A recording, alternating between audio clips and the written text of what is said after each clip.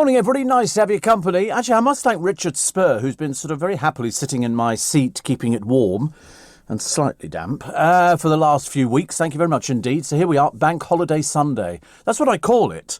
I think Bank Holiday Sunday kind of sums up, and if they say we're going to have fantastic temperatures tomorrow, what do they say? 25 degrees, that's about 80 degrees Fahrenheit. Oh, God, I can't think of anything worse. They said to me the other day, I was shopping in M&S buying a few little essential pieces, mainly I've just fancied spaghetti yesterday. So I bought spaghetti and meatballs. It comes all in their Italian range, but they've got a new Italian range, which I'll tell you about later. It's for those people who can't cook. You know, that would be me, I'm afraid. And one of the girls in there, she said to me, she says, isn't it lovely, all this weather? I said, you're joking. I said, I can't wait for it to snow. I said, I hate the heat. I'm not very good in heat. So today I shall get back. I did do a little bit of watering, but I'm going to do some watering just to make sure the plants survive. And today you will be doing that thing. Because if you're not going to the coast, if you're not heading away on holiday or you're going camping for a week because the kids are on holiday, then you're probably like me. And if we're ever like, because it tends to be people of a certain age. I've suddenly realised that when I go to the garden centres, you don't see lots of young people picking up boxes of plants and marigolds and hanging baskets and, and verbena and stuff. You don't see that. You see people of my age, which I find very depressing. So we're all sort of wandering out, go on, buy those, buy those, buy those. And they now do trays of plants. I think there's 1, 2, 3, 4, 5, 6. There's 8 plants in a tray. I think I might be wrong on that. And they're all colour coordinated. So you just literally buy the tray and then you just plant it all in one pot. And so it's all orange or pinks or purples or blues. And it's so much easier. Suppose having to put things in there and go, oh, it doesn't even look right, does it? So all we've done, we've actually got probably about 12 terracotta pots on the patio. Plus some troughs. I bought some of those big troughs which practically take a bag full of earth. And I remember I bought 8 bags of earth, 40 litres in each, I think. And I'm down to the final one. And yesterday I decided to treat myself. Everything's filled up except three pots that I've got left. But I've got enough plants for those, including some trailing petunias. And I bought sweet pea. A sweet pea. They had special offer, 3 for a tenner or $3.99 each. And I just bought one. I thought I don't want loads of them because I seem to remember from previous years, unless you've got the frame for them to climb over and climb up, because they send out all these little tendrils, ants love them. Ants love sweet peas. And I love sweet because they smell gorgeous. And so I bought one because the pink was so vivid. I thought that's nice. So you'll be going out to the garden centres. We went to a huge one down by a friend of mine in Brighton. And it was absolutely rammed. So we had a cup of tea and a piece of cake.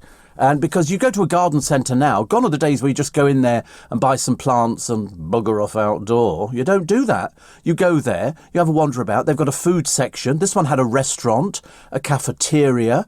It also had a lawnmower exhibition of all, I suddenly realised I've got no life whatsoever.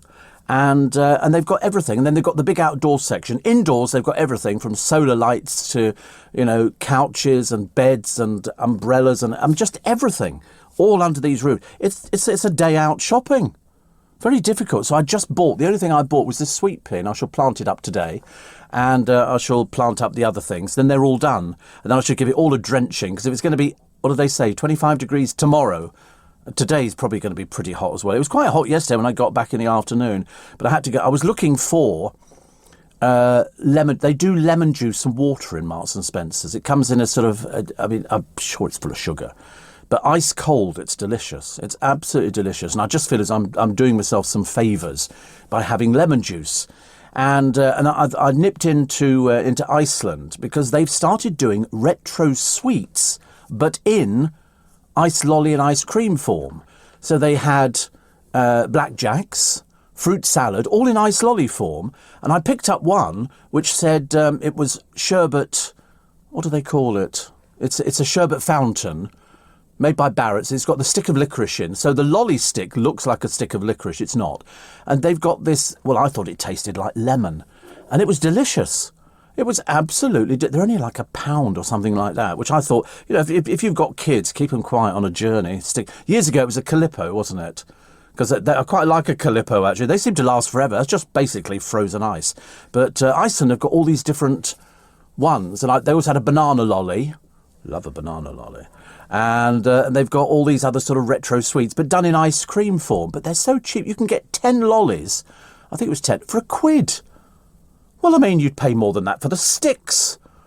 Goodness sake, honestly. So that was my happy sort of time. Then I had some fresh fruit salad, and I bought some cream, but I didn't have that with it. And I bought some little Ritz crackers and some Primula, and all the other little bits and pieces. So all in all, it was actually quite. But I'd driven all the way down to Brighton to try and sort out my pension.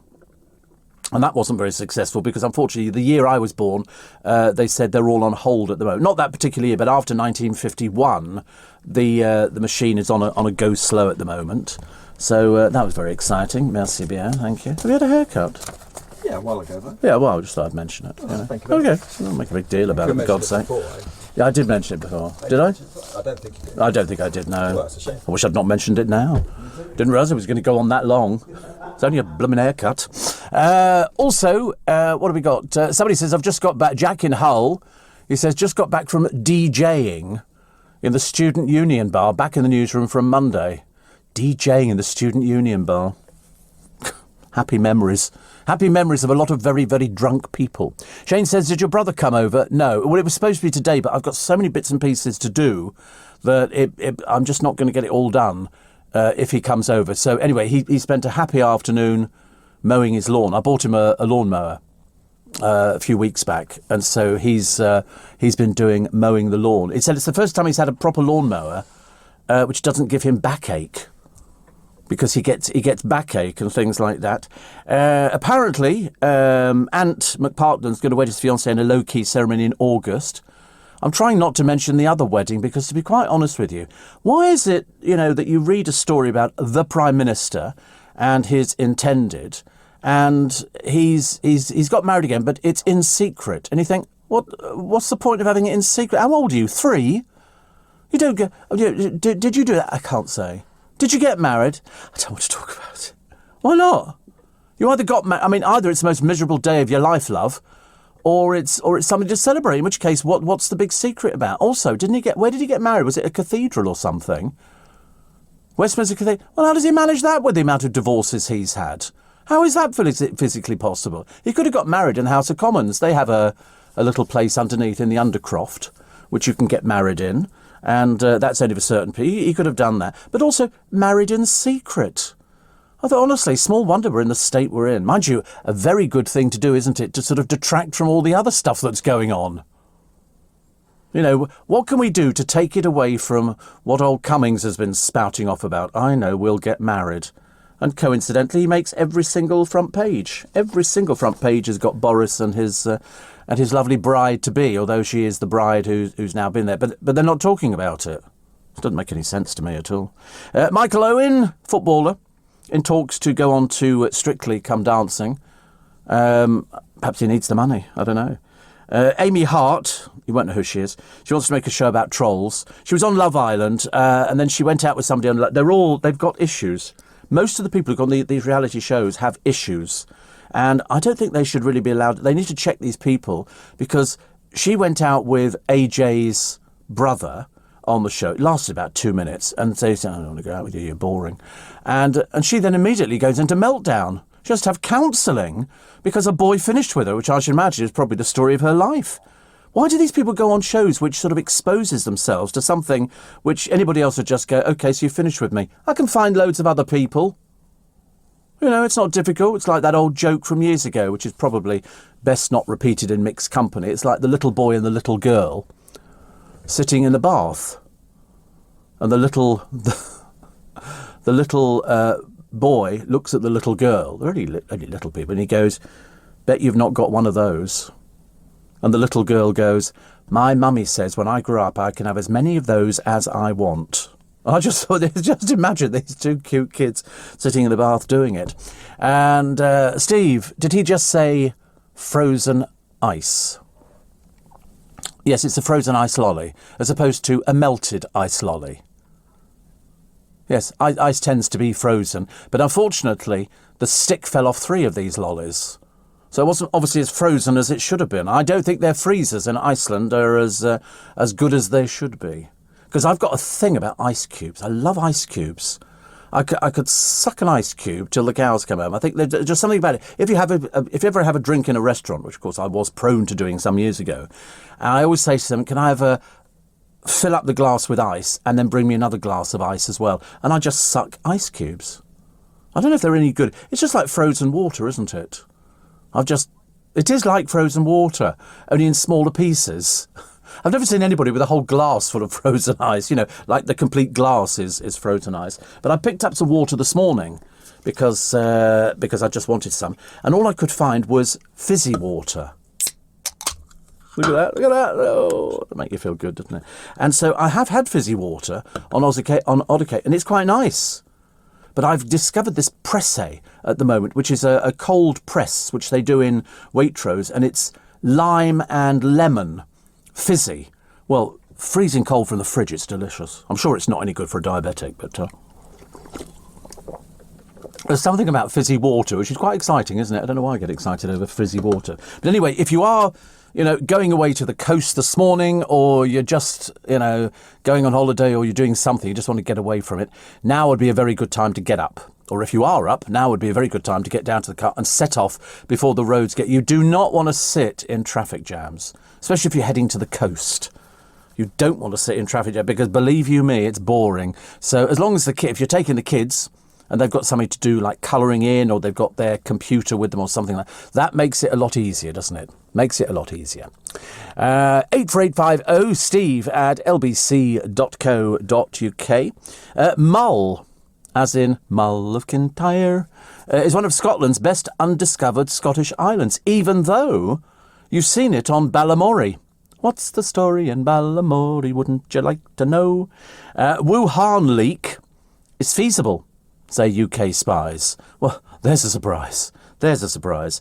And finally exposed, because the papers have just been made public, the horror of the concentration camps of the Channel Islands. I'll tell you about that a bit later. Not one of the best stories. Plus, the embarrassing Bodies presenter Christian Jensen, as you know, has just lost a libel case. He libelled somebody quite badly. In fact, it was so bad it went to court. And he's got to pay £125,000 to this person, plus he's got to pay their court costs. Now, this is a bloke who's been on television. As far as I know, he is a doctor. He is, a medical doctor. He does the embarrassing bodies, but I think that's just a bit of a sideline. He's actually had the audacity to crowdfund it. Now, crowdfunding is where you go, oh, can somebody else pay all my... No, you pay it yourself, mate. I don't like the idea that you're asking people to crowdfund, because as far as I know, you can do it for anything. I've seen people who, have had to pay for funerals and stuff like that, and they've crowdfunded it. So far, he's made about £2,500. So obviously not everybody's in favour of this one, because he's a doctor. I don't know, but you don't find poor doctors, do you? I wasn't aware of that. Dick Van Dyke hopes to be popping along to Buckingham Palace to get an award, which would be nice. We like him a lot. And also they've done a big piece on, and I've been campaigning about this one for a long, long time, the Insta-Juice diets. There's a bloke called the Juice Meister, and people go there and you just drink juice 5 times a day, different sorts of juices, and the weight falls off. However, the moment you get back into the real world and you start eating normally, back it all goes. It's very easy to do this. And they basically said they're bad for you because they're full of sugar. So in other words, if I buy fruit, there are certain fruits which I'm not supposed to have, being a diabetic. I'm a bit bad, actually, when it comes to that. There are certain fruits that I don't eat anymore. I don't eat mango anymore. I used to love mango juice. I used to have a fridge full of Rubicon mango juice, and I loved it. It was just ice cold from the fridge. There was something, and my fridge at the moment is sort of freezing everything outside the fridge. And so it's that. Strawberries have got loads of fructose in. Then you've got grapes, which are not very good for it. There's loads of things.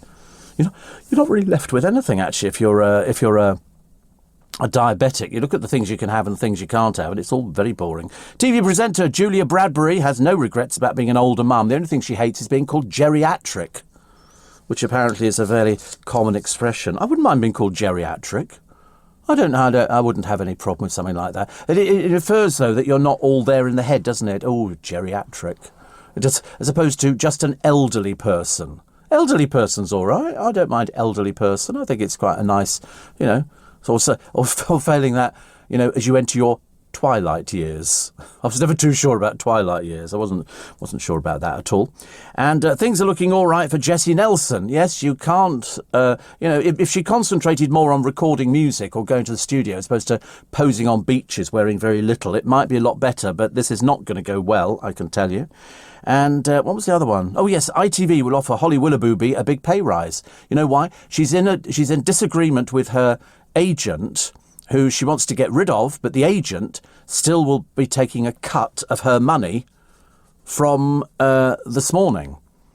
And ITV will say that they're worried that she might leave because she doesn't want to pay the agent, as indeed people don't. But your agent, if you're somebody like her or, any one of a number of people in the business, your agent is the link between you eating or starving. It's as simple as that. And if they say, unfortunately, you have to keep paying, it's because you signed the contract, and then they go, oh, I don't want to do that. George Michael had an awful lot of trouble with his contract because he seemed to be paying for things that he didn't want anymore. So that was the way that it goes. But it'll be quite interesting to see whether or not ITV will offer a big pay rise if she stays with them. Because there is talk that she might go, but then people always say that. You could always tell when Chris Tarrant's contract time was up. I tell the story of this because I used to laugh about it at the time, and it was a case of he would start dropping hints like, "Oh, I think I'm going to leave. I think I'm going to leave," and you think, I used to say to people, he's actually got contract renewal time. That's what people do. Steve, was everything okay with your driver this morning? Says Dan. I don't have a driver on a Sunday. I hitch, and it works beautifully. You're listening to a podcast from LBC. Morning, everybody. Welcome to Bank Holiday Sunday. Whoopee! Bank Holiday Sunday where, the kids are going, can we go now? Can we go now? You go, look, Mummy and Daddy have got to get ready, OK? We've loaded, because the best thing to do, my neighbours were loading their car up yesterday. They've got one of these big things on the boot of the car, on the top of the car, which you can keep loads of stuff in. Which is fantastic, a roof rack thing, but with it's a plastic box which you have fitted on, and it gets loads of stuff in there because otherwise the car's just full up with stuff. And they've remembered to take the pump for the Lilo and all these other things, and you think, oh, they're well organised. Do it the night before, then you can get up, have something to eat for breakfast, and all get into the car. Make sure you got petrol in, and off you tootle. It's very sophisticated. I shan't be doing that at all. I should be staying in with the fan on. Not having anything to do with sort of this dreadful heat, because I just don't like it. I know it makes me sound like an old misery and an old grouch, but it doesn't matter. Steve, off to London for 4 days, woken up 3 hours before I need to. Feel like I'm going abroad, all the way from Hertfordshire. Can't wait. Off to London for 4 days. You're staying in London? Are you staying in a hotel? Are there any hotels open in London? I wasn't sure. I've seen quite a number as I drive in, which still got all the lights off. And I don't know whether or not the Hampshire's open. I don't know. I think it might be because I looked at they seem to be getting the dining room ready. Because I've had their breakfast in there a few times. It's a buffet breakfast, I like a buffet, but it's so expensive. It's like, I'm sure it's about 27 quid. But you can eat as much as you like. But of course, if truth be known, you can't. You can't eat as much as you like because your little stomach wouldn't take it. Wouldn't take it. So there you go. Sorry? Just takes practice. I know. I mean, the father of my godchildren, when we were on the cruise ship, he could pile his plate up with food, and I used to think, you're not going to eat all of that. Eyes bigger than stomach, and he used to finish it all. Absolutely finish it. Me, I'd be struggling with the sausage. That's just me, actually. Steve, what do you make of hospital radio? I had to stay in hospital recently. That's why I wanted a request. Well, that's always the thing that hospital radios do. They have to go round. Nobody likes doing it. Nobody likes doing it. You never have to do it. But there's always somebody, and they go, OK, you're going around the wards getting requests. Well, of course, most people go into hospital. At one time, you could only pick up the hospital radio on your bedside. Now, it's got all the radio stations on there. And if you've been listening to LBC and you go into hospital, it's got LBC on their chair. You're going to listen to LBC. You're unfortunately not going to listen to the hospital radio. So I always say to people, when they say about hospital radio, I say, well, it's a good training ground. because you can learn how to do it. But just remember the one thing, and I did a documentary on them 35 years ago on hospital. I went to all of the hospital radios, and the one mistake that they all made was giving a time check. Well, if you're in a hospital bed and you're listening to hospital radio, the last thing you want to know is it's 20 minutes past 3. It's 22 minutes past 3. It's 25 minutes past 3. Stop giving time checks. If you're lying in a hospital bed, you don't want to know how long you've been lying there for. It's bad enough as it is. So I used to say it's like Las Vegas. We don't do time. Much better. And also, if you introduce a record, don't back announce it. You don't hear it twice. Thank you very much indeed. So if people are listening to a record, think, I wonder what that is. They do it at the end. Always works much better. Much, much better. And that's my only advice on hospital radio. I don't have any. But the best one, well, not the, I say the best one, it was certainly the most unusual, was Gosh, Radio Gosh, which is Great Ormond Street Hospital. And the reason that was good is that it was in a room in the hospital, and the kids can take their radios in to hospital, their normal, and tune it in and pick up the hospital radio station. Normally you're listening on headphones, but in fact in Great Ormond Street Hospital, the kids take their radios in and they can have a go in the studio. They'll have presenters there who will sort of help them, and so they can go hello to mummy and hello daddy and all this kind of stuff, and it works quite well. It's a way of bringing people together. And it works a treat. But there'll be people who sort of work for hospital radio stations probably listening to this programme. But the one thing you'll very rarely find on a hospital radio station, they are rare, not the hospital station, but programmes like this, where somebody just talks. Whereas, in fact, I reckon if you're lying in bed, you'd welcome a programme like this. You'd want to hear somebody talking. Especially if it makes perfect sense to you in the early hours. Because most people in hospitals wake up, they dim the lights, you know, and over your bed, you're encased in a halo of light, which is very, very nice. And it's a case of you lie there, and so people want to hear, you know, all about your life and things like that. I mean, there's one here, Newton Abbot Community Hospital Radio. They've got a bunch of terrific presenters. Terrific.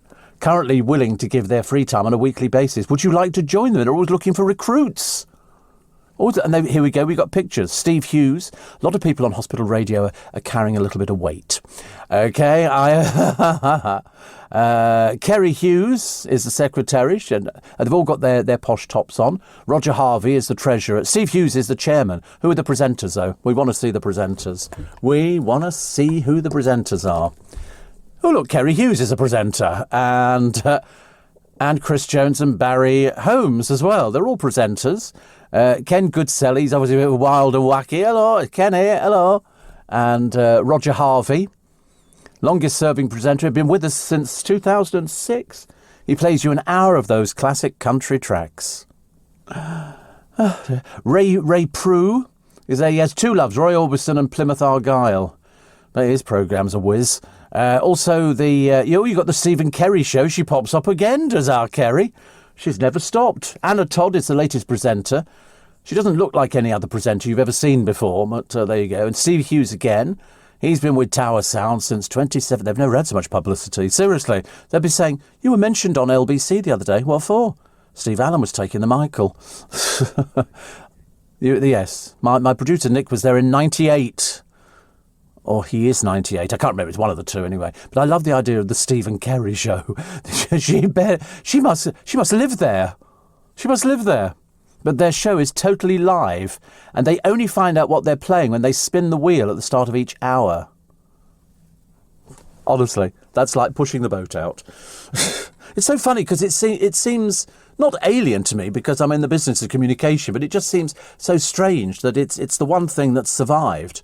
And they survive on donations, and they survive on, you know, people. I mean, some people are doing it because they love doing it and they want to entertain people. Other people are doing it so they can make a demonstration tape and get a job on a proper radio that pays money. But I'm telling you now, as Nick will tell you, it's tough to get a job presenting on a radio station. It really is, you know, unless you're exceptionally brilliant. But do remember, if you are making an audition tape, please target somebody properly when you write your letter. Don't just write, dear sir or madam, you know, I want to work for your station. You find out who the boss is.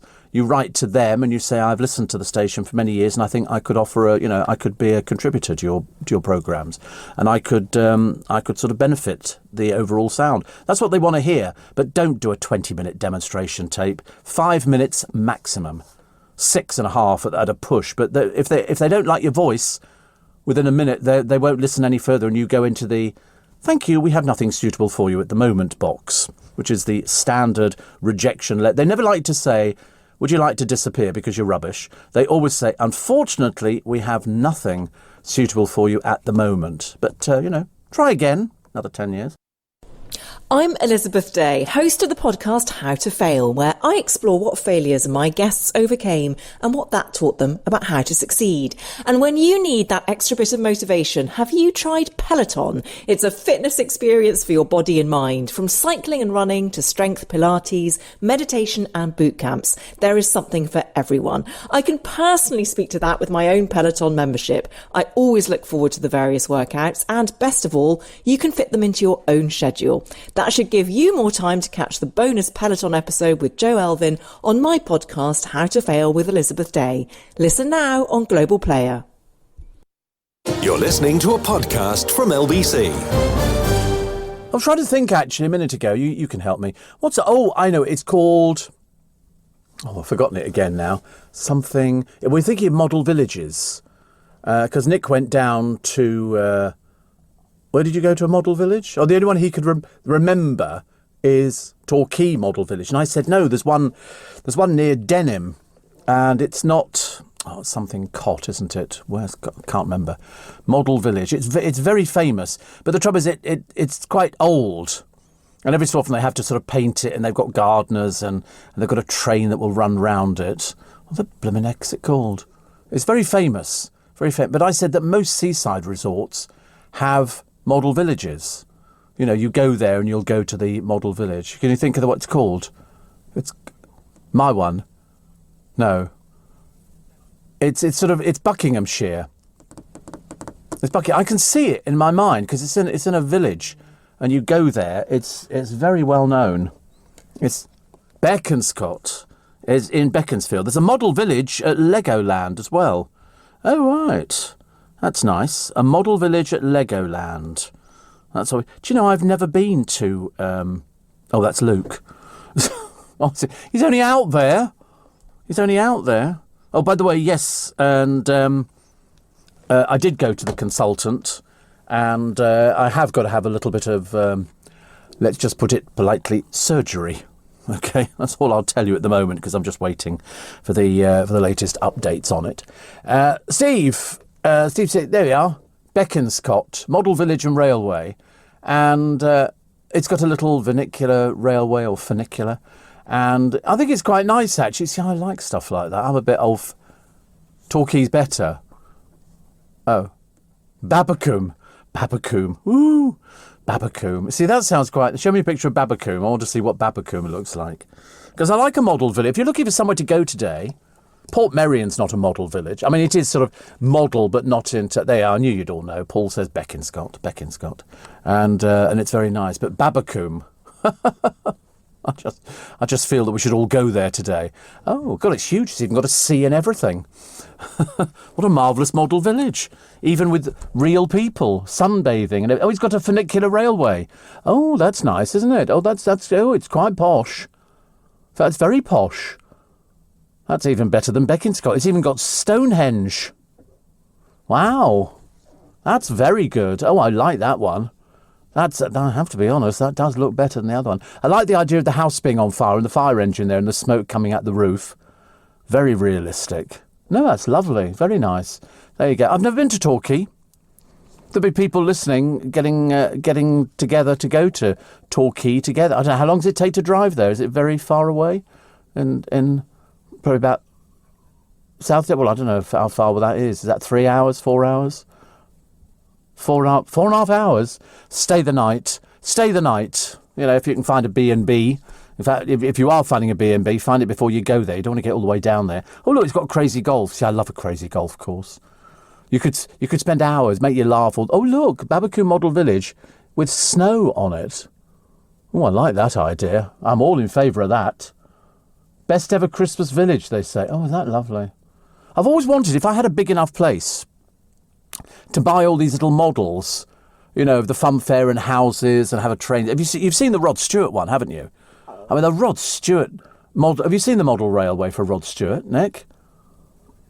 It's sensational. It is the best model railway you've ever seen in your entire life. In fact, when you look at it, you go, this isn't a model railway, is it?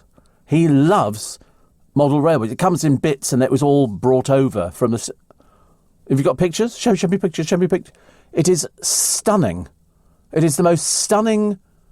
I've never seen a model railway like it. It is... Seriously, you look at the pictures on the right-hand side, you would think you were looking at a photograph, wouldn't you? No, that's his model village. I think it's amazing. I mean, God knows. You say, and they say here, Rod's unveiled his massive model. And it is quite amazing. Quite amazing. And I'm very impressed. I think we should all have a private visit or something. I don't think it's open to the public, but whatever it is, it's something to behold. That's what you call you've achieved the ultimate.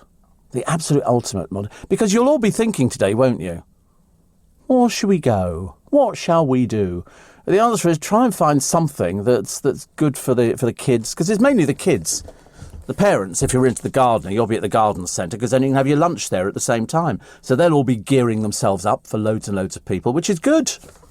Which is good. That's how, listen, they've had ages of not making you money. Now, sort of making themselves money. Now they're able to make money back again. So I'm very pleased with things like that. Steve, although I'm not messaging you every day, I'm still listening, says Dean. Morning, Dean. Trust you are well. And also Steve says, Deb, being over and above retirement age, the elderly souls don't have the same enthusiasm to venture afar on bank holiday, but siblings have no idea that their parents feel like that. Yeah, I mean, we used to, when we were younger, we used to go away for a bank holiday weekend, but sort of have a day out.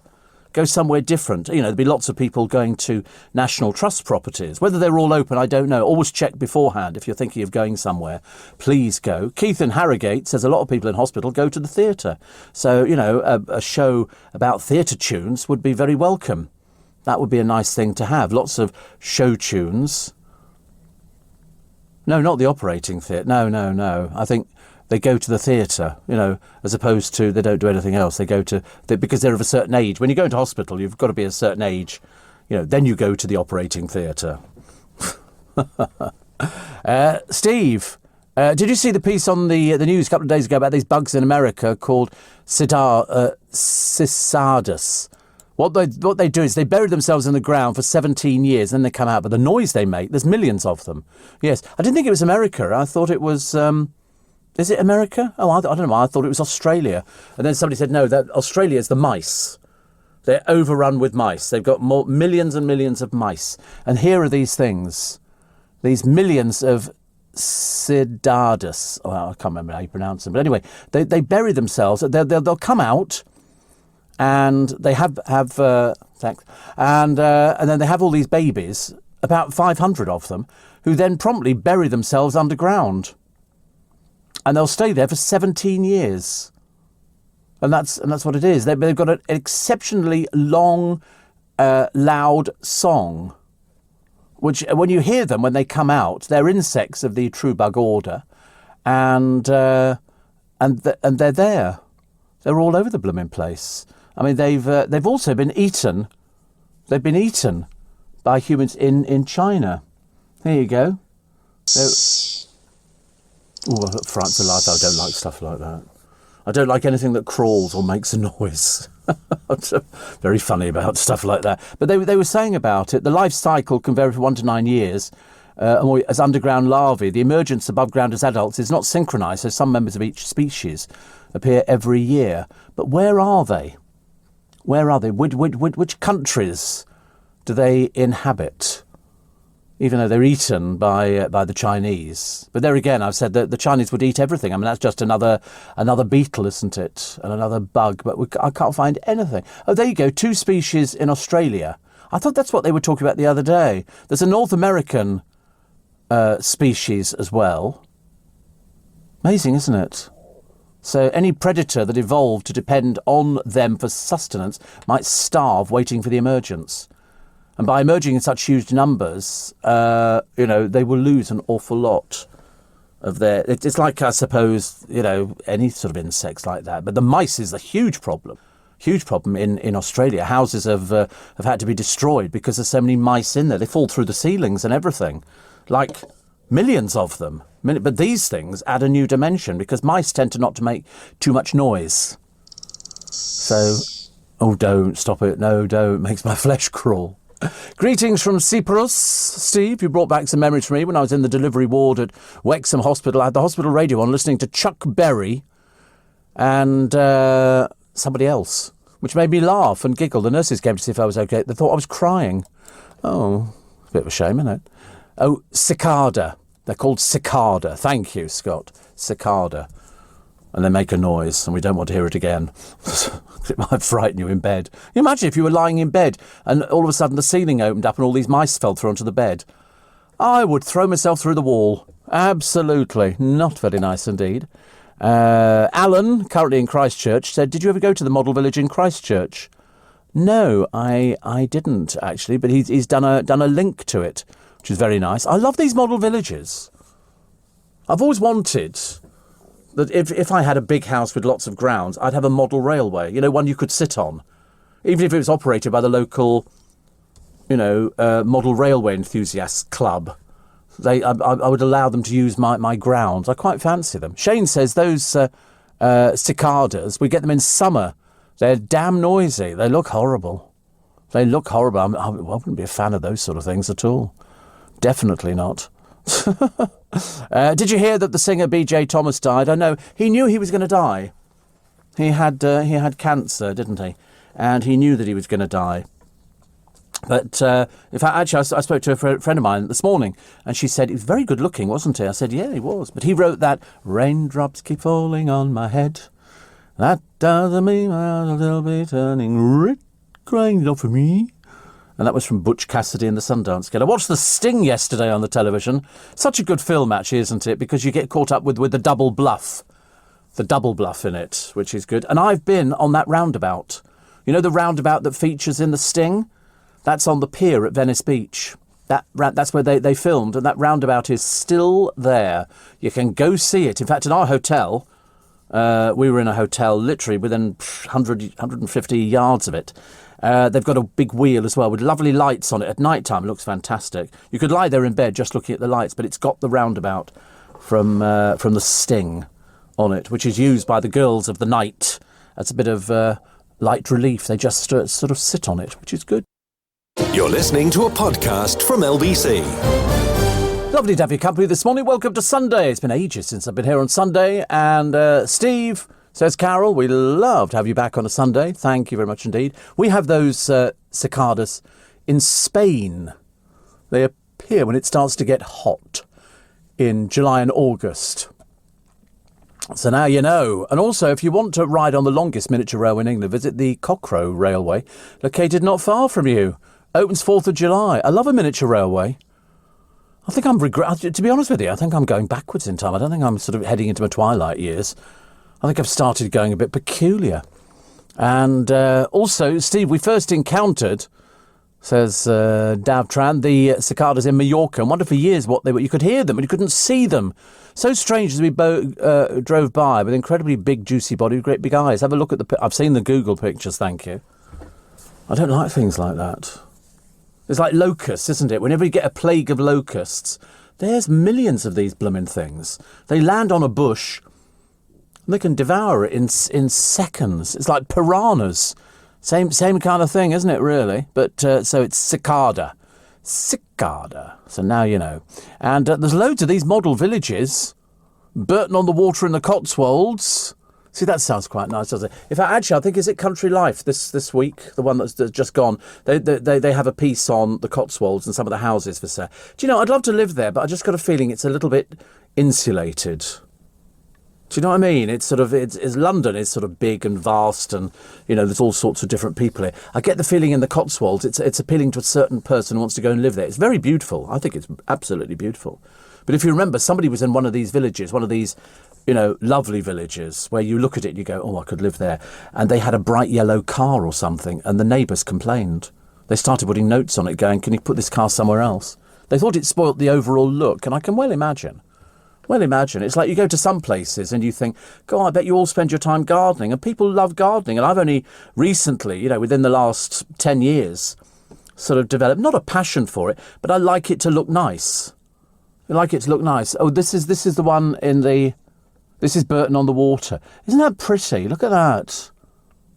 Look at that. And it says here, wait a minute, wait, tip, slowly down. No, the other way. Slowly, no, the other way. Slowly. Okay, go. It says, get an idea of what it'd been like to be Gulliver in Lilliput. Okay, this is Burton on the Water. And admission charges, it's only £4.50 for an adult. If you're a senior, that's me, £4. They're never going to believe it, are they? The kids up to 13, £3.50. The Model Village is open every day of the year. Summer, British summertime, 10 a.m. to 6 p.m. Winter, 10 a.m. to 4.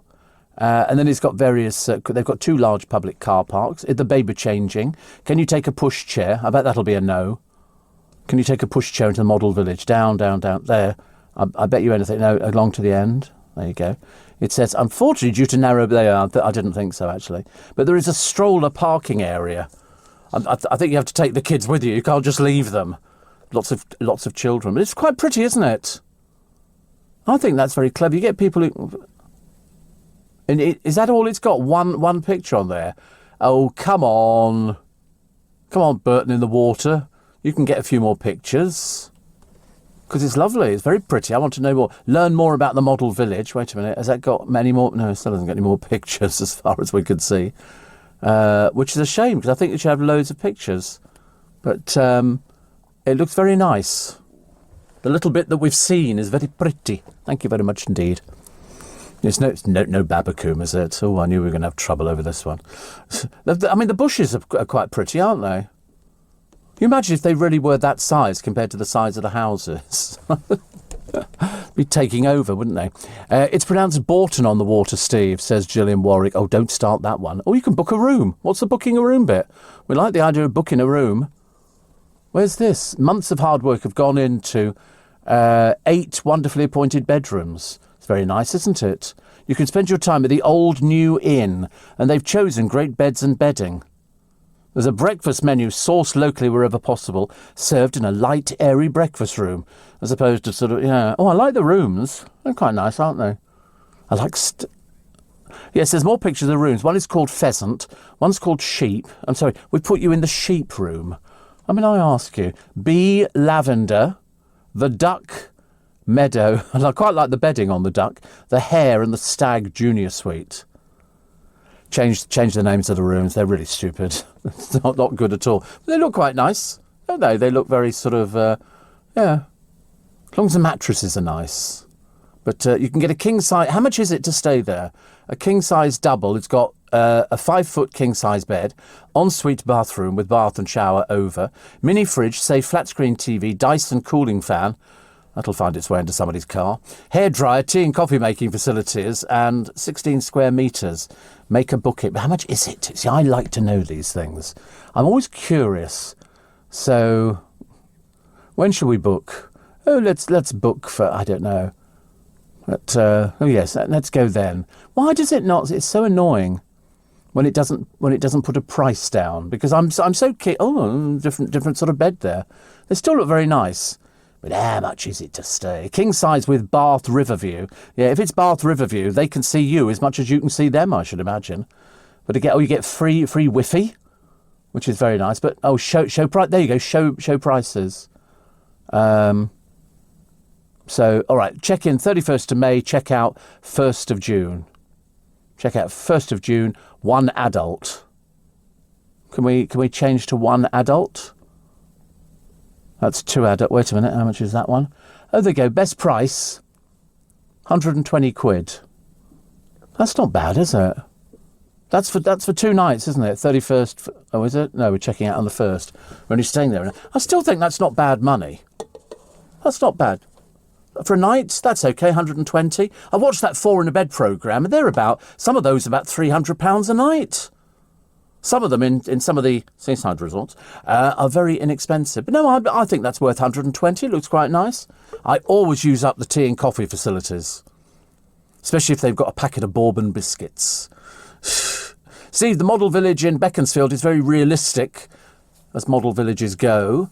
And if I recall correctly, Steve, the model village at Burton in the water features a miniature model village. What, there's a model village within a model village? How does that one work? Steve, I've seen the mouse plague, says Shane, on television. The government is waiting approval for a certain chemical to get rid of them. I've never lived in the bush. I think best not to. There's no point, is there, really?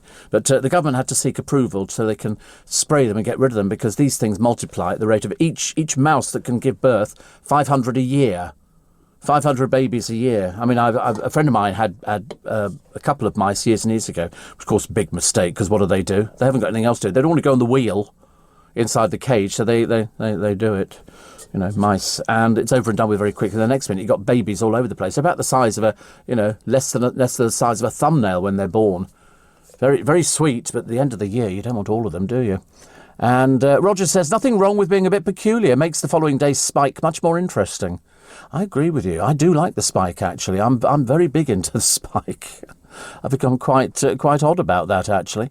Steve, we once went to Cornwall with my mum and dad in a caravan in sort of like a field. It was hideous, looked like a flying saucer. Oh, we had a gas mantle light. We had gas mantle lights in our caravan as well. We lay there for about an hour and then you could hear plop, plop, plop. So we turned on the mantle and there was an army of earwigs marching across the ceiling. Oh, I didn't know they made any money, actually. Any noise. I thought earwigs were fairly sort of quiet. We had a caravan, but it did have a little gas mantle. So you turned on the gas and you lit it. And it went poof, like that, as if it was sort of blowing up, sort of rather sweetly. They have caravans down at Kew Green at the moment. I believe some travellers have pitched up with 12 caravans on the site.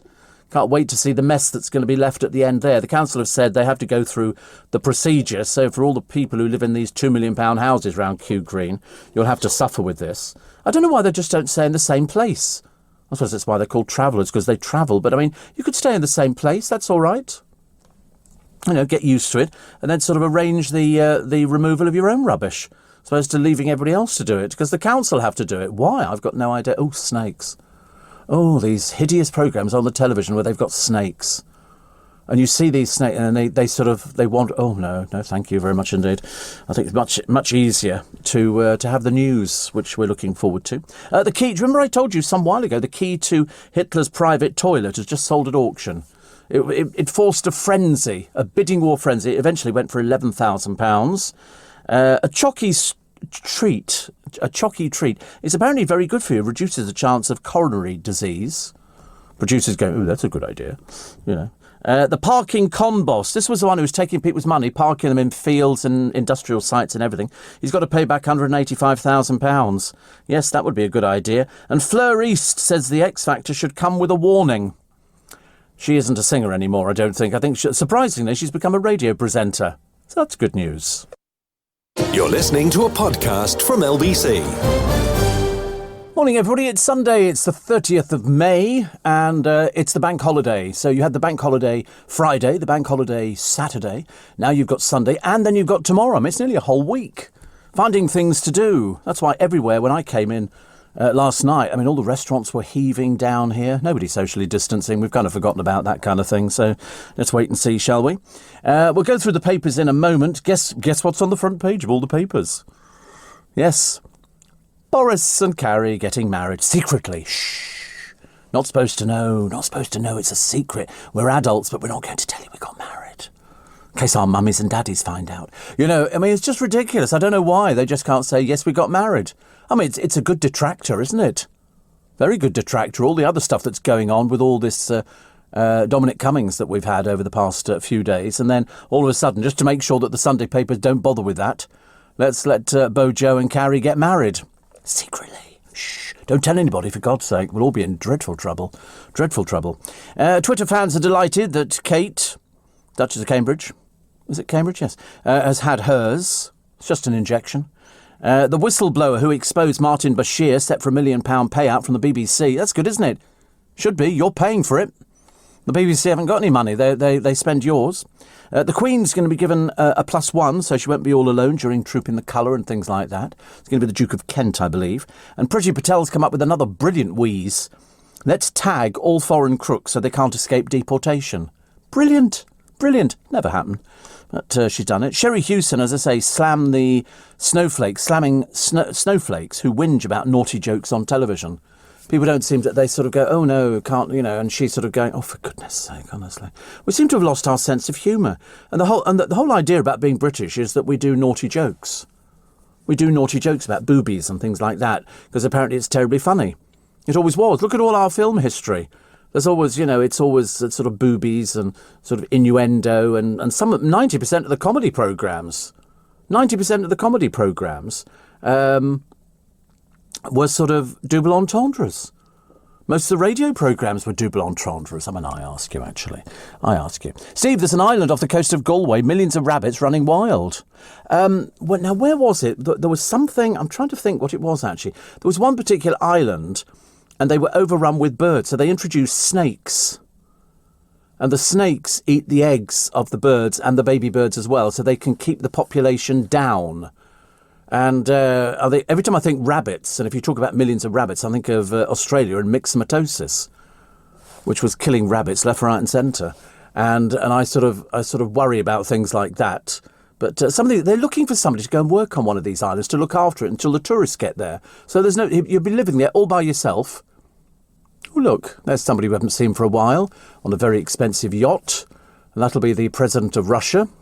How did he get all that money? And who's gone really quiet? Trump. You don't hear from Trump at all now, do you? Mind you hardly ever hear from Biden. Every so often there might be a little something, whereas, Trump, you got him on an hourly basis, which was good. Steve, staying with an old army mate on a large country estate in Bath, says Terry. Coming from Bethnal Green, the silence is deafening. Isn't that a worry? Isn't that a worry when you wake up in the morning and as opposed to hearing traffic, you hear birds? And you go, where's the traffic gone?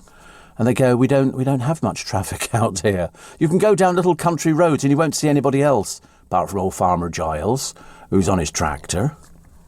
And that's all you hear. The rest of the time, it's bird call. I spoke to a theatrical star many years ago, and he lives out in the country. He said, it's amazing. You come into London to do your work. When you go back out, he said, you suddenly forget it's pitch black at night out in the countryside, and there's no sound. There is no sound at all. So one half of me goes, that's actually quite nice, but the other half of me is going, I don't think I'd like that very much at all. 84850 steve at lbc.co.uk. Another one here. So that was Terry, the ex-bugle major, by the way, who was talking about that. Millions of I quite like the millions of rabbits, but as I say, I don't think I'd want to go there. Didn't they have somebody? It was on the television the other week, which was quite nice, and it was an island. Oh, penguins. And the penguins are so used to seeing people now, they don't take a blind bit of notice of them. So you can literally go right up to them. And some of the birds, some of the seabirds that come in, which is quite nice. But I don't want to look the mess. I've seen seagulls attacking people who've gone onto one island. I can't remember which one it was. And if they've got little babies at the time, they're going to attack. Boy, are they going to attack. So you steer well. You need to wear a crash helmet because they literally will dive bomb you. Not good, not good. Tomorrow marks what? Tomorrow marks the anniversary since the Titanic launched. 110 years. 110 years tomorrow since the Titanic launched and sunk. Not good. Also, there's somebody in one of the papers today who's appealing. They've been on a reality show, and they obviously seem to think we want to see more of them, but of course they're as boring as hell, so we don't bother with them. And they always go, oh, I think I'd like to do, sort of Dining with the Stars or so. And you think to yourself, what for? Why do you think you're actually qualified? The answer is they're not really. All the columnists saying exactly the same. Can somebody cover up Prince Harry's mouth? He's going to get himself into a lot of trouble, but because he's not bright, he really is not bright. It's turning into a little bit of an embarrassment. I mean, he was an embarrassment before. Now he's gone back round the other way. David Beckham apparently is now known as a prankster. Is he really? Honestly. You'd never guess it, would he? No, he's not. And the first picture of Mark Wright's new house, if it looks like that and the garden looks like that, it'll be the miracle of all miracles. They never look the same, do they? They never look the same. John Barrowman has been axed from Dancing on Ice after the allegations of inappropriate behaviour with immediate effect. I mean, I don't quite get it. I understand where we're coming from, but I just sort of think to myself, well, you know, it was just a silly thing. He's done it for years, this thing about getting his bits out. You know, I mean, I know it seems a bit stupid. Perhaps people are a bit, you know, I mean, I've admitted that I've become a little bit prudish over the years, but I wouldn't be, you know, he never did it so it was threatening or anything like that. It was just something funny. But apparently some people don't see it as that. So obviously the Dancing on Ice people, one of the dreariest piles of rubbish you've ever seen on the television, have decided they don't want him on the panel. Well, you know, boo you. Boo you. So Christian Jessam, you've seen him on the television. You know him. He's embarrassing bodies. He's gay. He seems quite personable. And I think he's a registered GP. As far as I know, he's a registered GP. But anyway, he libelled Ireland's First Minister. And he shouldn't have done, because he got it completely wrong. Well, you cannot do that now. You know, there will be people who go, no, I'm sorry, I'm not accepting an apology. I want damages. You've embarrassed me. And what he said was completely inappropriate. Anyway, so there's an award to Ireland's First Minister of £125,000. Plus, he's been told he has to pay her court costs. So you're looking at a fair amount of money. What's he doing? Crowdfunding. I think that's what they call it. That's where you ask a load of people, you go, oh, thank you very much indeed for your interest, but in fact, could you pay for this for me? I screwed up big time, and even though I'm making an awful lot of money, I have no intention of doing it. I'd like you to pay for it for me. And so that's what he's sort of saying. And so far, he's got about £2,500, because if anybody's got any sense, you won't be doing this. You have to. Otherwise, there's no point in teaching somebody a lesson in a court by saying you will have to pay this, and by the way, you're going to pay their court costs as well. And people go, well, why do I have to? Because the court's decreed. So he's got to pay her £125,000. And well, if he's a doctor, he must have £125,000. He must have, you know. And he's been on television loads of times, so he gets paid for those things. Yes. I mean, to be honest with you, I thought that was quite a large libel award, £125,000. But, you know, for him to crowdfund it, I'm afraid, you know, it doesn't do him any favours at all. Steve, we've lost our sense of humour, says Roger, because the do-gooders and the snowflakes are paranoid of offending anyone. Yeah, we don't seem to have a sense of humour anymore, do we? You know, silly little things. You go, oh, ha, ha, ha. I mean, you might as well go down to, you know, any local seaside resort and take all those naughty postcards off the racks. You know, and also the rock in funny shapes of human body parts, you know, which you combine. All these things should be taken away. I saw the film Airplane yesterday, and I'm watching it, and it threw itself out at me. They said, oh, they were in the control tower, and here come the planes they're leaving, and here's the Israeli plane, and it had hair on it, and it had the locks and everything else. And I remember thinking, and nobody's ever complained about this? I thought it was highly offensive, but just me again. Steve, my local Costa is still not allowing customers to sit inside yet, says Stella, so I have to run like mad to grab a table. Well, they're all letting you eat inside, but they've gone back to taking your phone number. You know, can you give us your name and your phone number? I go somewhere else. Seriously, I'm not remotely interested in passing on my phone number to people I've never even heard of before. Another one here, which says. Oh, no, it doesn't. Sorry, I'd already read it. I just realised. The parking con boss. This is one of these blokes who claims to park your car up at the airport. He was sticking them in industrial estates in the middle of dirty fields and everything else. He's got to pay back £185,000. £185,000. And Fleur East says the X Factor should come with a warning, because nobody tells you. I've said this before, actually. I don't think they need to come with a warning.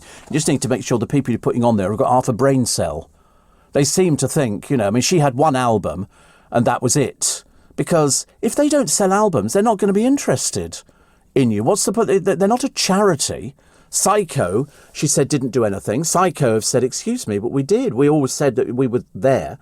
But it's just that people want to be famous. That overshadows everything. So poor Fleur Reese now has to slum it and be a radio presenter because the singing died on its proverbial. And so she says it should come with a warning. There's been a few other people. Jedward apparently complained.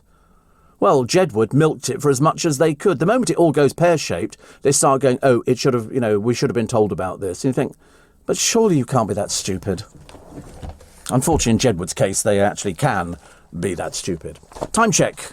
We don't normally do time checks on a Sunday, or in fact on any day of the week, for the simple reason that we don't really want you to know how long you've been listening to the programme. You're listening to a podcast from LBC. Prankster David Beckham led Man United stars on a paintballing spree that wrecked the club bus. Woo! He's just so rock and roll, isn't he? Poor old David Beckham.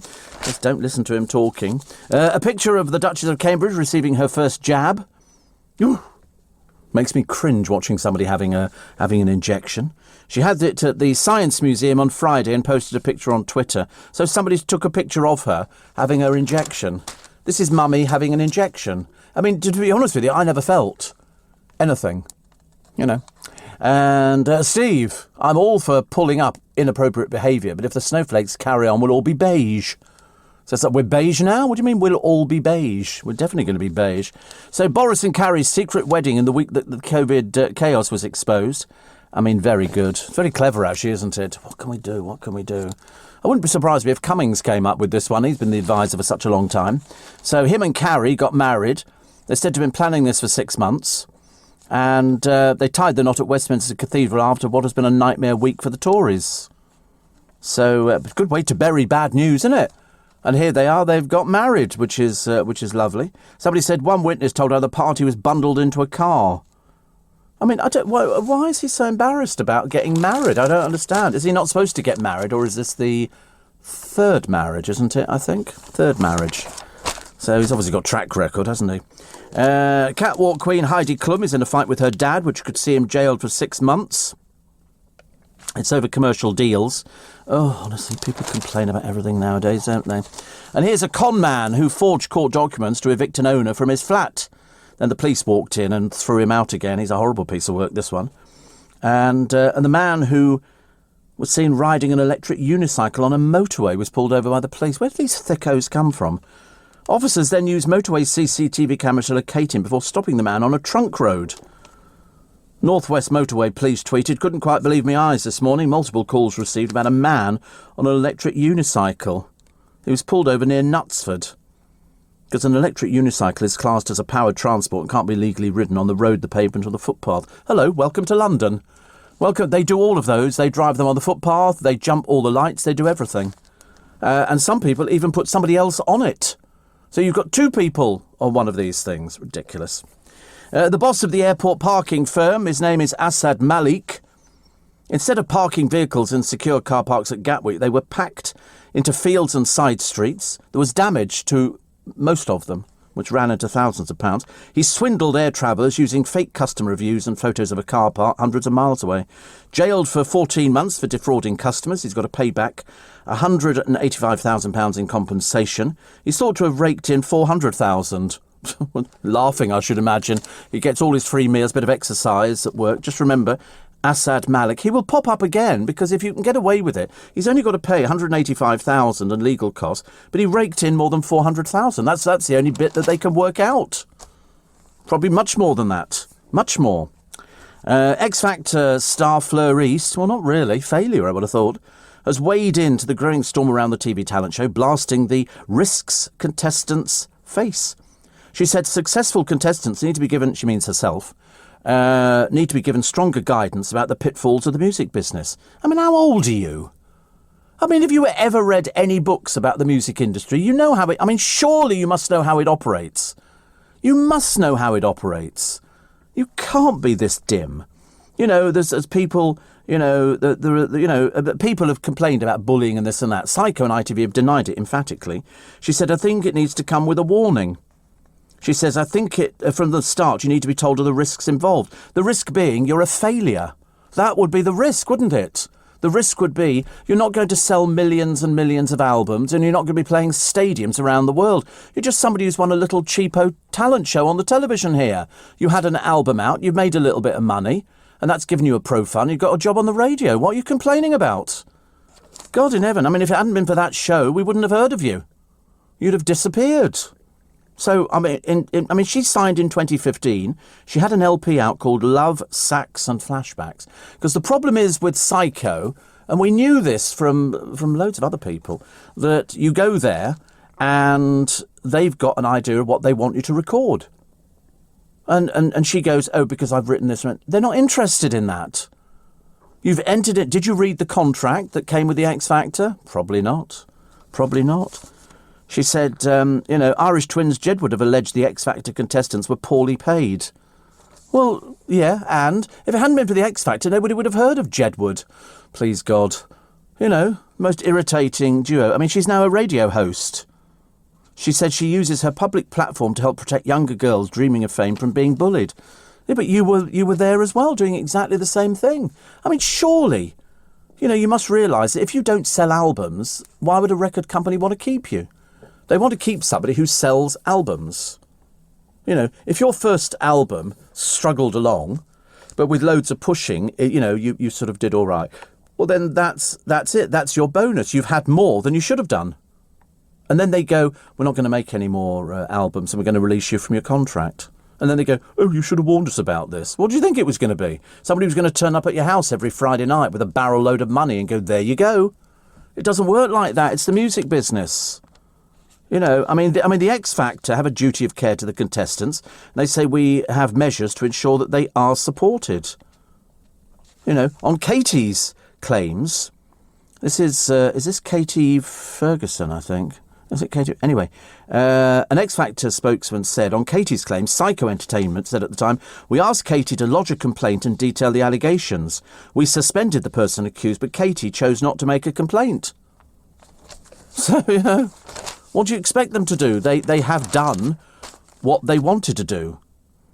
Already, Amy Hart, there's sort of, goes onto a programme. She's been trained up to be an air hostess, but she wants to be famous.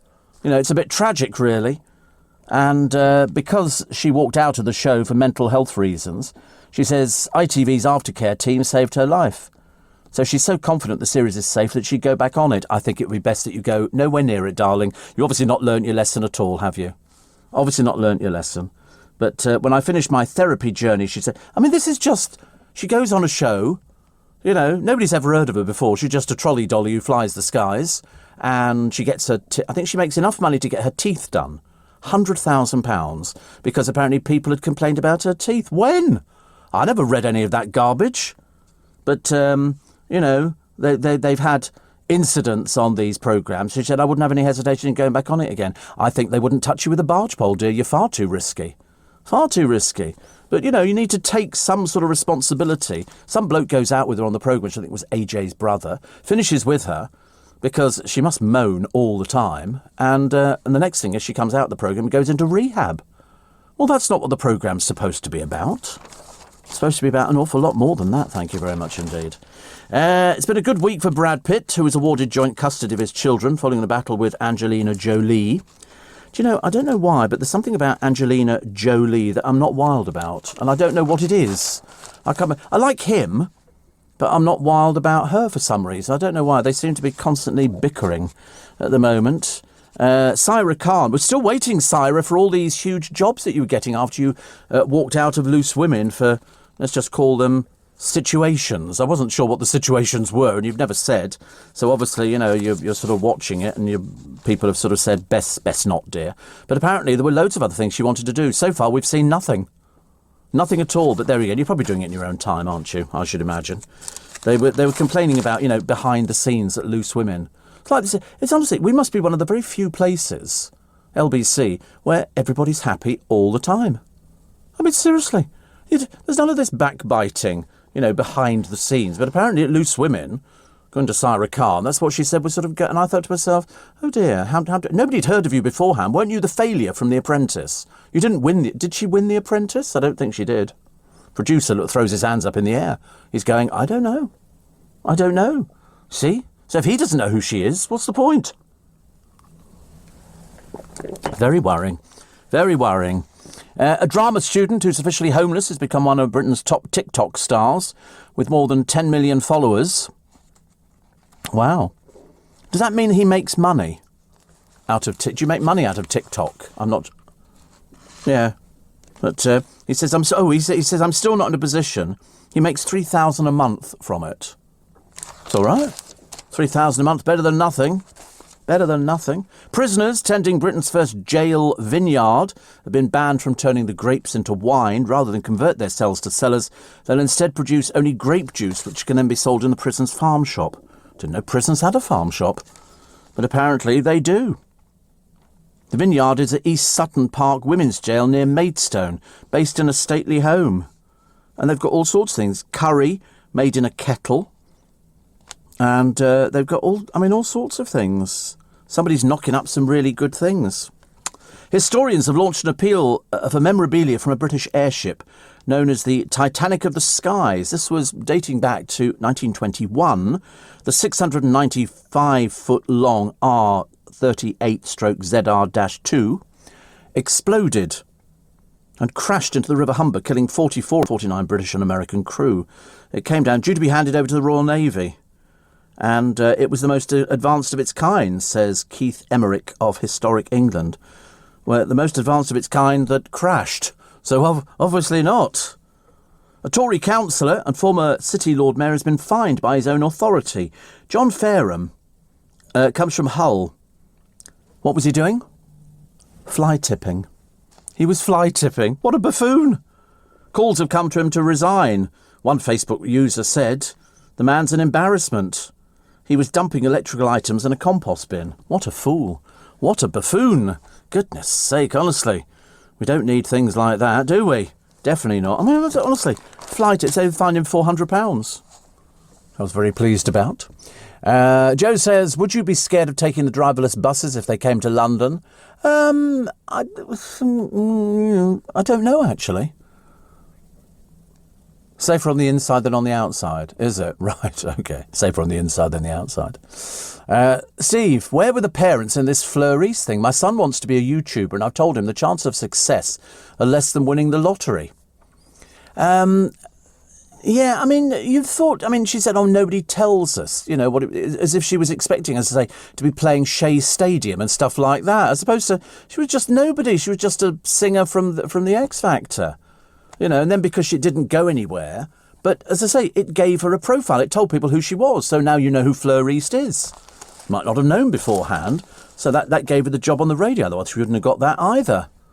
God knows, people just moan about everything. Nobody's satisfied. You're listening to a podcast from LBC. Morning, Steve, says Mo. Why the need for all these public figures taking pictures of themselves having the vaccine? I don't know. I think what they're doing is they're trying to encourage people to go and get the vaccine. There are still people that don't have the vaccine and don't want the vaccine. Whereas, in fact, you think, no, you should have the vaccine. It should be made compulsory. Talking about bikes, how the heck would you get on and on a penny farthing? You got on from a mounting block. And that was it. If you hit a brick and you got chucked over the handlebars, you'd need a parachute, says Davtran. No, they apparently were quite safe. I mean, I know people that ride them. We've sort of done them before. Fleur East was a runner-up in the X Factor. The winner that year was Dalton Harris, another unknown, Steve. See, I mean, I know who she is, but I don't know who Dalton Harris is. Perhaps I should do. What do you use to water your tubs and baskets? If you tried one of those expandable hoses, I've had an X hose for the last 5 years. I've got two connected together, so it does 150 feet. And the only copies you're ever going to find are in the markets. You don't find them. You can buy them all over the place, actually. There were sort of copies of them out very, very quickly. Very, very quickly. A lot of people saying why we love Cruella de Villains. People seem to like Cruella de Vil. Apparently the film's done it's got a good rating, actually. Very good. And genuine whiplash claims will be harder to win after rule changes tomorrow. The Whiplash Reform Programme sets lower compensation levels, so most whiplash injuries fall below a £5,000 threshold. Apparently, it costs insurers about $2 billion a year. Well, most of them are fake, aren't they? Whiplash. It's very difficult to prove.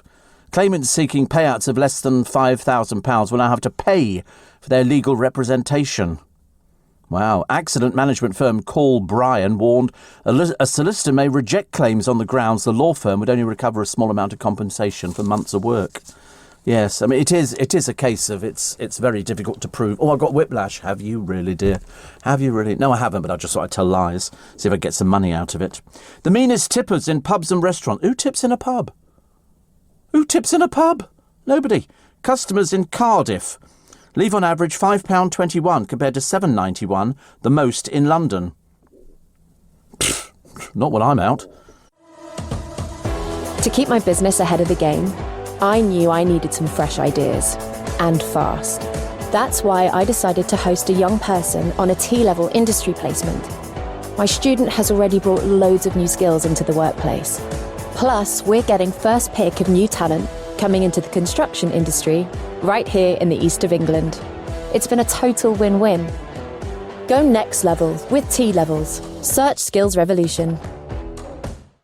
44% have vowed to leave bigger tips to keep local pubs and restaurants open after the pandemic. People in Birmingham give £6.80, above the national average of £5.93. The third most generous city is Sheffield, followed by Belfast, Edinburgh, Glasgow, Brighton, Manchester and Southampton. Wow. So it's people in Cardiff. Meanies. They're all touring, have you noticed?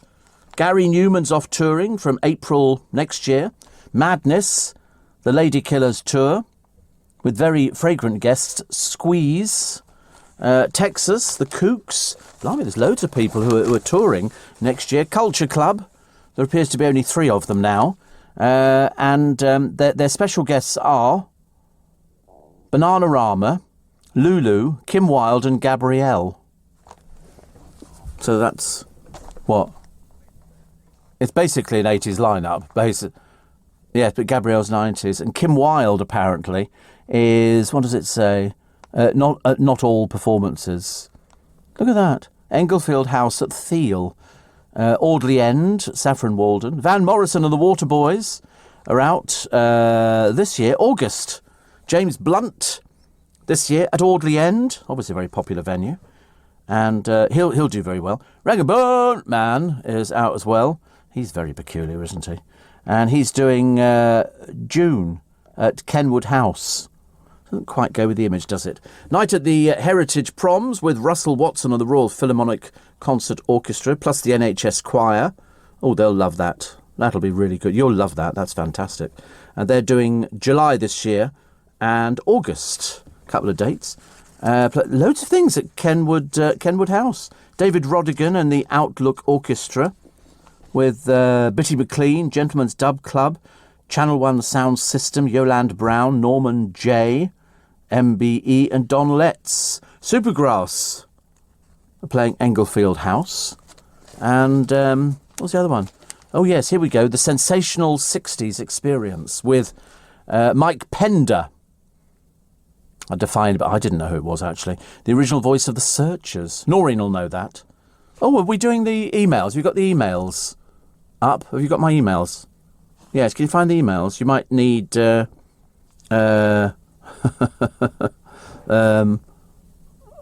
should have a number, which we will probably get, actually, in a moment, I should imagine, unless it's all open already. Sometimes it seems to stay up there. Other times when you try and get onto my emails... It sort of says, "Oh, put this code in," and we never actually get it. So I'm sorry if we haven't done it up until now. Typical, isn't it? But never mind. It was Ben Haynow who beat Fleur East on X Factor. Well, to be honest with you, I don't know who they are. Maybe I'm wrong, says Roger. But if the service is good, I do tip in a pub or a bar. Do you really? Good Lord, I've never heard of such a thing. If it's a nightclub, I can understand. But not if it's just, you're just buying a drink in a bar. So Mike Pender MB, the original voice of the Searchers, the Trems, all former members of the Tremolos, Dave D, Dozy, Beaky, Mick and Titch. Oh no, it's not Dave D, because Dave D died, didn't he? Because he came in to see me shortly before he died, and he said, I've got the big C and all the rest of it. And I said, you'll be back in to see me, and he wasn't. The Fortunes and the Dakotas. Wow, they've got a very big tour coming. That must be quite exciting. All these groups from the 60s who still get to be touring, which I think is lovely. Very nice indeed. Let's see what else we've got in here. Once you separate paper, you get more and more in the papers now than you ever used to before. But the one thing I don't get is the colour supplements, which is probably just as well. 30 guests joining Boris and Carrie, but it's all secret. ITV offering Holly Willoughby a big pay rise if she fails to settle a legal dispute with her former managers. Bosses fear that she'll walk. Walk to where? Walk to where? Nobody wants her. She's better on ITV, and she knows that. They think she'd rather walk than give YMU a 15% share of her earnings. She's not asked for a rise, but sources last night said she would be offered one if the bosses felt she was close to quitting. Well, there you go. She's playing right into your hands. I'm quitting. Give her loads of money. ITV chiefs also fear losing Susanna Reid if ratings fail to pick up. Well, I mean, Piers could go back, couldn't he? Piers could go back. He left in a row over the Duchess of Sussex. And at The Sun yesterday, bosses reached out to him via a third party.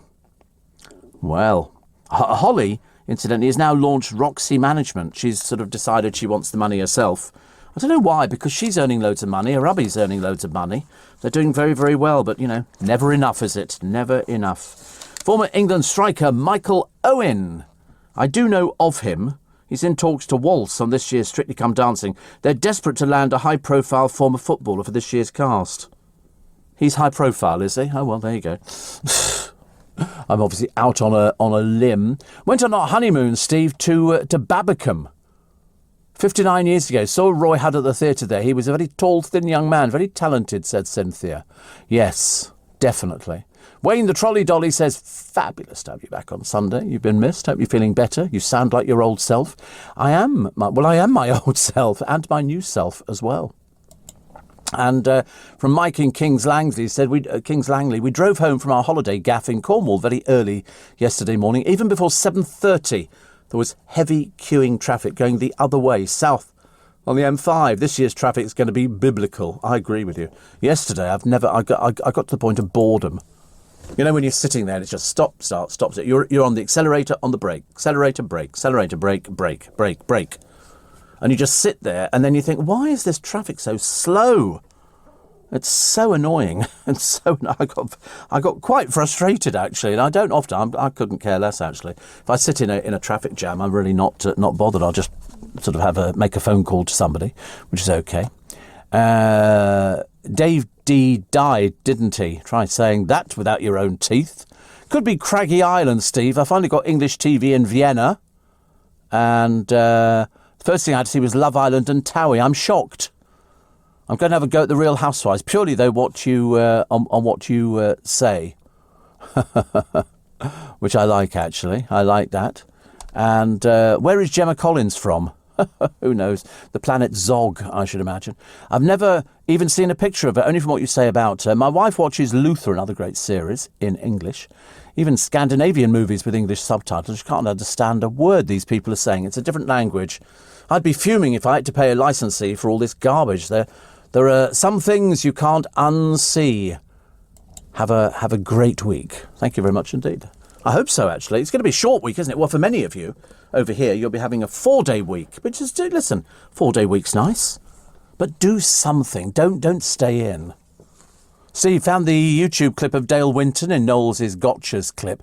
Yeah, I was never totally convinced by that, I'm afraid. And bearing in mind, I knew Dale very, very well. And I just don't think that he would have behaved like that. This is where the car breaks down and he ends up with a vicar on a motorcycle with a sidecar. It's all a bit peculiar. Knowles Gotchas. Some of them you could tell they didn't have the faintest idea what was going on. I think Timmy Mallet had one where the drivers were the same sort of people. They, a little bit sarky. It was all a set-up, obviously, but Timmy Mallet, he said, car's broken down, pal, you'll have to get out. And he said, I can't get out. I'm famous. And it became like the battle of the minds. I thought it was very good, actually. But Dale's one, I didn't believe it, actually. I really didn't. Barry Manilow back next year at the O2. Should have been next week, says Jenny. How old is Barry Manilow now? Wow. I mean, he must be 78. No, 79. Less. 73, 76. 77. 77, is he? Good Lord. I write the song. I mean, he's like Cliff Richard. Well, he's not like Cliff Richard at all, actually. He sings different songs. I don't think Cliff sings Mandy. And, but both, I mean, Cliff sounding as good as ever. That voice doesn't change.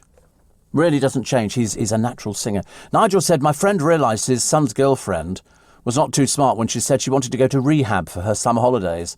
Asked where it was. She said she didn't know, but it was where all the celebrities went. Delighted to tell you they're not together anymore. I'm delighted to repeat the story. Roger said, I'd forgotten what a traffic jam is like until on Friday. Took me 2 hours from Putney to Isleworth in the evening. Oh, it's awful. Oh, dear. It's just absolutely ghastly. It was so dreadful. It was so dreadful, the traffic the other day. And, Steve, would you like to live on the island in Japan where there are more cats than people? We're both animal lovers, and I'm a cat lover. How wonderful it would be to live there. Yeah, I'm not sure I'd want, actually, things like that all the time. I'm not totally convinced. You're listening to a podcast from LBC. The island with all the cats is Tashirojima. And we've had a look at... I'm not sure I want to go there.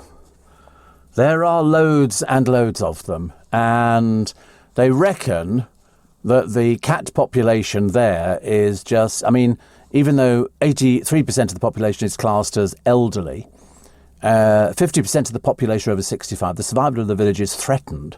The majority of people who live on the island are involved either in fishing or hospitality. So people go there. They have these... There are no pet dogs on the island due to the large cat population. They have had a tsunami in 2011, and they had an outbreak of parva, which is quite fatal. 80 cats on Tarishojima were captured and vaccinated in a matter of days.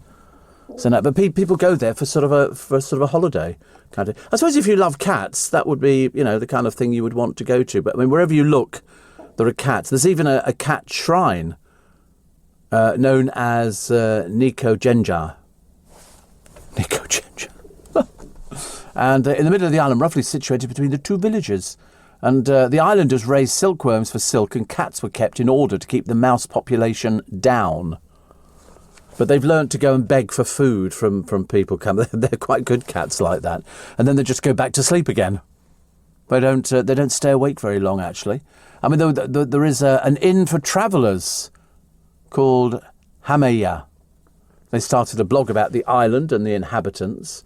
And it sounds quite nice, actually. I'm not sure I want that many cats, though. That's a little bit too many. 84850 steve@lbc.co.uk. I'm still smiling at you at the son's girlfriend who wanted to go to rehab, because that's where all the celebrities go. Thought that was quite funny. And everybody else, a couple of other people asking me as well, why celebrities are always pictured having their injections. It's to encourage other people to go and have it. Because people go, oh, well, if she's had it done, then I'll go and get it done. Ant McPartlin's going to wed his fiancée, Anne-Marie Corbett, in a low-key ceremony. Oh, good. I do hope so. I think if people started doing things a little bit more privately, it could be a little bit better. And what are the chances?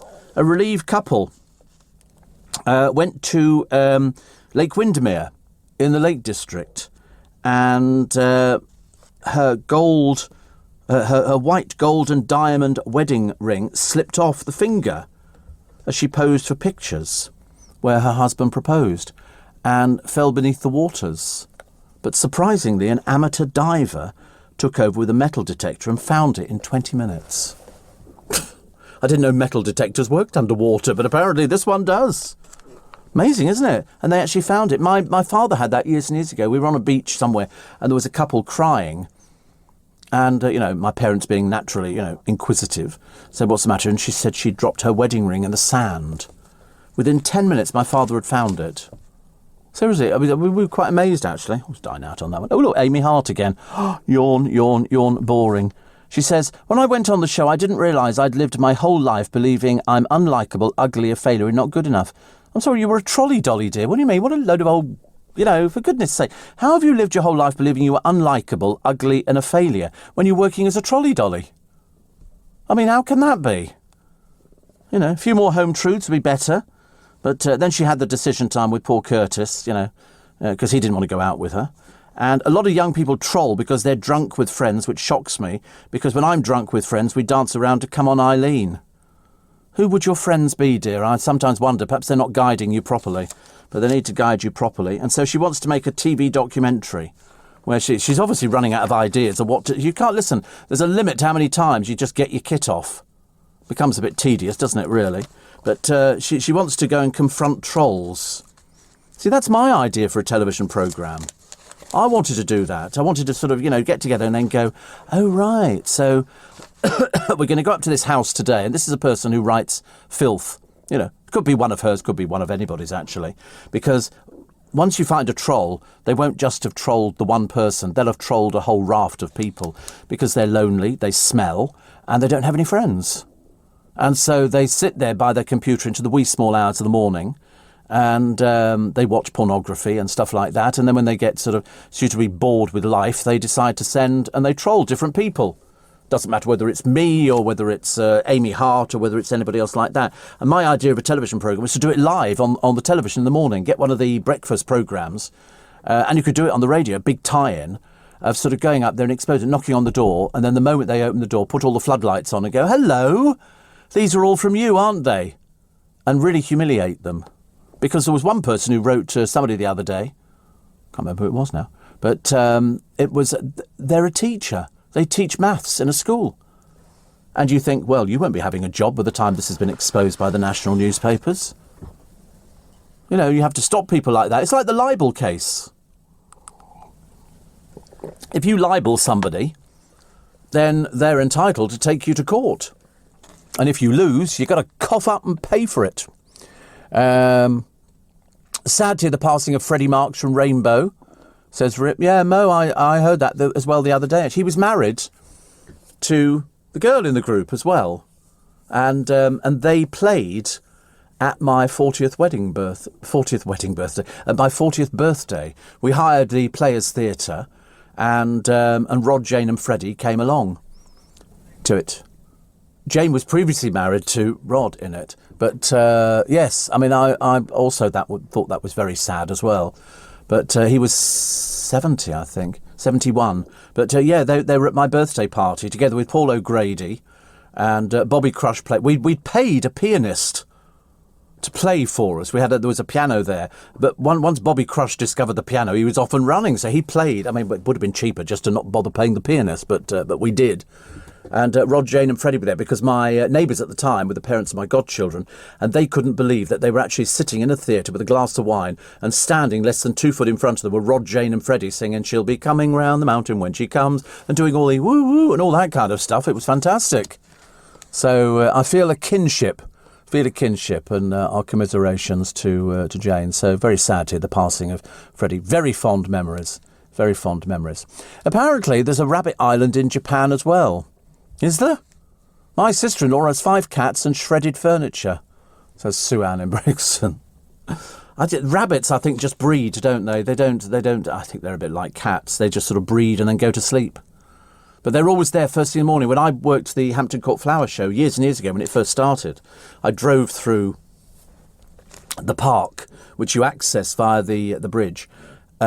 Just by Kingston Bridge, there's a little exit into the park, and you drive through, and the mist coming off the ground in the morning, and rabbits all over the place popping up, which is lovely. So here is this island off the inland sea of Japan. The rabbits are tame and will approach humans, and this is a place called Okunoshima.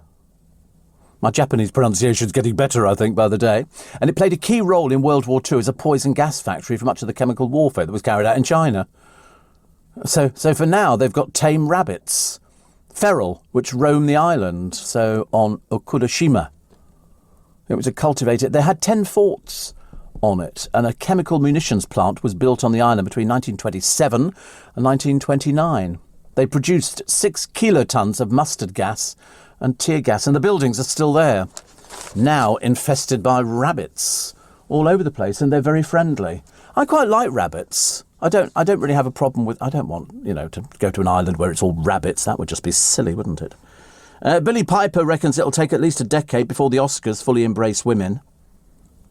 What? What's she on about? I thought the Oscars did embrace women. And so she wants them to be fully embraced. The actress who wrote, directed, and... Oh, she's got a new film to promote. That's why. Prince Harry might have sunk to new depths with his attacks on the royal family, writes the Biz on Sunday Girls. But his latest filming double in The Crown will be expected to keep his head firmly above water. They're looking for an actor with natural red hair and blue light eyes to play a 7-year-old Harry in the show's 5th series.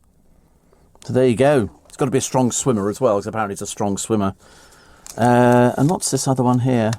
Oh, yes, set to continue. The high today, 23, 25 degrees tomorrow.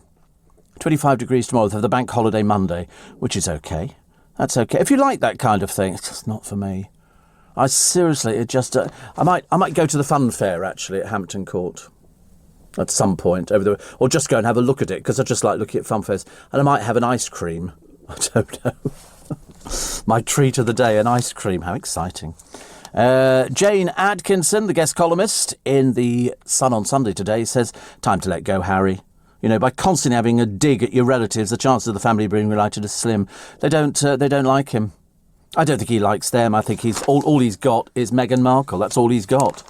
And she seems to be guiding it. Oh, you must do this and do that. Unfortunately, I think it's heading in the wrong direction. Not so good. A robot dolphin with lifelike silicone skin makes a splash with kids at a swim centre. Amazing what they can do now. This is a gadget costing 14.6 million, built for films including Free Willy. Wow. I went there thinking that was a completely different film. But anyway, it's apparently about a whale, which is very nice indeed. And I thought that was quite good. But they used a real whale, and that's where there were slight problems. But I watched Jaws again the other day. How can anybody have ever been frightened by that thing that didn't even look like a whale? Did it? Or a shark? That's why it wasn't a whale. It was a sort of shark. Coming to what do you think? No, I'm not buying that. But that's the best that we got in those days. Chocolate is a lifesaver, so if you're a chocoholic, good news for you. And somebody's written a book, A Flight Attendant, Saskia Swan and Nicholas Stowe, so obviously took 2 of them, and it's called Secrets of a Private Flight Attendant. It's a bit tragic, actually. I don't know why you'd want to read a book on, these people who worked this flight. I walked in on a millionaire having sex with a dancer. Tech tycoon offered cash if I'd go to bed. It's all just to who they'd sleep with. Which, seems a bit of a pointless book, doesn't it? And especially as 2 people. Oh, blimey, 2 people to write that. Very embarrassing. You're listening to a podcast from LBC. Morning, everybody. Nice to be company. Welcome to Bank Holiday Sunday. Bank Holiday Sunday, where if you're going to the coast or you're going away somewhere, you're flying off, the advice is go early. Better to get there without all the stress that you get by sitting in traffic jams. And God knows, yesterday there were enough. Mind you, I was coming back from Brighton, so possibly not the best thing. And I missed one of the turnings, which wasn't so good. Anyway, it's nice to have your company this Sunday morning. If you're in bed, that's okay. Steve, do you think anybody would even consider going for a leisurely drive in London these days? I love it. I love a leisurely drive in London. I love London. I go around London. I'm constantly noticing things. I think, oh, that's interesting. I quite like things like that. It's like sitting on a bus, isn't it, and staring out the windows. I do that quite a lot, actually, in train journeys as well. A man has called the police when he saw a bizarre UFO, only to discover it was a string of Elon Musk's new satellites. He phoned 101. Who are these stupid people?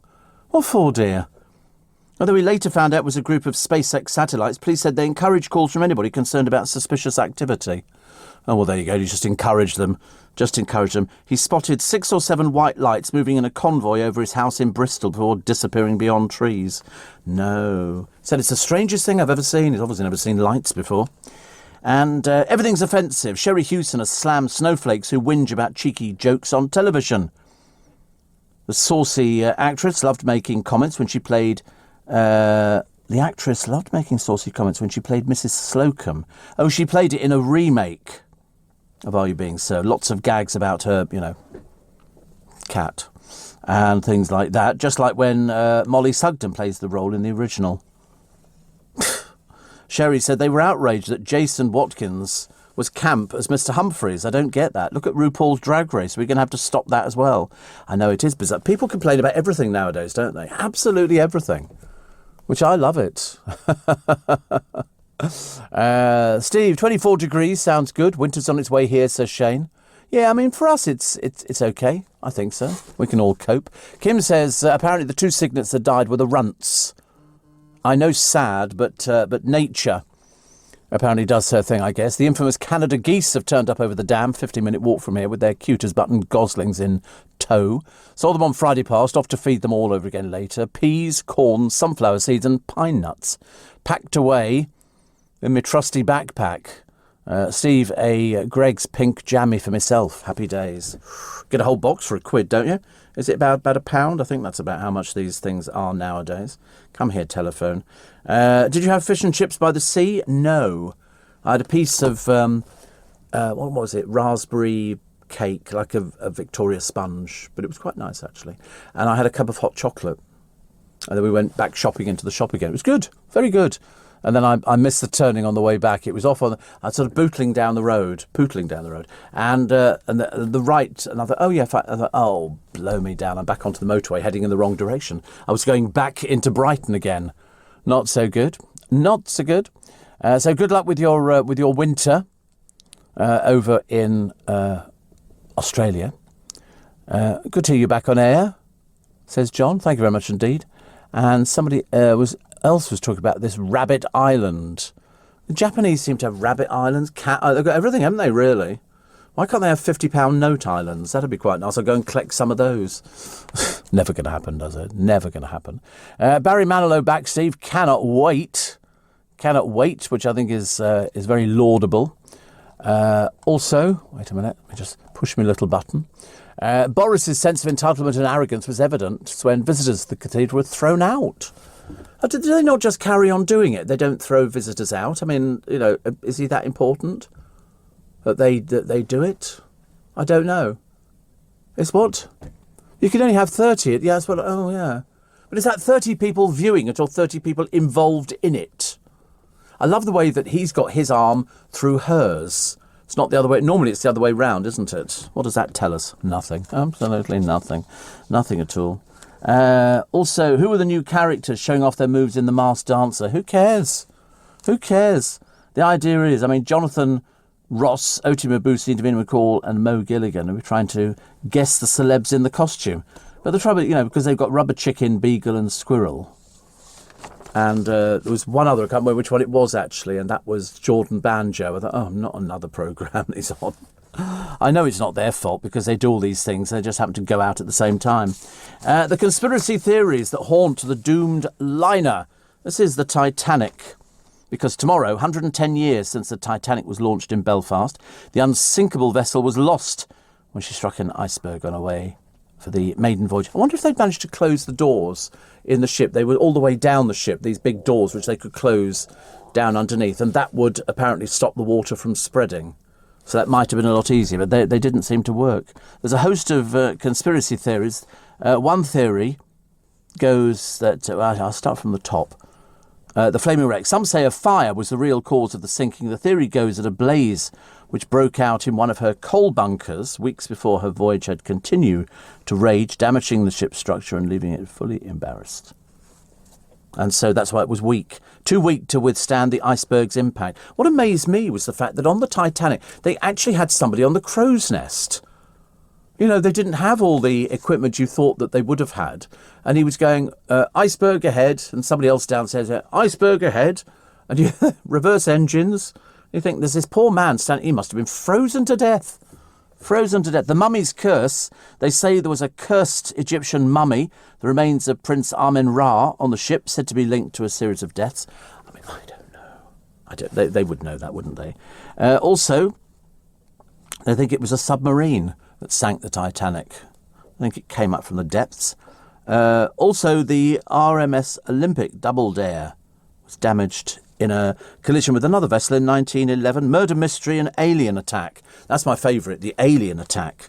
In 2012, scientist Dr. Joseph Hussettler put forward the idea that large holes had been found underneath the hull of the wreck, and they could have only been caused by lasers from some sort of underwater alien craft. Well, obviously not, because aliens don't exist. So you're not going to be going for anything like that, are you? That's very silly, very silly. Also, COVID-19 was made in a laboratory rather than spread by bats, a report claims. Sounds highly likely. Mind you, anything that comes from that laboratory looks highly likely to me. And what was everybody buying yesterday? When we went to this garden centre down Brighton Way, what were they all buying? Barbecue stuff. Meats, ribs, chicken. There's not really a lot for vegetarians and barbecues, is there, unless you have a salad. And that's not very exciting. You can hardly put a salad on the barbecue, but you could probably have something. I don't know what. But you could probably have a little something. Parents have been warned to cover up their babies after more than 100 under ones were taken to hospital with sunburn. It's something pleasing about the British seaside. Nobody else has it the way that we have it. I quite like the idea. I'm not going anywhere. You know, when you sort of think, oh, you're going to be going on it. No, I'm not, absolutely. And a large puddle cost a community £85,000 a day each time it appears after heavy rain. It develops outside a Yorkshire water building next to a sign boasting of the firm's £40 million investment trust. The puddle has been causing problems for drivers on the busy A62 for more than 10 years. They've got 236 complaints received about the flooding problems. They say it was costing the local economy about 85 grand a day. A council spokesman said work to tackle the issue will go ahead. They just don't have a date for it at the moment, which is a shame. The Queen's Butcher will not be creating a celebratory banger for a publicity-shy couple's next baby. H.M. Sheridan has produced a sausage to mark every major royal birth, including that of Mr. and Mrs. Shy's son, Archie. Lovely. Celebration sausage. I bought a few things. What have I bought, actually? I bought something. I can't remember what I bought now. Some piece of memorabilia. Who's got this? Cutting out the doom and gloom is Pat Sharp. He says, have you been invited to Boris and Carrie's wedding yet? Bit late, we've had it. And this has only just come out in the Sunday paper, and it's yeah. Yes, I don't know why he's doing a column. I couldn't work that out. But anyway, there you go. Demi Jones is up for a stint on Celebs Go Dating. Can't imagine why, dear. Nobody's interested in you. And she's been diagnosed with some sort of thyroid problem, but is determined to live life as normally as possible. After failing to find the one they're not going on there to find the one on Love Island. They're absolutely not. She said, I'd like to do Celebs Go Dating. I had a bit of bad luck on Love Island, so I wouldn't mind having another go on the dating scene. Yes, the trouble is they're making television films, and they're not really interested in sort of somebody just wants to go on there and sort of, you know, I just feel I should be doing it. It's not really enough. Dermot O'Dreary gets peanuts for presenting this morning. Literally. He's revealed what's on his rider, and it doesn't exactly rival pop diva Mariah Carey's demands. He said, I can only have peanut butter when I leave the house because my wife's allergic to nuts. So when I arrive, I have peanut butter on toast, a banana, orange juice, and a cup of tea. So there you go. That's the advice. Of course, you tend to forget about these sort of things, isn't it? Years ago, nobody bothered about it, but now they do. Roger says there are now 17 caravans parked up on Kew Green. Can't they have police down there to stop any more going onto the site? God knows what it's going to look like afterwards. Dreadful. Sue Anna Brixton says the year of the cat, Vietnam, and the rabbit are very lucky in Asia. 10 to 12 Chinese years. Oh, well, there you go. My brother used to have rabbits. He used to keep rabbits at home, blind. They were blind. Rabbits do go blind. Not all rabbits, obviously. But so he couldn't move the furniture for ages because it learnt how to negotiate. It learnt 2 bunny hops this way, and then you've got to go to the right so you can get around the coffee table. Clever, isn't it, really? And over in New York, a kitten trapped under a car was rescued when it was heard meowing after going for a car wash. I bet. Lovely. And a dating website has launched to offer a chance of finding love in space. There is nobody in space. There's nobody up there. And cider has become the top drink for posh French diners as it's been added to Michelin star menus. I've never really been a cider drinker. I know there was a song. Just at the moment I said, you know, I am a cider drinker. Used to be Adge Cutler, didn't it? And the Wurzels, I believe. And please, no more on Friends. Please, no more on Friends. The 6 people who live together in what must be a gargantuan flat, but it never appears it, are saying that we had a sugar rush when we all got back together again. Never going to be as good as the actual show because that was scripted and stop, start. But they seem to be quite pleased with the way it all turned out. And who is the richest? You can check on the internet. 280 million, apparently. I think Jennifer Aniston, 280 million. Seems horrendous, doesn't it, really, for that? But the money it must generate, very interesting. You're listening to a podcast from LBC. 18 minutes past 6 is the time this Sunday morning. Andrew Castle with you at 7 for the Weekend Breakfast Show. Keir Starmer warns that Tory civil war could hinder the roadmap as polls show Cummings' evidence had little impact on voter intention. The government may relaunch a team of UFO hunters in the wake of a US report. Andrew will speak to a former Ministry of Defence UFO investigator, Nick Pope, and NHS staff to face compulsory COVID vaccination under plans to crack down on transmission of the virus within hospitals. Oh, and Chelsea, apparently a football team, win the Champions League in Porto. All of that and more. Weekend Breakfast, Andrew Castle from 7 this morning here on LBC. Stella says, I agree with you. Dermot O'Dreary, he's everywhere. It's the fact that he just looks uncomfortable. Nobody's taught him how to stand. He doesn't know what to do with his hands, so he either sort of folds his arms or puts them in his pockets or so. It just looks shoddy. Somebody needs to say to him, for goodness sake, try and think of something to do with your hands. He was like that on the television, sort of rocked backwards and forwards on his feet all the time. It was quite dreadful, quite dreadful. A lot of people talking about Boris getting married, mainly the newspapers. I don't think anybody else is particularly bothered about it. And Moore's murderer Ian Brady was treated like a celebrity while serving time. He's said to have been given special perks during his time at Ashworth Hospital in Liverpool. Reformed criminal Ben Hatchett spent 3 years alongside him at the high security unit, was sickened by why was he in the high security unit? He said he told the Daily Star Sunday Brady was given special treatment. At night, everyone had to go back to their cells at 9. They were all locked up at night except him. He was the only person who didn't have to do that. His door was never locked. There you go. He's obviously just tried to sell some sort of dreary story about what goes on inside, but we're all aware of it. We're all aware of it. Here's a woman that they say she's hotter than ever. She's in Hollyoaks, but she's only 39, and they make a big deal about somebody being. I thought 39 is like young. Don't you think so? So they say here, I'm finding my body confidence is growing as I get older. She's only 39. Why are you worrying about getting older at 39? It's ridiculous, isn't it? Honestly. Look, Jessie Nelson again.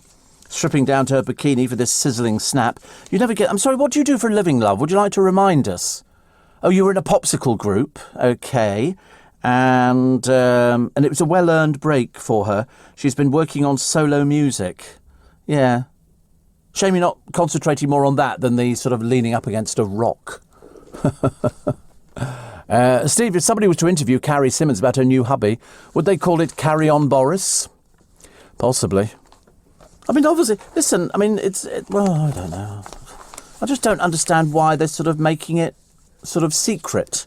I don't get the secret bit. It's a wedding. I thought weddings are supposed to be nice and wonderful. Chelsea crowned Kings of Europe. That's, I think, the first paper I found where they put that on the front page. And Dick Van Dyke, White Mary Poppins, hopes to be popping along to Buckingham Palace after landing a prestigious award in America. He found fame for his chimney sweep role, although he couldn't dance. He freely admits that he wasn't a dancer at all. But he's been made a Kennedy Center honoree for his lifetime of contributions to American culture. He says, I think the next thing is a knighthood. If I had my way, Dick Van Dyke, you would get it. You would get it. Also, good week for Mila Snedden, who's 5 years old, battling cancer, meeting the Duchess of Cambridge for tea at Holyrood House in Edinburgh, where Kate kept her promise to wear a pink princess dress. Also, Pets at Home stores sales top £1 billion after the dynamic boost of animal ownership. TV's Embarrassing Bodies presenter, Dr Christian Jessen, has got to pay £125,000 in damages to the Northern Ireland First Minister Arlene Foster over a defamatory tweet falsely accusing her of an affair. And phone scammers rob newlyweds Tom and Freya Cuff from Frome in Somerset. Lost £2,500 deposit for their first home. It's not good, is it? These people seem to be very successful at managing to part people from their money. But just remember, as I've told you before, the bank will never phone you to say any of this. So that's not very good. And my friend Ian watched Columbo with Dick Van Dyke the other day. I forgot how great it was. What, Columbo or Dick Van Dyke? Mind you, anything Columbo did. I told you I was going to do him. He came over to London, but he became quite ill quite quickly. So he went back to America and I didn't get a chance to talk to him. I'd have said, I know he's still got the raincoat. There's a very good one where he's roasting Frank Sinatra on YouTube. And he sort of comes up, but he's still in character. He's still playing, I was here, and doing all that kind of stuff, which I thought he was brilliant at. And I bought the box set, and I can still get excited over it. It's as simple as that. England fans being offered 2 Euro match tickets. It's a 2,000% markup. People just pay through the nose, don't they? A £43 seat is priced at £903 online. I think, would you pay that? No, I wouldn't pay that. I think people are mad.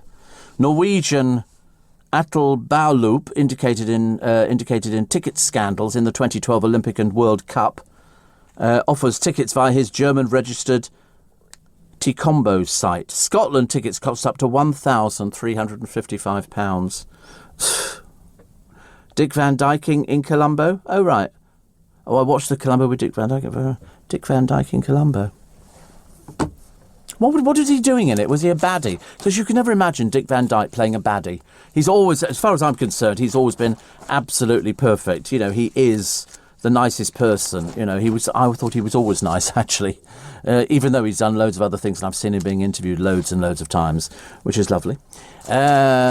Also, here we go. The medic's warning of the health drinks risk. Insta juice diets full of sugar. I think the producer's done one of these diets before now. And he did it for, was it a week? You did a diet? 5 days. Were you following what they told you, or did they supply the juice as well? You followed recipes. Right. And did you lose weight? Yeah, you did lose weight. Of course you would, actually, wouldn't you? I would expect somebody to lose weight.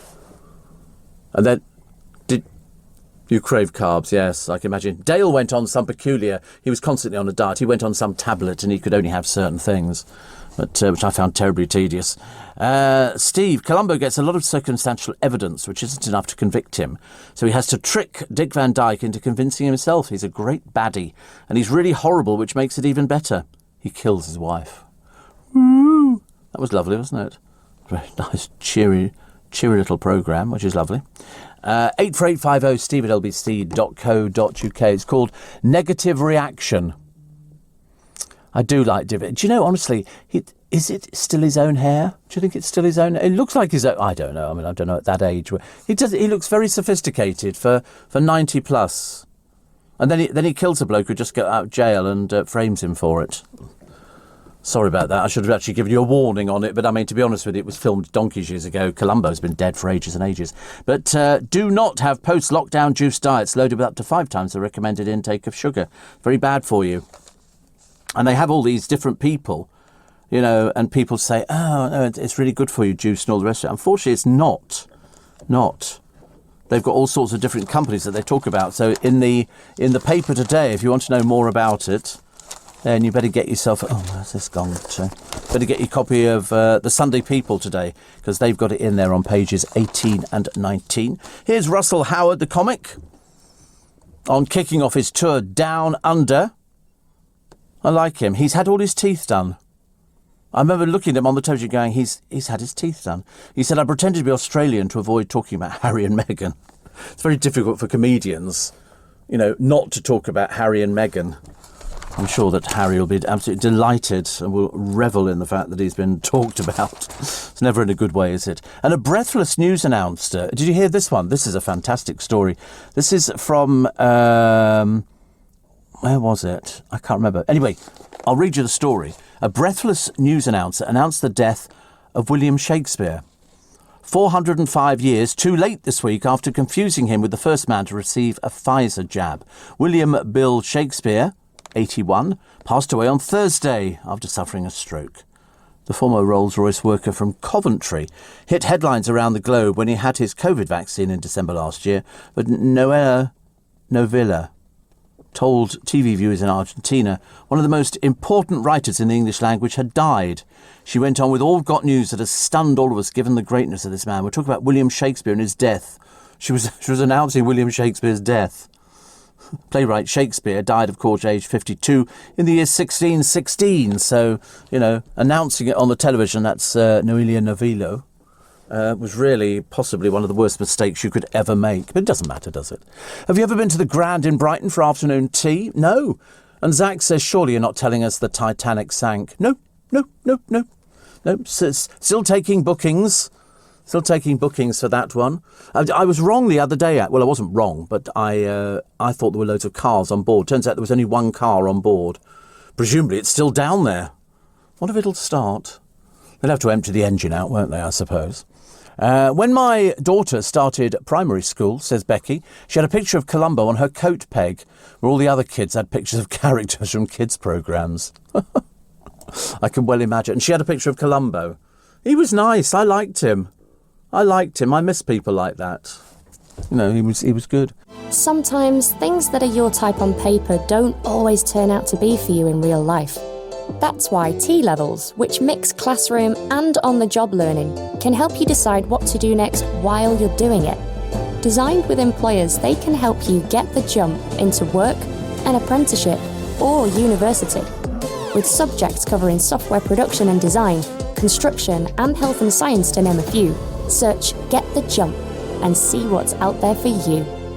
Steve, I doubt I will sleep at all after watching that mouse plague in Australia. I forget how many they've had. Sean will have to tell us. Millions, I think, isn't it? Millions and millions. And now the government are going to come up with some spray that can presumably sort of put them to SLEEP. I don't want to say that just in case they're listening. There might be a radio on near them. A bit bad, isn't it, really? Also, I'm still trying to get over that person who announces the fact that William Shakespeare's just died. I mean, only in Argentina. Plus, such a joy to see Friends reunited, says Sarah Wallace. Only for you, dear, not for me. I couldn't bear them. I never watched the programme to start with, and on the odd occasions I did see something, I thought it was average. Very average, but it doesn't matter. But there's loads of things you can do. You know, pack your bucket in Spain for a day of sandcastles and exploring rock pools. But don't forget your lunch. Don't forget some drinks to take with you. And the flask, which has got the bit in the bottom of the milk, so you can have a cup of tea or something like that. And don't forget to take things for the kids, Fruit Loops and all these other sorts of things, because they're very nice, aren't they? So R.I.P. William Shakespeare. Did you send a card? I bet you didn't. You're listening to a podcast from LBC. So I was looking at the, when I went to get my spaghetti the other day, you can't just buy spaghetti bolognese. I'm a bit lazy. I mean, I know it's only mincemeat with a bit of sauce in it, and then you put spaghetti in there. I mean, obviously, accomplished cooks will tell you it's far more complicated, but as far as I'm concerned, that's what you buy a sauce and then you pour it on it. And I was sort of going through Marks and Spencer's because I've eaten most of the range. And so I was delighted to discover that they're actually, they've gone all up market with their Italian. And I think from this summer, they've got some new sauces which they're bringing in. One I think it's called Collection. Okay, Italian. This will get your taste buds going first thing in the morning. Forget sausages and bacon and egg and all that kind of thing. This is Italian creamy mushroom with mascarpone and black truffle.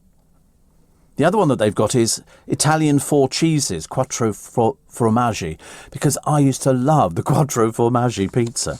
And the Collection Italian, Calabrian, chili and wild fennel ragu, which sounds good. Plus, they've also got stuff for...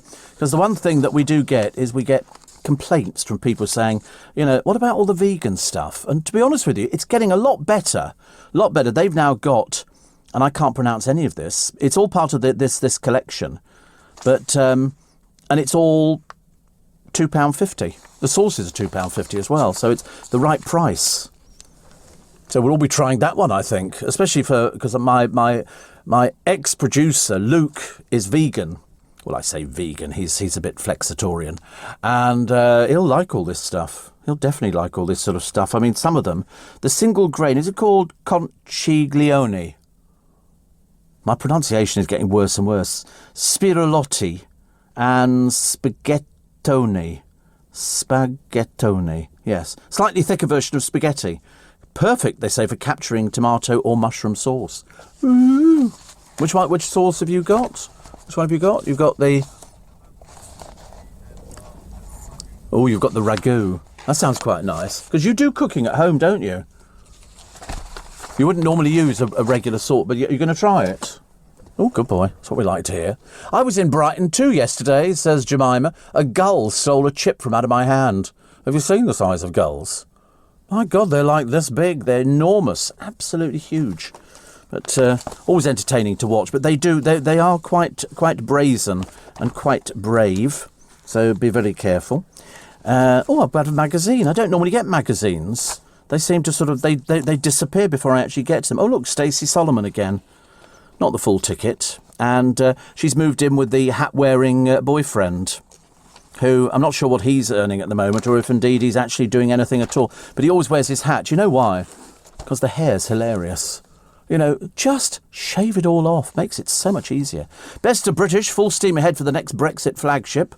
And, look, Boris and Carrie. Have they got married? Shh, don't even ask, for God's sake. We'll be in dreadful trouble. You know, don't ask whether they've got married in a cathedral with only 30 guests. Who were the 30 guests? That'd be quite nice, wouldn't it?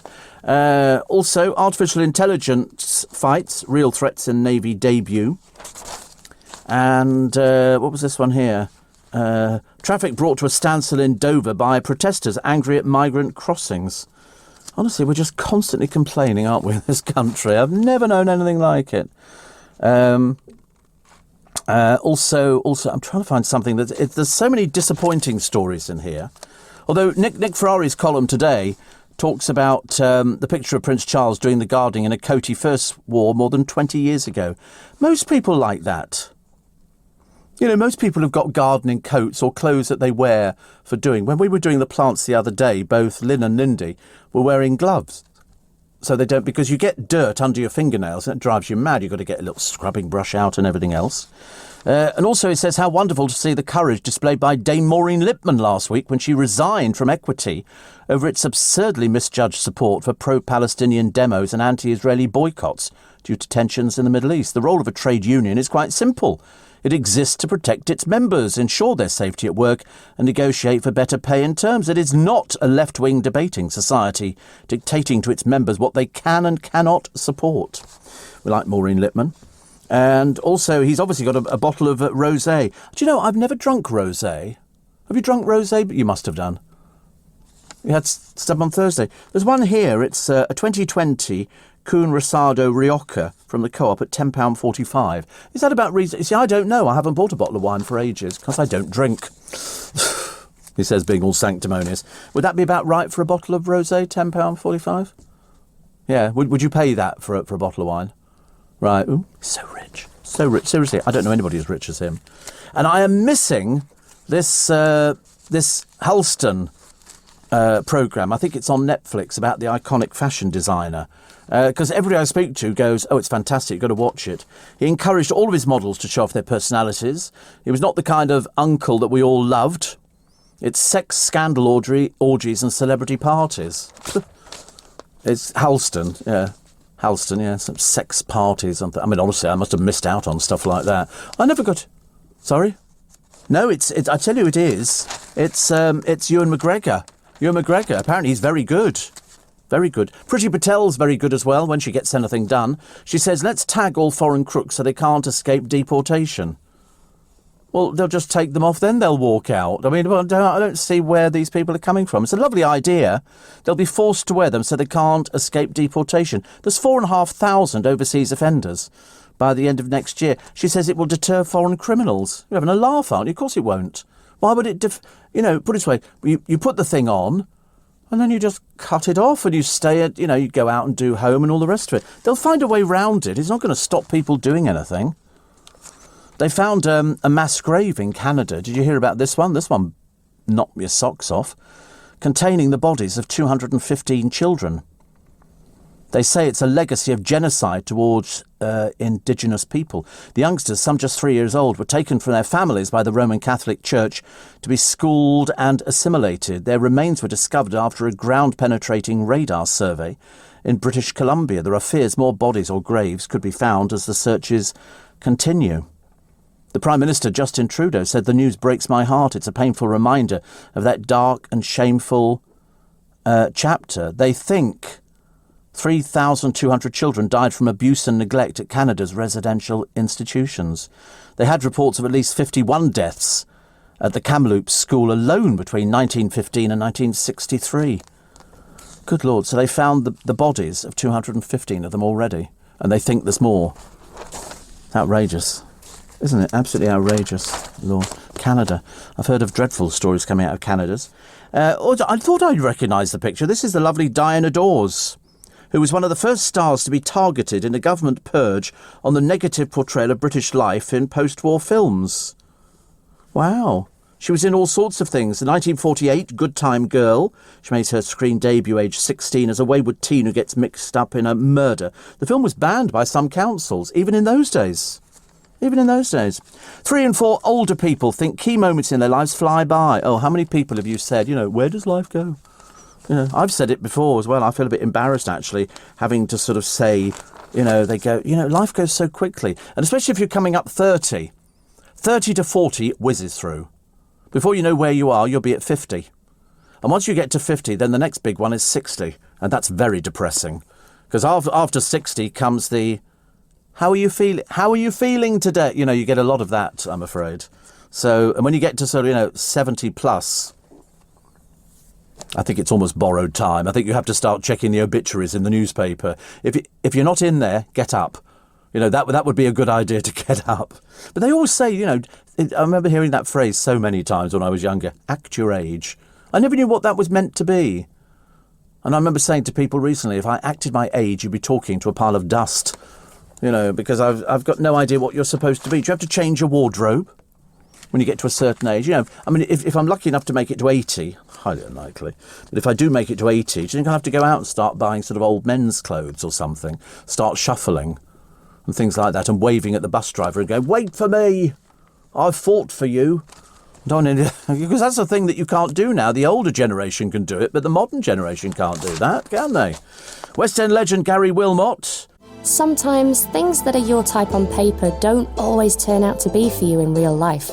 That's why T-Levels, which mix classroom and on-the-job learning, can help you decide what to do next while you're doing it. Designed with employers, they can help you get the jump into work, an apprenticeship, or university. With subjects covering software production and design, construction, and health and science, to name a few, search Get the Jump and see what's out there for you. Talking about his new role and looks back on a life in the spotlight. He's nice, Gary Wilmot. We like Gary Wilmot a lot. It'd be nice to see him back in the West End. And what's he doing? I think he's touring with Chitty Chitty Bang Bang. Oh, chitty you, chitty pretty, chitty bang bang, chitty chitty bang bang, we love you.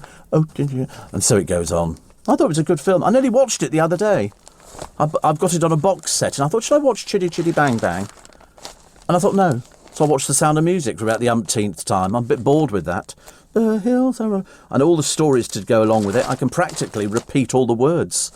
Definitely. Which I quite like. I don't have a problem with things like that. Here is The Whistleblower. The graphic artist, Matt, blacklisted by the BBC. He was the one who exposed Bashir, full stop, set for £1 million payout from the BBC. You will be paying for it, by the way, because it's the BBC, so they'll be taking it from the money that they get in. And take moths under their wings. Apparently, sales of moth traps. Because people use them. These are not the ones at home which are the sticky things. These are the things you put on trees and the moths go in there and then people sort of check them for all sorts of things. I think it's quite clever if you like that kind of thing. Naomi Campbell's charity faces question. They had a Cannes gala, which they spent 1.6 million on. And so far, her fundraising gala gave only £5,000 to good causes over the same period. It's not nice, is it? We don't like the sound of that. So she's... Mind you, I never liked Naomi Campbell. I was never... she's got a bit of an issue with a lot of things, really.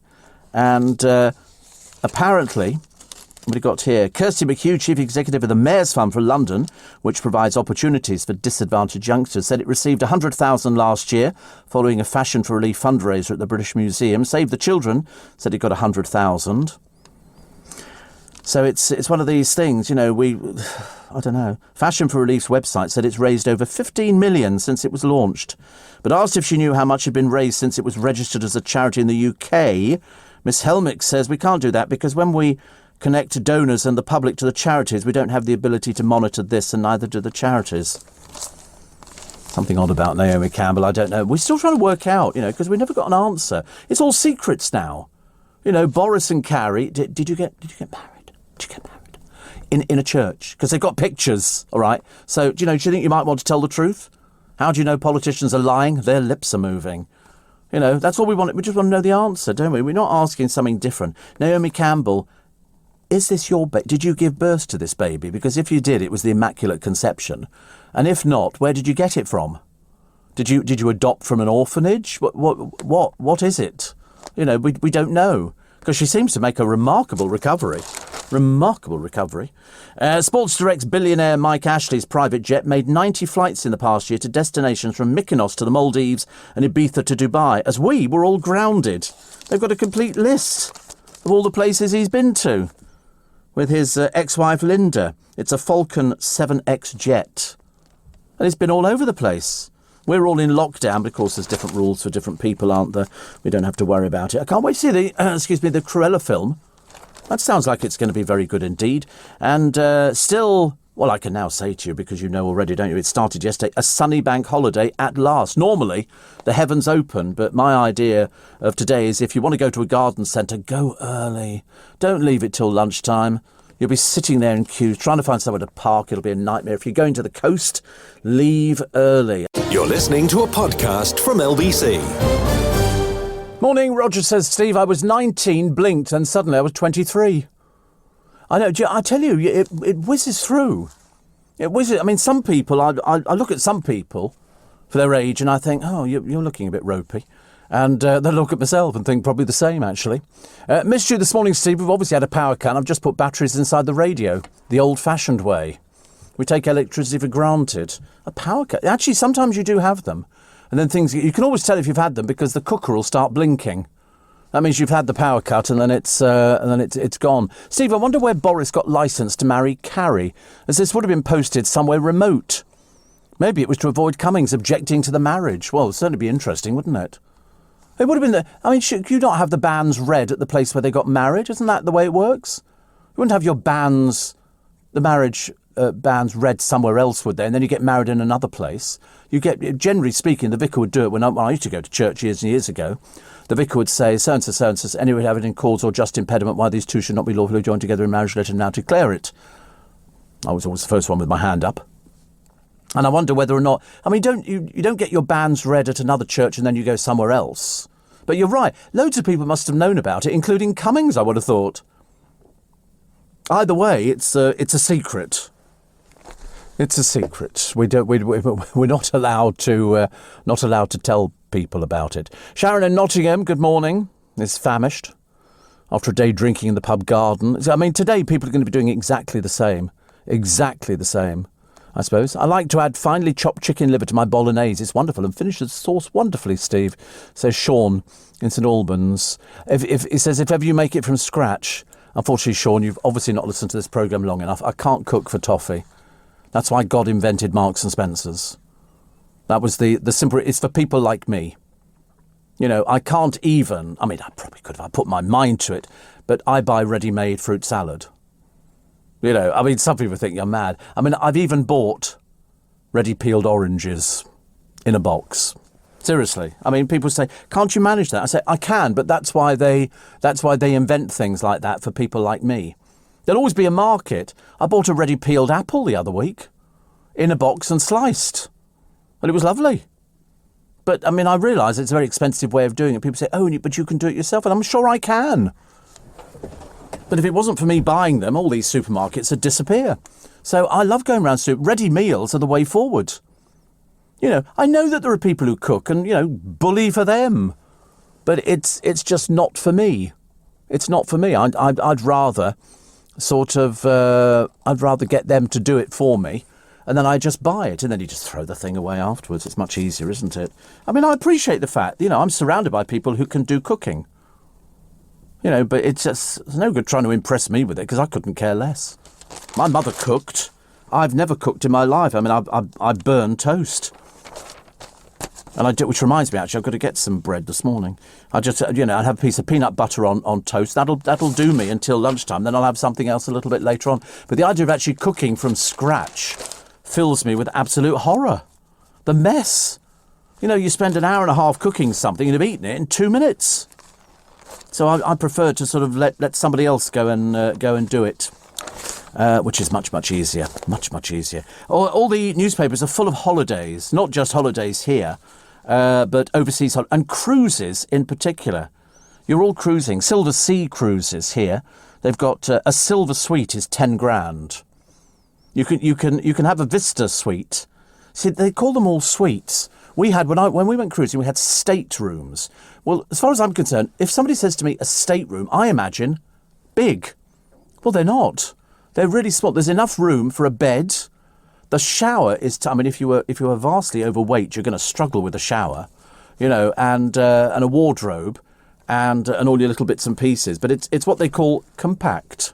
They cram a lot in. So when they say silver suite here, I mean, it sounds lovely. It's a Silver Sea cruise with complimentary shore excursions, which sounds lovely.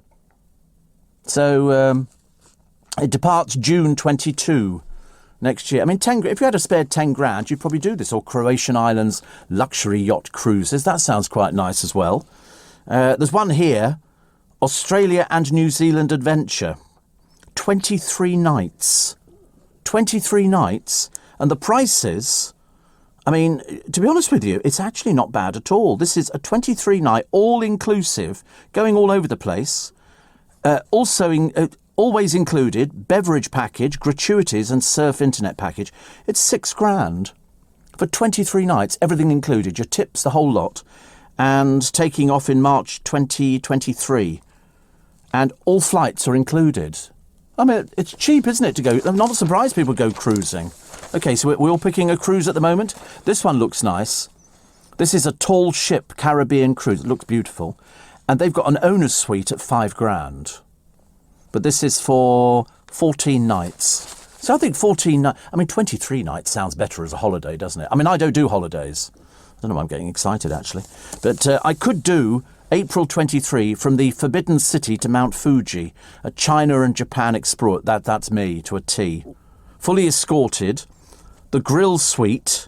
This is, it doesn't tell you how long it is, actually. Oh, it's 10 nights. 10 nights, plus 2 nights, 4-star hotel stay at the Mira Hong Kong with breakfast. 7 grand for the best. I'm giving you the best price. They have cheaper. You can do 4,000, but the grill suite sounds better. Oh, no, that's all right. I do beg your pardon. I got it wrong. That's 19 nights. So I'd love to go to the Forbidden City. I've got a documentary on DVD on the Forbidden City, and I would love to go there.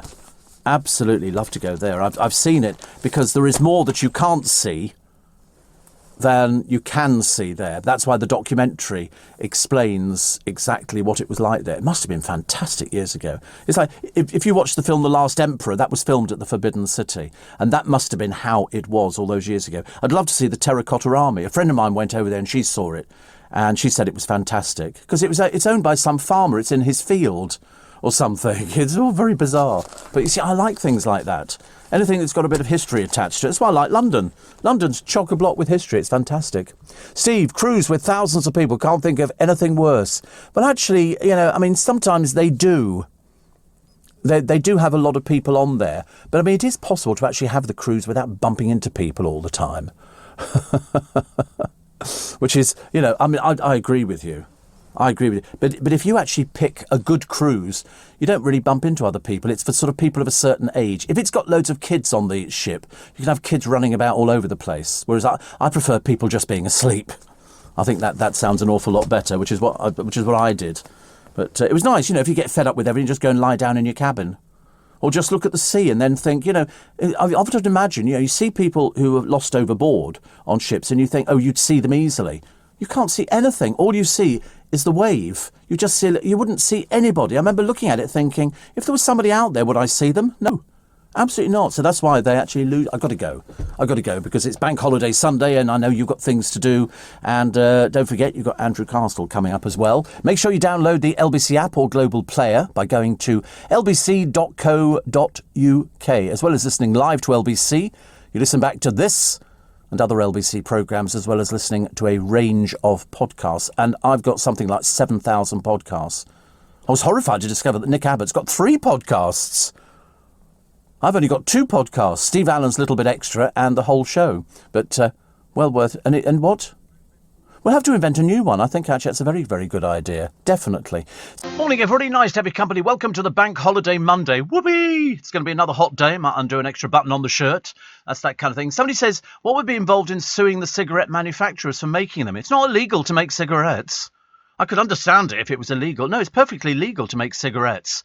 It's unfortunately the fact that they are very, very addictive. The other problem is that if you look at films, and if you're over a certain age, you'll know all the British films, everybody was smoking.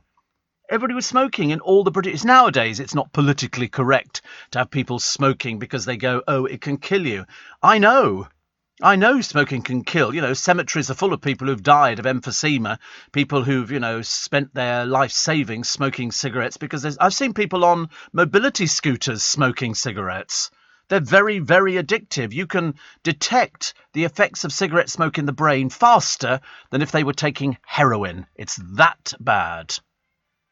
But there's no point in sort of preaching to people. If you want to stop smoking, you'll stop smoking. If you don't want to stop smoking, you won't stop smoking. You'll carry on smoking, and eventually you'll become ill. You'll get emphysema. You'll get all sorts of dreadful problems. You'll have to have sort of heart surgery. But people know that who smoke. I thought that maybe, although I was a bit naive on it, that the moment the price of cigarettes went up, people would stop smoking. No, they've managed to find the money. And a packet of cigarettes now, average, is about 11 quid. 11 quid! Heavens above, that's almost a night out. Well, sort of a night out, if you had fish and chips or just chips, and a couple of drinks in the pub. But, people have to want to stop smoking. If you don't want to stop smoking, don't stop smoking. But I think then that, if you carry on smoking, I think people should be charged for the intervention of the NHS to try and get people better. And I think that should include everybody. If somebody said to you, and I don't know what it would take, I really don't know what it would take for somebody to actually stop smoking. Would it be the doctor saying, listen, if you don't stop smoking, you're going to die? Because my friend Michael from years ago, he's not with us anymore. He was blind and he smoked and he had all sorts of problems. He was also deaf and he was only young. And when he went into hospital, when he developed cancer, he used to go outside for a cigarette. And I remember distinctly the nurses said to him, listen, you should stop smoking. And he went, I'm dying. What do you mean stop smoking? What's the point of stopping smoking? I mean, he knew that he was terminal and they were trying to stop him smoking. And he said, listen, I enjoy smoking. I'm not going to stop smoking.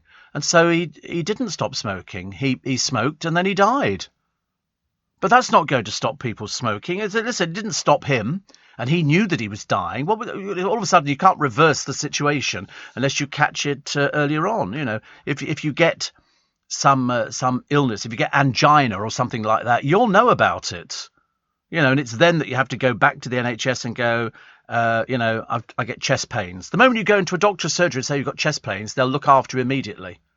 Because that means that there's something going terribly wrong. And then they will send you to the local hospital. Then they will put you on a cardiac machine and they will test you walking. I hated the cardio machine. I really did. First time round, I thought, because it hurt. Because I had the problems with my chest and with the arteries and all the rest of it. So, and then they gave me stents, and then years later I got more stents. So I've got 8 of them in now. They asked me the other day in the hospital, they said, have you got anything? I said, yeah, I've got stents. She said, how many? I said, 8. She said, 8? Well, you can have up to 20, apparently. You can have up to 20 of these stents. And it's fantastic.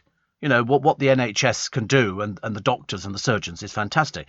But, making it 21 is just absolutely pathetic.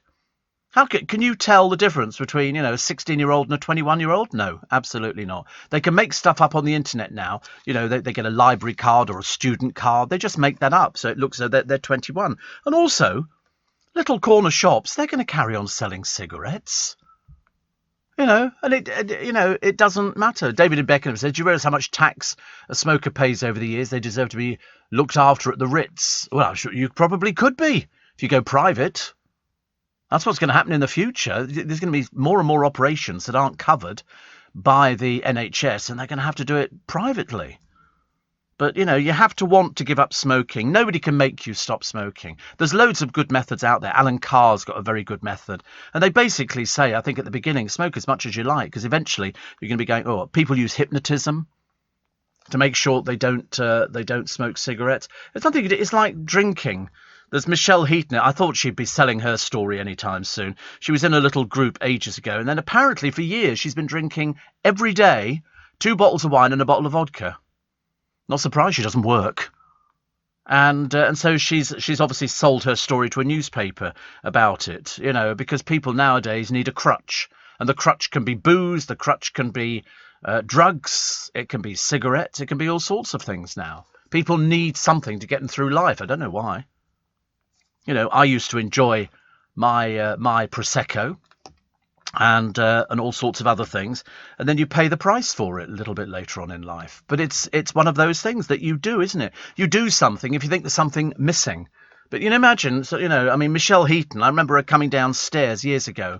She was doing one of these "come dine with me" type programs. This was years and years ago, and I remember it distinctly because everybody was talking about it. She came downstairs, she went, "Oh, I forgot to put my knickers on," and I remember thinking then, "Oh God." Honestly, nothing worse than tacky. And that was very tacky. But apparently she's been into rehab. How she afforded that, I've got no idea. If Dr. Jessen on the television can't afford to pay his legal bills, he's now saying that he's going to declare himself bankrupt so he doesn't have to pay it. He's also asking you to crowdfund him. And I'm saying, why? You libelled somebody badly. You know, we don't want any excuses from you. You're supposed to be an intelligent person. He libelled somebody, and so he lost, and he's got to pay his own legal fees and their legal fees as well. I'm assuming that the good doctor has a property. Well, you'll have to sell it. You know, so far only, £5,000 has come in out of the 150,000 he wants, and I'm thinking, the money you've earned, what have you done with it? Where's it gone? You know, why was it a doctor who's been on television for goodness knows how many years and is a doctor, and you've only got he claims he's only got £20,000 in savings. Well, sell your house, mate. You must have a mortgage. You must have a house to sell. You know, I don't see why somebody else should have to pay for your mistake. But, you know, people do. But so far the money's coming in dribs and drabs, so I don't think it's going to get there. He'll have to sell his house or declare himself bankrupt, which, as far as I'm concerned, is the coward's way out. Anyway, if you're off on your bank holiday something today, like heading down to the coast, do it now. Do it now. And don't leave it till later on today going, oh, we'll leave it till later. We'll go and have some fish and chips, and then we'll get... Because everybody else will be thinking exactly the same. Exactly the same. For sort of heading back in the traffic. And the kids will be sitting in the back of the car. They'll just fall asleep. You'll be the one in the front going, I'm so burnt. I got so burnt sitting on Brighton Beach or Southend Beach or something like that. But, you know, if you're going to do something today, do something. You know, do something nice and heading to the... Why do we head to the coast? What is this obsession that the British have with sitting with the great unwashed on a beach with people with dirty feet and everything else? And you only have to look at them to realise how grubby they are. You know why? They don't have a bathroom.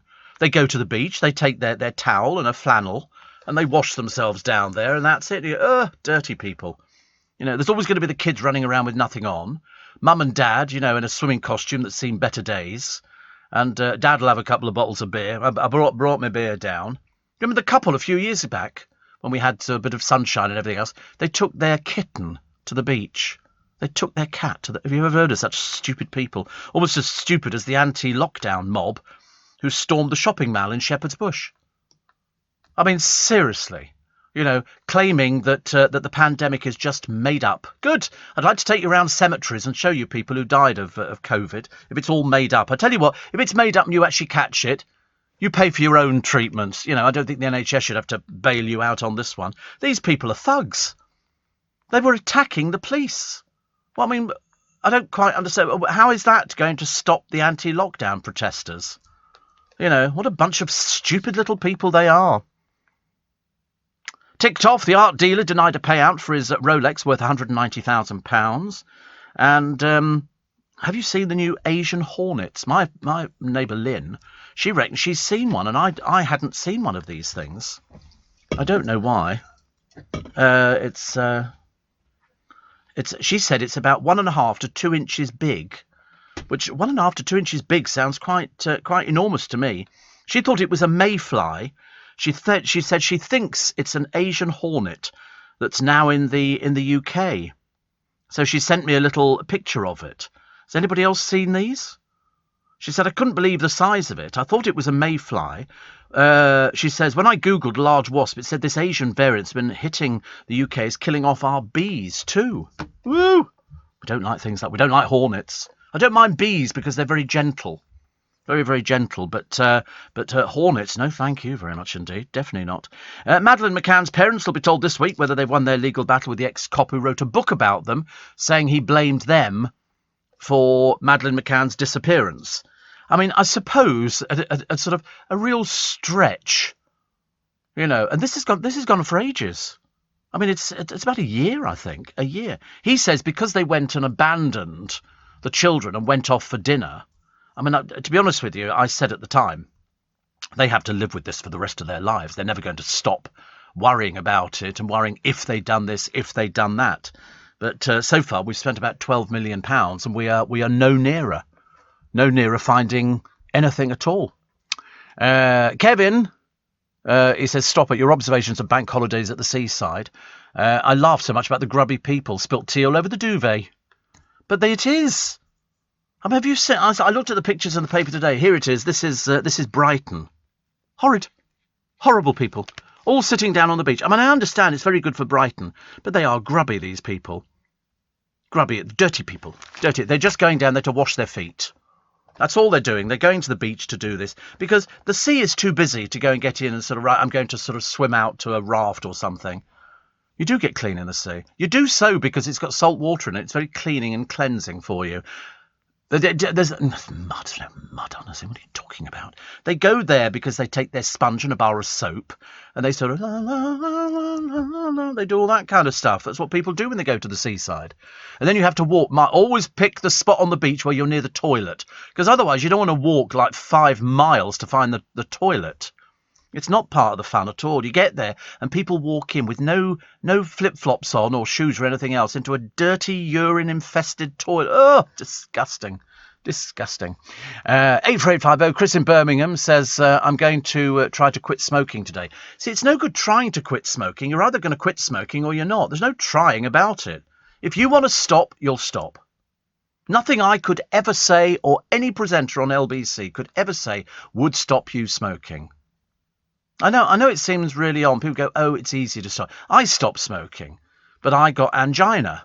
That was my little wake-up call. If you get angina, then it's a very good idea to stop smoking. But I can tell smokers when they phone LBC, when I see them on the television, you can tell by the look, because they're generally quite lined, and they sort of go, you know, I'm 62, but they sound 90, because the smoking affects your voice. I mean, I'm lucky I've got away with it for such a long time because I don't smoke anymore. It doesn't make me any much of a better person. It doesn't mean that I'm clever because I managed to stop smoking. It just means that I wanted to live a little bit longer.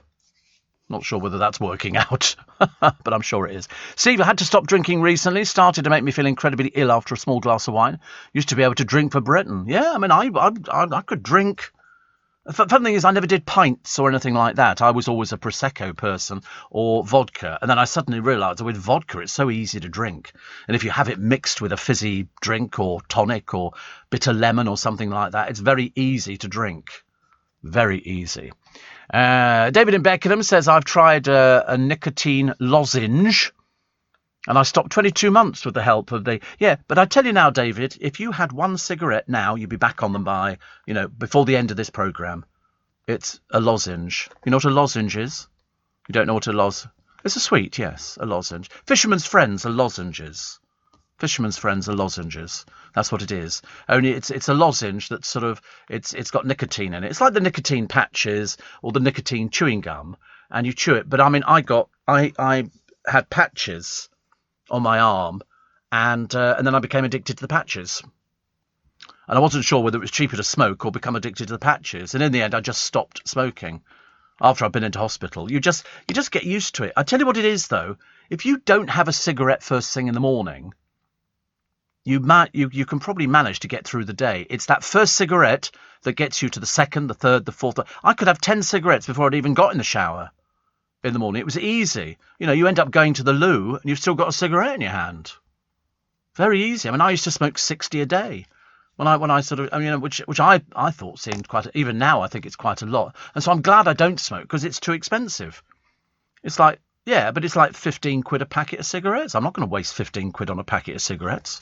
Definitely not. But but everybody's addicted to something, aren't they? You know, I mean, I would like to be addicted to ice creams, or lollies, or something like that, or fish and chips, or no, it wouldn't be any good because I can't have all this sort of stuff.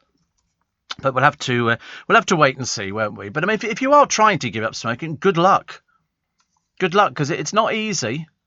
It's not easy. It really isn't. But you have to be strong. Depends whether you want to live or you want to die. If you want to die, that's your choice. I can't make that decision for you. But what annoyed me was there were people in the hospital where I had my stents done, also waiting for stents, and they couldn't wait to get out and have a cigarette. I thought, wait a minute, you're in hospital because of your smoking, because your arteries are furred up and it's going to kill you. And you're saying, I can't wait to have a cigarette outside. And you see people outside hospitals. I see them outside the West Middlesex Hospital. I see them outside all sorts of hospitals. They can't sort of get enough, can they? But, as I say, it's going to kill you, but that's your decision. Shane says, I gave up smoking years ago, but my vice is beer. You see, everybody's got a vice. Everybody's got a vice. I mean, mine used to be smoking and drinks. And in fact, if you're in a restaurant, to have a sort of an alcoholic drink and a cigarette was utter bliss. Now you sit there by yourself because everybody on the table's left to go outside for a cigarette. Dale couldn't give up smoking. He went on non-smoking programs. He couldn't give up cigarettes. He liked smoking. He always smoked the same. Peter Stuyvesant. I didn't think anybody smoked Peter Stuyvesant unless they'd been to Austria on holiday. But there you go. That's the way it goes. You're listening to a podcast from LBC. Morning, everybody. Nice to have your company. Steve, I don't know about you, but bank holidays bore me senseless. Roll on Christmas. Best time of the year. Yes, I mean, I agree with you. I'm looking forward to Christmas. I went and had a quick look at the fun fair at Hampton Court the other day. George Irving's fun fair. It's big fun fair. Big fun fair. Really, I mean, I love a fun fair. Fun fair and circuses, I'm very happy with them. Steve, why do I envisage Arthur Mullard and Queenie Watts as the typical bank holiday beachgoers?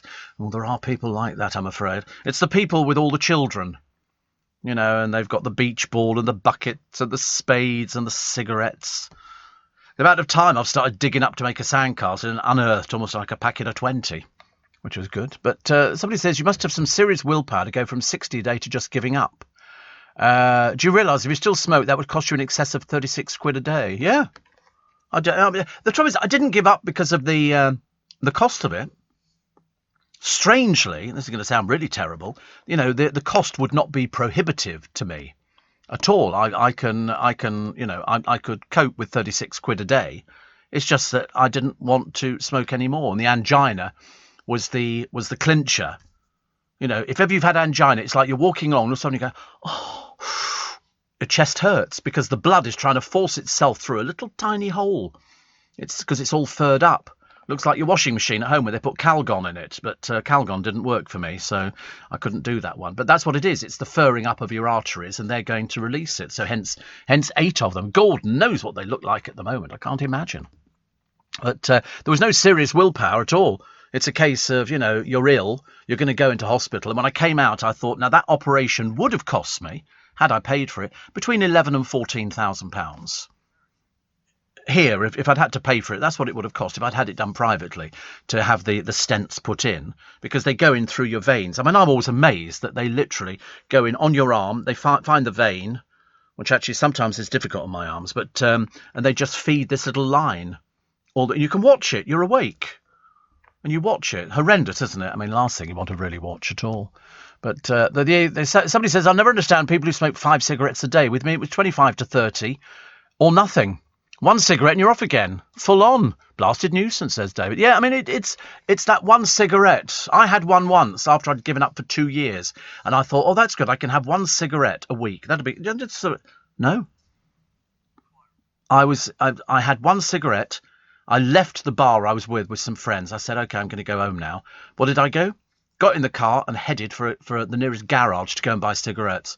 It was so addictive. So addictive. Not so good, is it? So. There's a 4-year-old boy in the paper today. 4 years old. 4 years old. He's been reported to the police by his primary school. Why? He's got a watch. and they think he could use the watch to film other children. He's 4 years old. I don't know what sort of primary school this is, or nursery school, or whatever it is. I mean, I just find it absolutely unbelievable. They've reported him to the police. What you got there? It's the watch. What are you using that for, eh? 10 a time. Can't believe it, can you, really? Curtis Pritchard has one fan after his dreadful appearance on Hollyoaks, where he was as wooden as Sherwood Forest, I'm afraid. He couldn't act for toffee. It was very embarrassing, but his one fan, and he should worry about it, Amy Hart again. You know, the one who went out with him briefly on the Love Island thing, and then he ditched her because she was about as dull as ditch water, and then she went into rehab, if you please. Obviously not used to being dumped before. Apparently she never thought she was attractive. I don't know why people come up with this garbage, it's ridiculous. The Dream Boys are back. They're like a male strip-type group. After lockdown, they had jobs as brickies and florists. So now it's not oil they're covering them with, it's hand sanitizer. Yeah, florist. They all had sort of normal jobs away from being Dream Boys. They're basically a male strip-type group, but they don't take everything off. Why not? Jordan's former makeup artist, which she luckily got rid of, he apparently used to be a coal miner. Must have been the campest coal miner, I think, on the block. Jordan Banjo is kicked out of The Masked Dancer, which is hilarious. It's a programme about dancing. He's a professional dancer, and he's the first one kicked out. Obviously, they didn't rate him. Bit embarrassing, isn't it, really, for a professional dancer, or just a bit too obvious. Stuart Lubbock. Now, you know who Stuart Lubbock's father is. Stuart Lubbock was the man who died in the swimming pool, and then a short while ago, it turned out that Stuart Lubbock's father is terminally ill, and he said that he literally had days left. Well, he's still alive. He's still alive. And he's now complaining about the police. He said, I think they're just waiting for me to die. Well, the way it was described to us a short while ago was that he was literally just days away from death, and he was quite pleased, as indeed we all were, that somebody had been questioned by the police over Stuart's death. And now nothing's happened. And so he thinks, I mean, you know, either he's terminal and it was a few days, or he's been a bit economical with the truth. It's like Jordan. She's just jetted off on holiday again, where her mother is terminally ill. I mean, you'd thought she'd want to be with her mother all the time, or is this just publicity? I mean, you appreciate the fact her mother's ill, but if she's terminally ill, why would you jet off on holiday again? You know, I mean, I understand that Jordan doesn't have a job and she's a bankrupt and she's a failure in business, but you'd think you'd want to be with your mother, wouldn't you? Only guessing. Also, Prince Andrew pictured horsing around in the grounds of Windsor Castle. Can't stand him. Nigel, I don't think anybody does like him, actually. And what do we got here? The restaurant bosses blaming furloughing for the lack of staff. You can't find staff anywhere. I went to, because I've got a friend of mine who's in London working, and then he's going to meet me at 7:05, and we're going to go and get a bite to eat. And I thought, well, we'll go local here, because I saw loads of people in the dining room of the hotel opposite us, and it said open from 7 a.m. So I thought, oh, that'll be good. I can go and get a breakfast there, and it's a buffet breakfast. And I like a buffet breakfast. Have as much as you like to eat for about £25 or whatever it happens to be. And so I thought I'll phone the hotel, and because it's a hotel, and just check what time they're opening for breakfast, if indeed they are, because it's a bank holiday. Nobody answered the phone. It rang and rang and rang and rang, and I'm thinking, I'm sorry, are you a hotel? And if so, is there anybody on the front desk, or have they just gone to sleep? How rude. How rude. I called them, and I was just going to say, you know, are you open for breakfast and from what time? If they say, oh, it'll be 8 o'clock this morning, well, then I shan't bother, because I'm meeting this friend of mine at 7:05. But it's just, you know, why don't they answer the phone? I mean, it's just so I could have been saying, oh, I'd like to book 40 rooms or something like that, but obviously not now. All I want is a breakfast. It's not difficult, is it? 84850 steve@lbc.co.uk. Have you seen Ghosts of the Abyss, says David in Sunderland? No, never heard of it. Honestly, what are these people sort of? You weren't sort of, you know, complaining about, the sort of the lockdown, were you, again the other day? I was the one who recommended it to people. Don't be so stupid, David. Honestly, go and listen to something else. I can't bear idiots. Not even on a bank holiday Monday. Where do we get them from? I think banned, yeah. I think banned. We have to. I mean, it turns out ridiculously, doesn't it, honestly? We liked it. I mean, it's almost ridiculous. You know, where you sort of talked about, what was it the other day something happened? I can't remember what it was now, actually. It was something quite funny. Somebody said, what was it? It'll come to me later on, actually. I can't remember every single thing. We try and remember all of these little bits and pieces. Eamon Holmes feels as if he's learning to walk all over again. Well, he should be. He's advertising a machine on the television that must have paid him a good few £1,000. And then we see him walking there because he's with Ruth and they're walking. She's not holding his hand or upright or something like that. So perhaps it's got worse. And the Z-listers appearing on The Masked Dancer: Emily Atack, Greg Rutherford, Bob Morter, Louise Redknapp. Apparently she's had a dreadful year. It's been awful for her. None of her records charted. It was a total waste of time going into the recording studio in the first place. And Steve, I smoked heavily for 60 years. In 2004, I read Alan Carr's book over one weekend.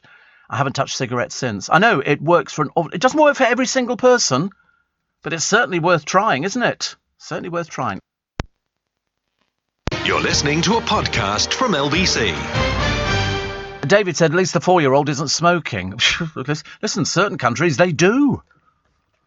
Certain countries, they do. It's very addictive. Very, very addictive.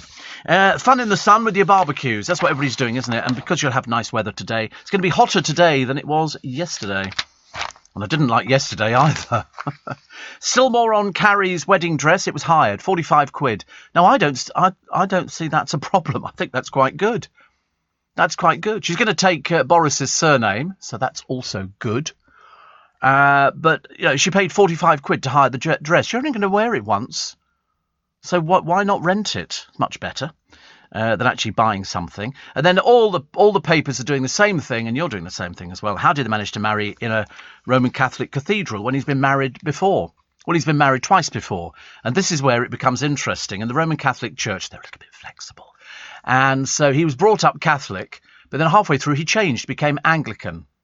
Both of his weddings were not Roman Catholic weddings, so they don't count those as weddings. Hence, he was allowed to get married in a cathedral. What was annoying and what was really bad is that there were people in the church, in the cathedral, who were thrown out. I'm sorry, you have to go now. So, well, we don't want to go. You get out. Go now. But it's a church. Out. Seriously, it's like the dissolution of the monasteries all over again. And then what happens? A limousine sweeps up and out she gets. So, you know, as they say in the business, sod the people who are in there praying or sort of looking round the cathedral. It's a case of he's far more important than she is. So they don't want you. Very flexible, the Catholic Church, aren't they, as we all know. Steve, I remember seeing an autopsy of a diseased smoker's lung on Open University. I think if it was repeated, people would be put off. They wouldn't, Tony. Of course they wouldn't. People know it's like that. They even had cigarettes called Death that people bought. You know, and it's not going to put people off. I'm sorry, it just isn't. Even if you showed somebody a diseased lung, you think that's going to put people off? No, they like smoking. I told you I've seen people sitting on these, you know, these little mobility scooters with a fag on. It's not going to stop people. I see people on the train in the morning, you know, workers, you know, builders and stuff like that, rolling up cigarettes. They're so desperate to get off the other end to light the cigarette up. They're so desperate for it. I'm so glad I'm not addicted because they look just sad and tragic. Really. Gilly in Basingstoke says, on the way to North Weald, you're on top form this morning. You know why, Gilly? It's bank holiday. I love a bank holiday. I really like a bank holiday. I'm quite happy. I mean, because it doesn't bother me. People say, oh, you work on a bank holiday. I go, yeah, but I finished at 7. You know, that's practically the whole day. Many of you will still be lying in bed at 7 o'clock in the morning. You know, many of you will be sort of lying there going, I'm not getting up, it's bank holiday. I want to enjoy myself. Whereas me, I don't know what I'm doing. I did do a few garden centres the other day, and then I suddenly realised I don't need to go to a garden centre. I've just got to put some earth in pots, and I've got the earth, and then plant up the plants that I've already got. I've got petunias, and I've got a big box of all different colours, and I've got all sorts of things, so I can fill up. So I'll do that today, change the bedding, and then I'm all sorted. which is not. I just like a bank holiday. It's funny, isn't it? You look forward to things, but it's only because I'm going to see a friend of mine who I've not seen for ages because of lockdown and because of all the other bits and pieces. So that's the way it goes, ladies and gentlemen. You're probably doing different things as well. A friend of mine down in Brighton. She was seeing loads of people yesterday and today because it's been locked down for her for ages and ages. So she's seeing loads of people. I love it. Steve, I've been to 2 branches of Premier Inn recently, and they do a meal deal, full English and an evening with a £25 a head. Yes, I've tried. Unfortunately, I tried their evening meal. I didn't rate it at all, but that's just me. That's just me. It was. I mean, I had a steak. I mean, it's no good Doug going, oh, that can't be bad. Yeah, it depends what the quality was like. And I had a steak, and to be honest with you, I would have been easier to eat one of my car tyres. It was so awful, really. But hardly any word, because it's a George to the Giraffe question. Watching the DVD of Very English Scandal by Russell Davies, As Good as Queer as Folk, and It's a Sin. Have you seen it? Says Shane. I haven't watched anything for ages. I've been quite. I was going to say quite good actually, but I do like my DVDs. But I haven't seen anything just yet. I will do. I shall get round to it. So what was the other one? Jordan Banjo kicked out as well. Oh, zoo visitors to Bristol Zoo can soon be seeing dinosaurs roaming Britain. It'll be one of these CGI things. Because I don't know why we can't do it. I saw the film Jurassic Park 1, 2, 3 up to 27, and they seem to breed dinosaurs, T-Rexes. Very dangerous. Very dangerous. I didn't like anything like that at all. I got quite and also annoyed at the same time. You know when you get 2 kids in one of the Jurassic Parks? Sorry? No, they're CGI'd. In Jurassic Park, they were breeding dinosaurs. But then you get 2 irritating children who get in this thing and then they go, OK, let's actually get out and take some pictures. You're in the middle of a dinosaur park, thickos. And then they wonder why, the T-Rex treads on their little pod. And you think to yourself, this is the stupidest film I've ever seen in my entire life. I appreciate the graphics, but it was just a stupid storyline. Really ridiculous. And those mob who were storming the shopping mall in Shepherd's Bush. Thugs. Out and out. Why were they attacking the police? The police didn't make the rules in this country. And they were going, and they're all a bit dim. Oh, there's no such thing as a pandemic. It's all made up. Really? So interesting, isn't it? I didn't realise people were that thick nowadays, but sadly they were, until you looked at them and you suddenly realised that these were people who went there for a ruck with the police. They had nothing to do with the pandemic, because if they'd had a member of their family who'd gone down with it, I'm hoping that if any of them go down with it, please God they don't, the NHS go, I'm terribly sorry, we saw you on the television. You don't believe in it, so we don't believe in you either. Off you go, toodaloo. But they won't do that, will they? Which is a shame. Oh, the church has run out of priests. There's a seminary. Used to have 120 priests, trainee priests, and now they've only got 5 left. So what they're going to do is get rid of that 5, and they're going to sell it. It's worth millions, the land, to the Catholic Church, who, of course, is in so much debt. It's embarrassing. I think Vatican City nearly went into bankruptcy some years ago because they... Have I been? Yes, I have, yes. Vatican City is full of security. Men with dark suits, dark glasses, and talking brooches. Seriously. Zedric to one. It's just full of it. And nuns. You can't move for nuns in Vatican City. We went inside, then we went down into the crypt to see all the Pope's burial places. I quite liked it. But the funny thing was, we were there at the same time as a cruise ship was in. There's obviously quite a few cruise ships, but this one was a gay cruise. The entire ship descended. It was so funny, because my godson at the time looked at him and he said, Uncle Steve, what do you think? Gay or straight? And I said, what do you think? He said, I think gay. I said, I think you're right. It was just the funniest thing ever. But the letters in the basilica are 9 foot tall. They just don't look it from the ground. Which is I found it an interesting place to go to. But it's all these security men all over the place. Yeah, we saw the colourful guards. That was quite nice. And we saw some choristers. Do you know most of the choristers have never met the Pope? Because they only sing at certain things where the Pope might officiate, but he never meets them. He has met them, some of them in the past, but the moment they get to a certain age, they're sort of out. But they're at choir school. And it must be quite tough for them. There's lots of sort of singing and burning of candles. It's not for everybody, I should imagine. Steve, I'm camping in the Isle of Wight. You'd be arrested for that, I should imagine. You're on the radio and birdsong. What more could I need? One of my neighbours has gone. In fact, there's about 4 or 8 of them. They've gone camping for the weekend. They've loaded up the vehicles and hope they have nice weather. Once arrived an hour before opening hours at the gym, so went next door to the Premier Inn Hotel, Steve. Paid 15 quid to have a self-service breakfast, which I had no qualms about, and enjoyed the varieties, says Deb. Yeah, well, you can do that. The evening meal I thought was atrocious. But that's just my opinion. Other people might actually go there and probably absolutely adore it. I thought the breakfast was okay, but there is a limit to how much you can eat, isn't there? You know when you go to one of these all-you-can-eat Chinese restaurants, and it's always chicken and various. It's always the naff stuff. It's never all the proper stuff. We used to have one in Twickenham. It's £14 a head, but you could have crispy duck and everything. So of course we all had crispy duck. But what they do is they bring it to you in little bits and pieces. You want to go, bring me 10 portions of crispy duck.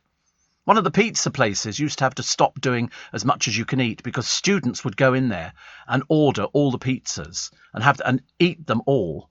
So they used to bring round the pizza and then they go, would you like a slice of this one? And that stopped people eating so much. Bit of a swizz, really, but there you go. So, if you think 15 quid for a breakfast good, I mean, fine.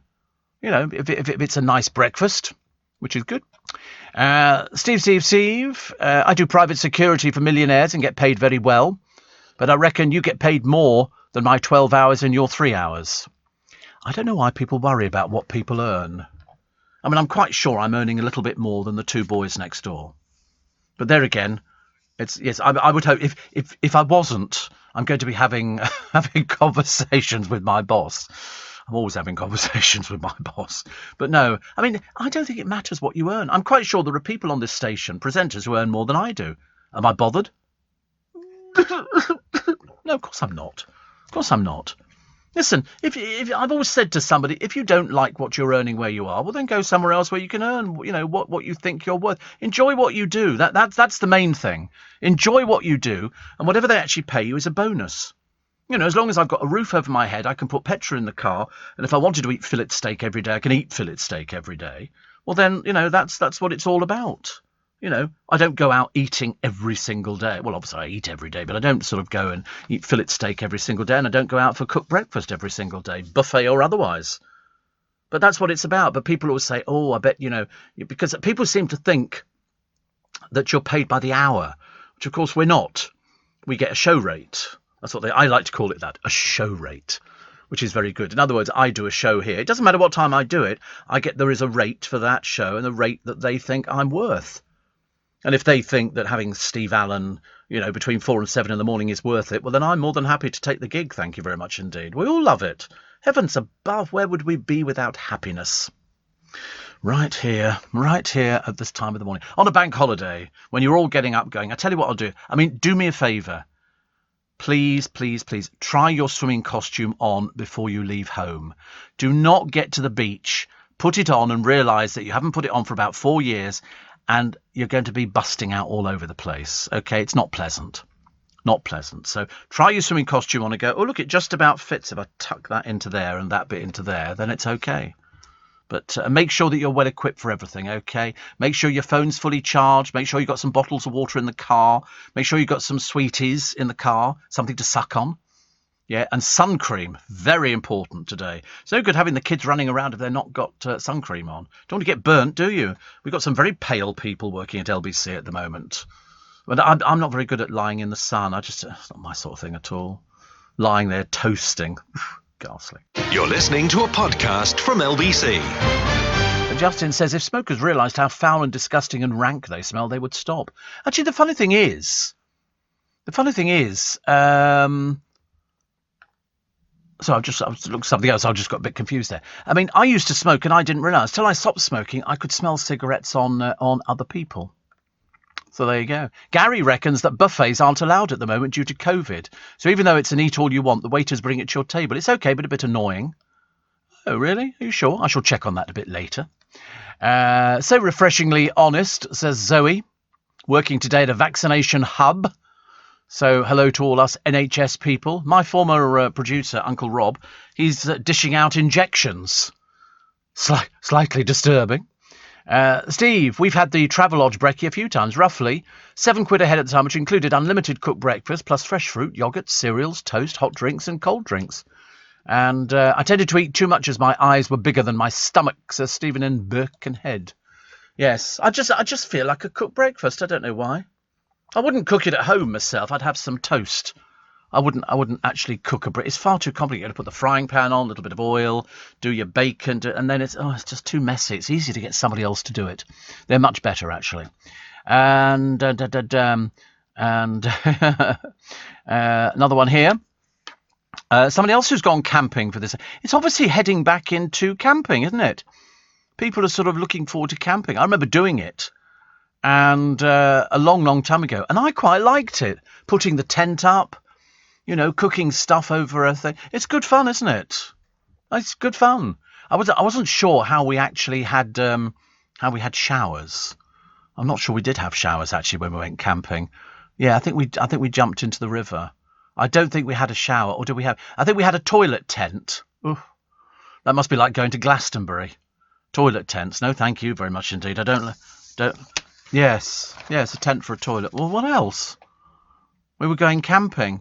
In the river. No.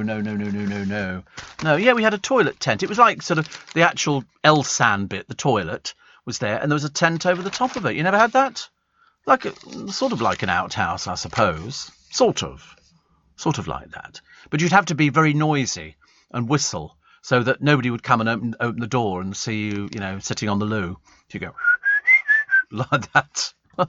Oh, look, here we go. Lily and Ellie.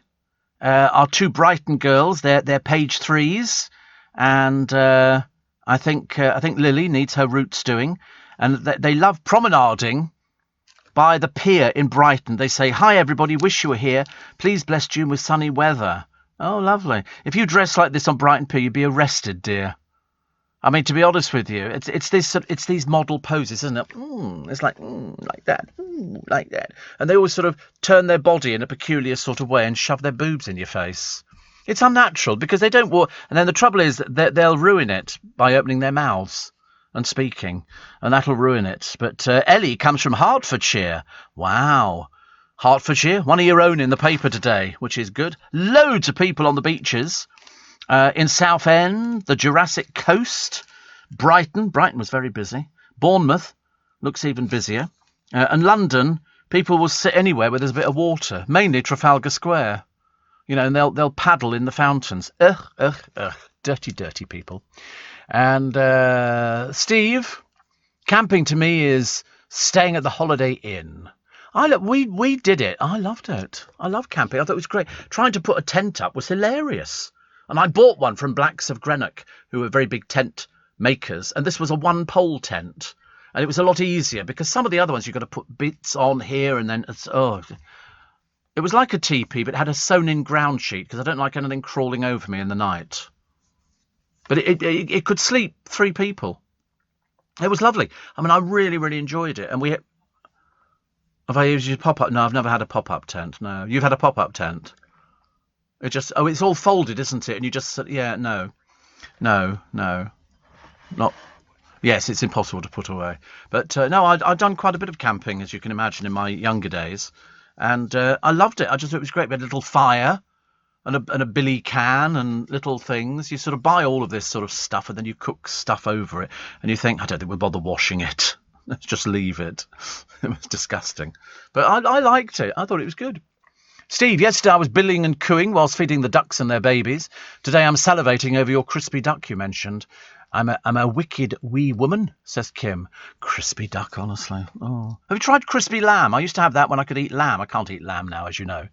But crispy lamb was lovely. Exactly the same as the crispy duck, only you wrap it in lettuce. Comes with sort of lettuce, and it was just lamb that was obviously deep fried in sort of chunks, and you put the hoisin sauce over the top. Oh, don't talk about food at this time of the morning. It's ridiculous, honestly. What if I could have sausages, bacon, beans, hash browns, fresh fruit, toast?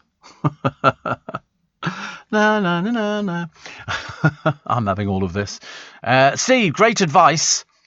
Re-swimming costume. I saw a woman at the beach in Southend who'd put on a few pounds. She looked like a £10 sausage in a £5 skin. Yes, I mean, some people, they've got no idea. You feel like, I mean, you don't want to say something to them, but unfortunately, you say it to the people you're with. You go, look at that over there. Don't look at that over there. She's trying to cram 32 stone into a bikini. And some people with their guts hanging over the top of their swimming costume. It's not an attractive look. They should be told. They should be told. You have to tell people, I'm terribly sorry, that's not for you. Okay, go home and eat more at the salad bar. We don't want people to do things like this. So still, a furious priest this time has spoken out over the decision to allow Boris to marry Carrie in a church. We've told you this. He said he's twice divorced. Yes, we didn't get married in a Catholic thing first 2 times round, and that's why. So this is some priest here. He says, I have to tell practicing Catholics in good faith who want a second marriage in church, it's not possible. You didn't get married in the Catholic Church. Honestly, it's not the brightest people, are they? He got married and he was an Anglican. Okay, so that's how he's able to... Honestly, you can't explain it anymore to people, can you?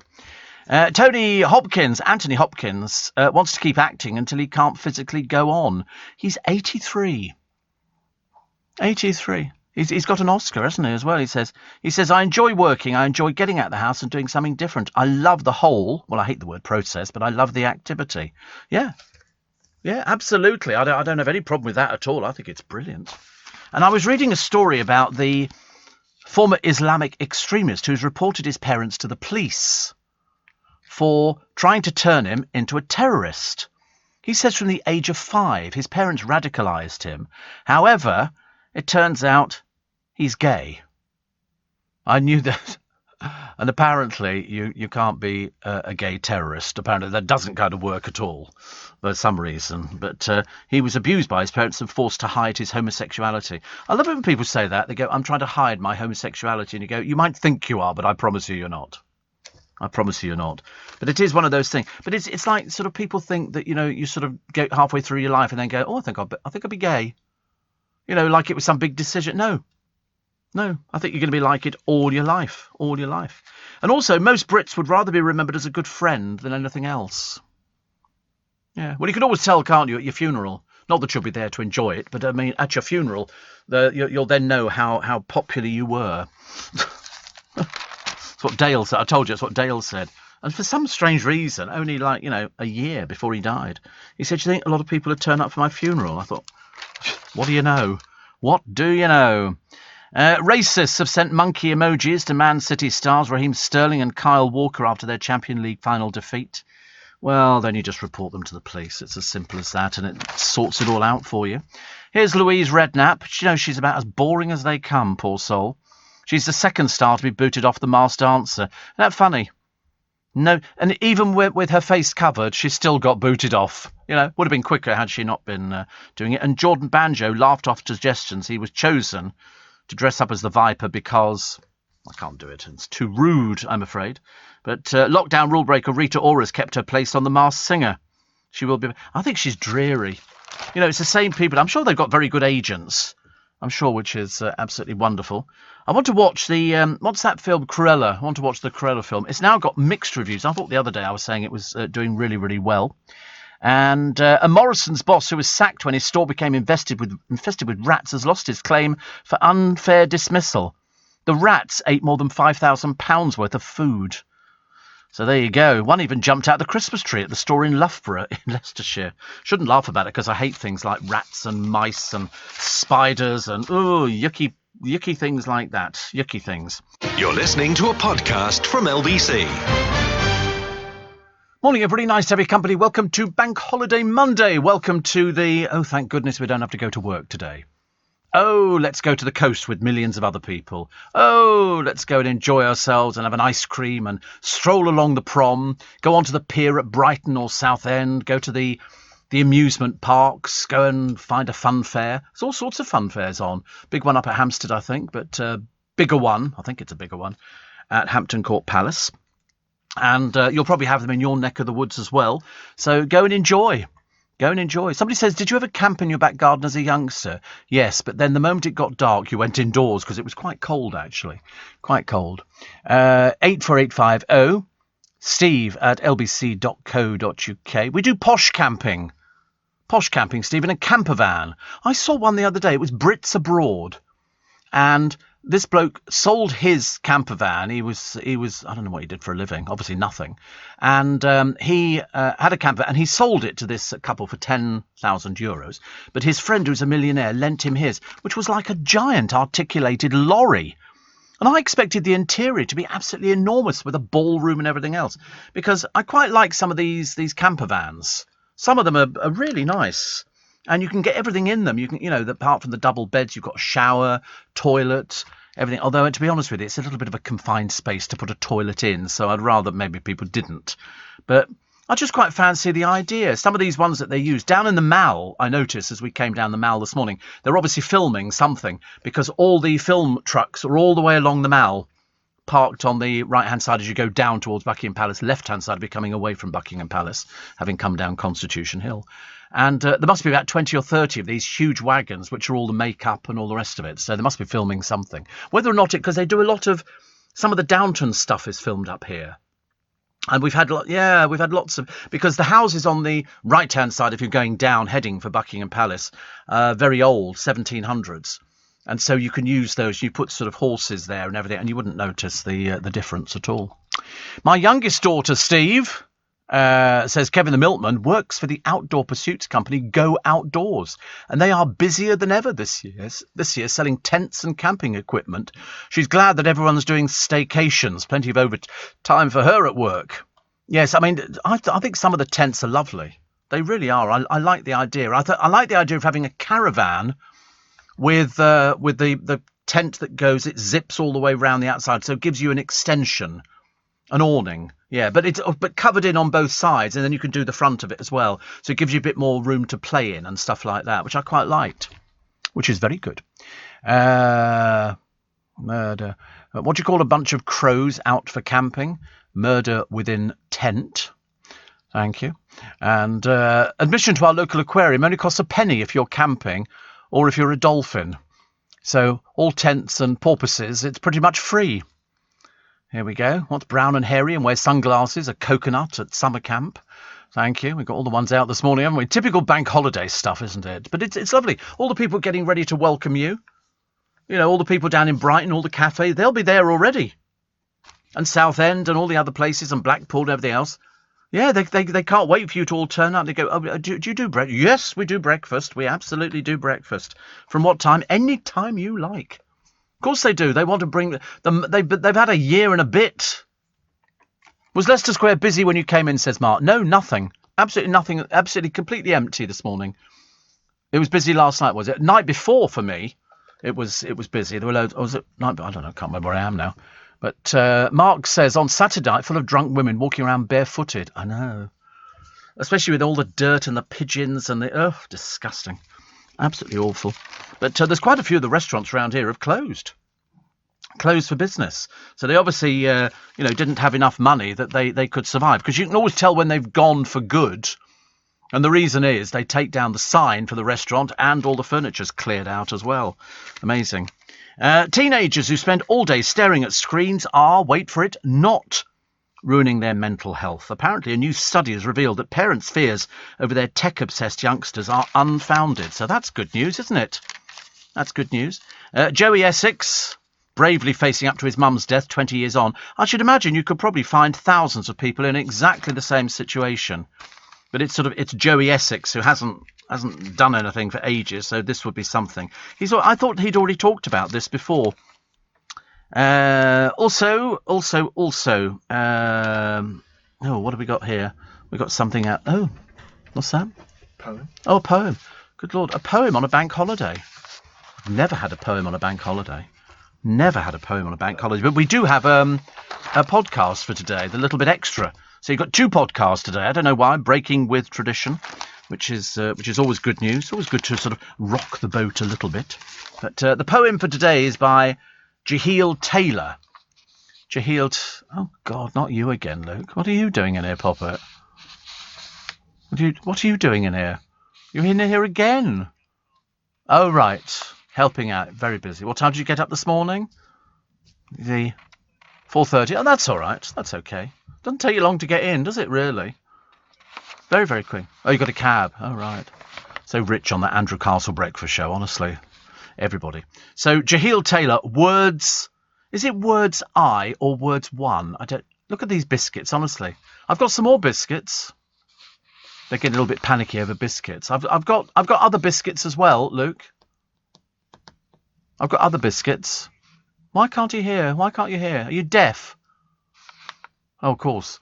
I've got other biscuits. I've got Club, orange and mint. Yeah, in here. Wait a minute. So I have to feed the troops. It's a bank holiday. I think the nice thing is that we do feed them. Wait a minute. Here we go. Sort these things out here. There you go. Mint. Thank you. Orange. Orange. Oh, wow. Orange. Mint. That's it. Wow, Okay. thank you. Manage all those? I think so. Yeah. Thank goodness me you're not on a diet. Thank goodness you're not on a diet. You don't. He doesn't need to go on a diet, actually. Not many. And, Henry says, could you save a club biscuit for him? Can you tell him to save a club biscuit for Henry? Oh, is he gone already? Oh, it's outrageous, honestly. Yeah, Henry's getting a bit desperate for a biscuit as well. And Dawn Neesom's up. Yeah, can you save some for Henry? Thank you. Got to feed everybody on the bank holiday Monday. Dawn Neesom is up this morning. It's a bank holiday. Her mum's just celebrated her 80th birthday. 80th birthday. It's funny, actually. We were talking about this the other day. And we were sort of saying, you know, how long do people expect to live nowadays? And I said, well, I don't know. I mean, is it to do with your family? So, in other words, if your family all passed away young, does that mean that you passed away young? Because I've exceeded both my parents. They both died young. So I've sort of gone past that. I mean, is that a good indication or not? I don't know. Is it your health? Because we were talking the other day about the smoking, and Darren spent practically an entire programme talking about the smoking and all the rest of it. John Wayne used to smoke 100 a day, 100 cigarettes a day. And admittedly, he sort of died, but he went for quite a long time. So, you know, it obviously doesn't affect everybody in exactly the same way, does it? It's like people who drink. I used to have a producer who was an alcoholic, and he died, I think when he was, difficult to tell how old he was, actually, because he never seemed to change at all, but he just drank. In fact, he actually couldn't survive without drinking. That's the difference between somebody who drinks socially and somebody who needs to drink. He needed to drink. He couldn't function without the drink at all. Kevin in Luton says perfect weather at the moment for hot air ballooning. Oh, I bet it is. Those thermals must be fantastic. You can do it over, I don't know, over Brighton and Kent and stuff like that. Sounds lovely. I'm doing the poem now. I'm just getting round to it. Very pushy this morning, aren't we? Honestly. So this is it's either words one or words I. We didn't know what it is. It's by Jaheel Taylor. Words are like weapons, deadly. Words are dark and smoky, or bright and cherished. They slice, dice the mentality, part the soul from flesh. They can heal and bless. They comfort or destroy. Words are like weapons, soft and opaque, cut deep, or secrets they may keep. Words are ridiculous or compassionate, obliterate, implore, erode or care, calculate, obligated or dominate. Words are like God. They build worlds where humanity is never trod upon, heal, worship or prostrate. Words are dealt like daggers to the flesh, or consider the objectivity. Fancy being prostrate. I suddenly realised. Freudian slip on that one, I think, ladies and gentlemen. Roger says, do the boys skip breakfast because they know that you bring in goodies they can snack on? This is dinner. They've been here all night. So, in fact, you can hardly call it also chocolate biscuits for breakfast. You know, it's not. It is a bit naff, isn't it? They used to do something years ago, and I remember we used to bring them in, wall sausages that were already cooked, and then you just put them in the microwave, and they were all done. And we could eat a whole packet of those in the morning. That was something really quite nice. And then the other thing I used to do years ago was I used to go to one of these chicken type shops down at Shepherd's Bush, and they used to do spare ribs. So I'd buy 3 portions, sometimes 4, of spare ribs, bring them in at the end of the programme, in the last hour when we had space to do it. We'd put them in the microwave and eat spare ribs at sort of like 4 in the morning. I have to tell you, spare ribs at 4 a.m. taste fantastic. And then Paul Savoury one night brought in a lamb curry. And we ate lamb curry. It was delicious. I can't begin to tell you how good. He bought it the night before, and we just heated it up in the microwave. It came with rice and everything, and it was just delicious. And then we used to send Larry out, one of our drivers, to go and get Chinese at 3 a.m. Sweet and sour chicken, sweet and sour pork, special fried rice, pancake roll just for the journey. Oh, just I love it. Oh, I love stuff like that. Terrible, isn't it, really? If I don't get my breakfast at 7 o'clock this morning, I'm going to be in such a bad mood for the rest of the day. I just feel like I don't want to walk too far for it. I just want to sort of have a cooked breakfast. I'm not asking for an awful lot. So also the other stories in the papers today.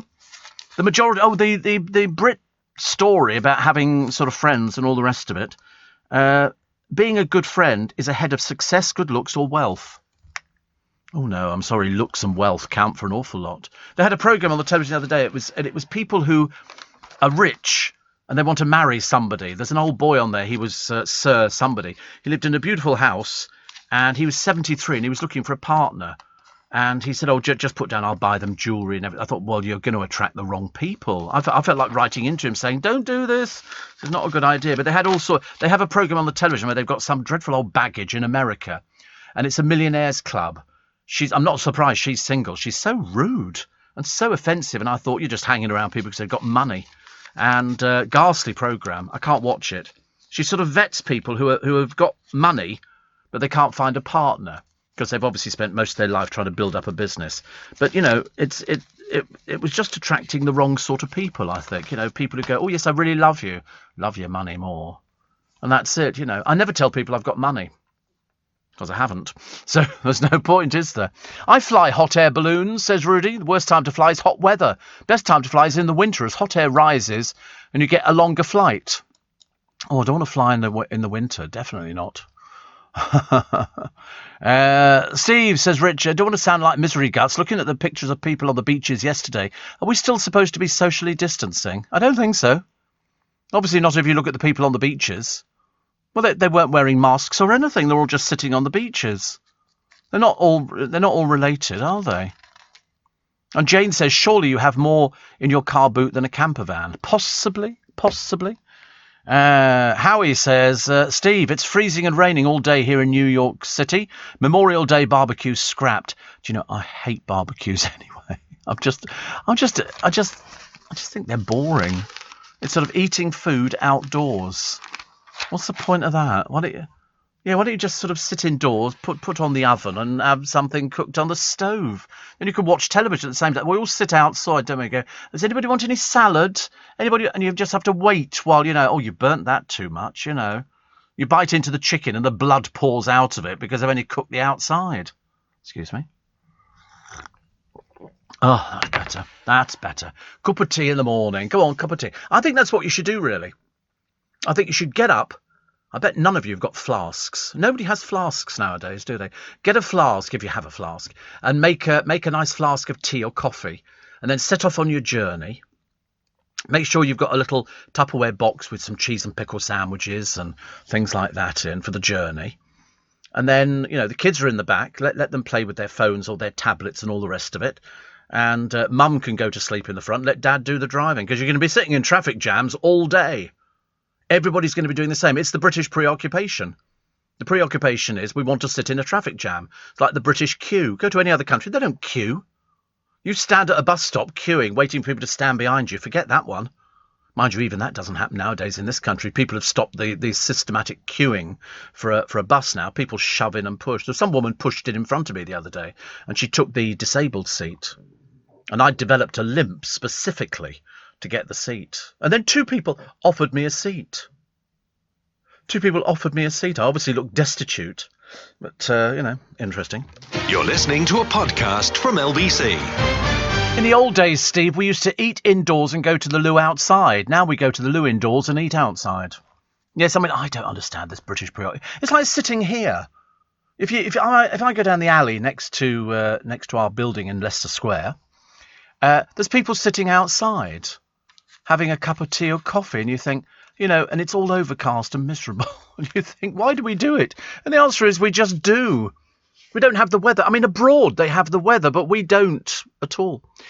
Shane says it's a wonder the boys can eat breakfast after all the biscuits they've eaten. Well, yeah, but they like something a little sweet. They like something a little sweet. And biscuits, you can see their little eyes light up. You go, and I showed Kieran my nuts, and he immediately became animated. And I said to him, they're good. The only trouble is they're fattening.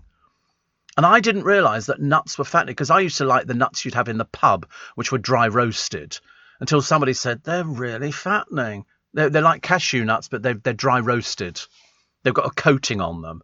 And we used to have handfuls of peanuts. That was the thing to have, wasn't it, with your drinks, or crisps. But crisps are so messy. Oh, I hate pork scratchings. Do you think they've actually seen a piece of pork? Never. No, I don't think so. They're really bad for you. I used to like Bombay Mix. Bombay Mix was great, but again, it's so fattening. It's so fattening. It's a shame, really. And I mini cheddars I like. Twiglets. Scampi. No, I've never had scampi fries. I don't like the sound of it. That sounds chemical to me. That doesn't sound as though it's ever seen a piece. And I love scampi. I could, if I was having a party, there would be scampi. The what? The pub is fattening. Yeah, I mean, I agree with you. Mind you, everything's fattening, isn't it, nowadays? I mean, there isn't anything that you can have that isn't fattening. I bought a yogurt the other day, but it's not a yogurt you use a spoon for. It comes in like you sometimes see kids with them, and it's an Icelandic type yogurt, and you sort of squeeze it. It's made by Graham's. That's all I could tell. And it said Icelandic yogurt, and this was papaya and mango and something else. And you squeeze it into your mouth. It's very bizarre. It's very bizarre. And I bought 2. And then I bought some Yoplait as well, because I quite like that drinking yogurt. I'm sure it's all fattening. I'm sure it doesn't matter what it says on the thing. I'm sure. I mean, all the things that are fat, which I didn't think were fat, are the things that are sort of bad for me.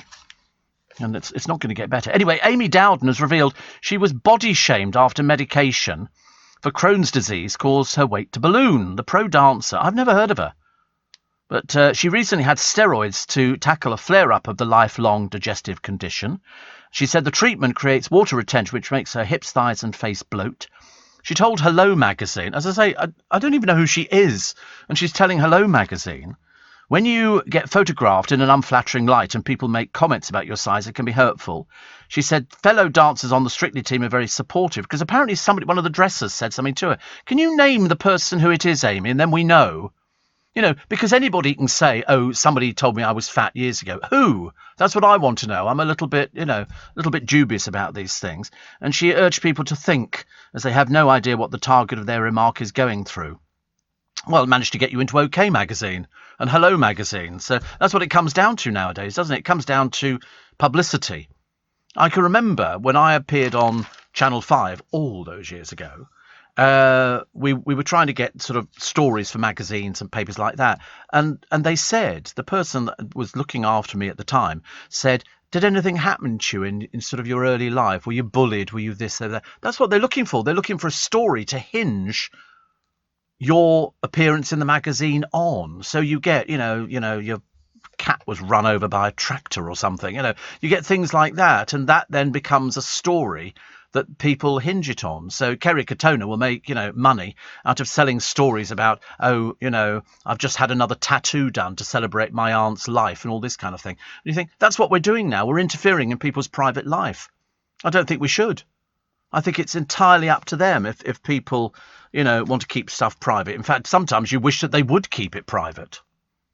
Mark says, I bought the other half a massive flask for her weekend trips to the allotment. She loved it. 10 types of tea to choose from or just a decent coffee.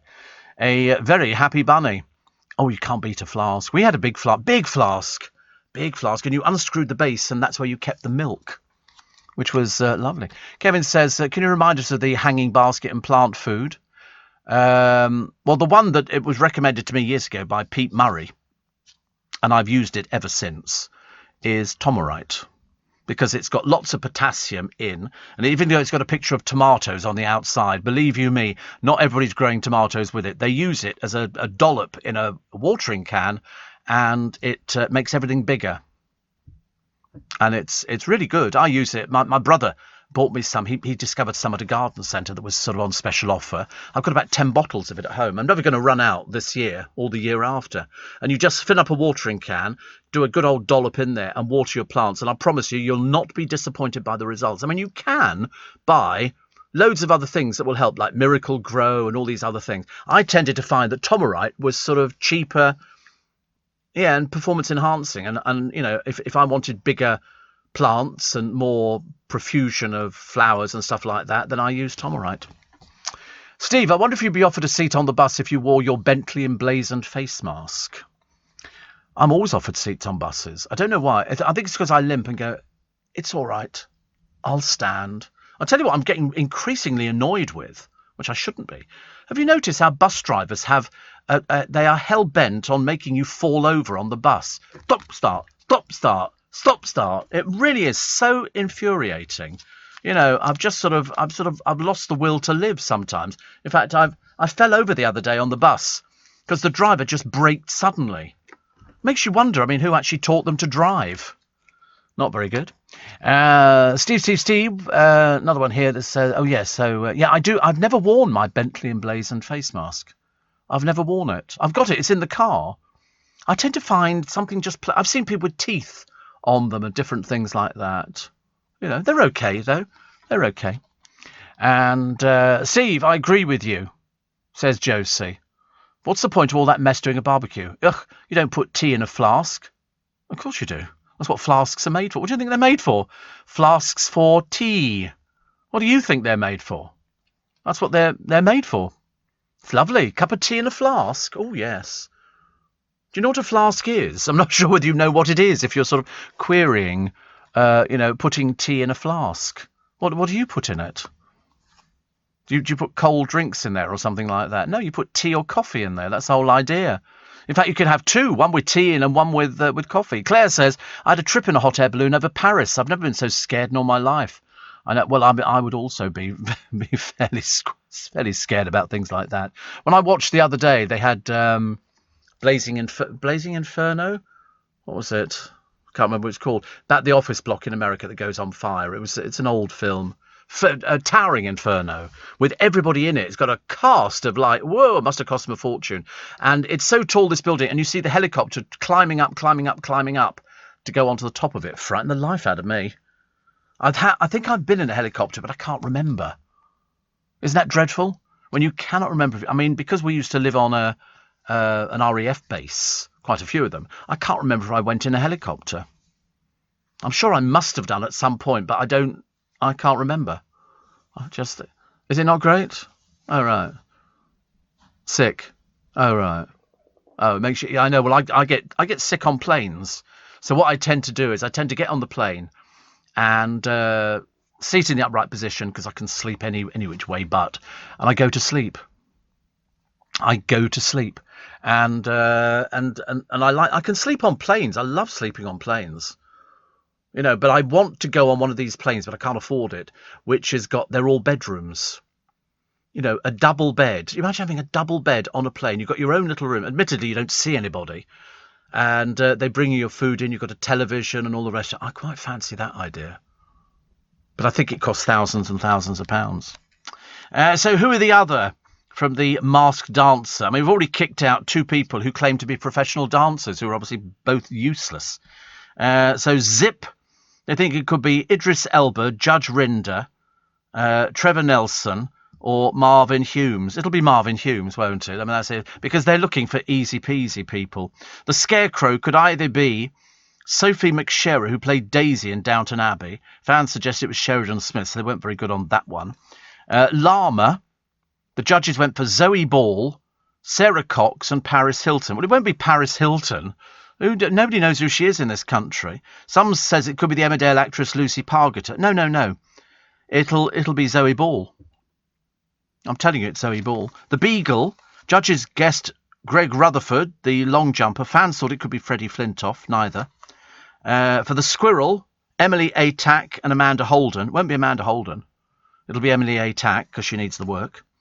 And Knickerbocker Glory. They think it could either be Susanna Reid. It won't be. Or Drag Race's Bag of Chips. It'll be Bag of Chips. Okay, it'll be something cheap. It's got to be. Rubber Chicken, they think it could be Bradley Walsh. No. Paul O'Grady, definitely not. Harry Hill, definitely not. Bob Mortimer, probably more than likely. Somebody cheap. Car Wash, judges guess Take That Howard Donald. No. Jason Orange, nope. Gary Barlow, yes. Or Matt Willis or JK from Jamiroquai. He's not still around, is he? JK from Jamiroquai. God blimey, I thought his career finished ages ago. I had no idea. Didn't he lose his temper once? Didn't his car break down somewhere? Somewhere in London, I think. People started taking pictures, and he got, as you can imagine, can't you? I always dread things like that. You're listening to a podcast from LBC. Steve, talking about calories, 5 plain roasted almonds are 100 calories, says Howard. Who'd have only 5? Well, I didn't realise that pita bread is very fattening.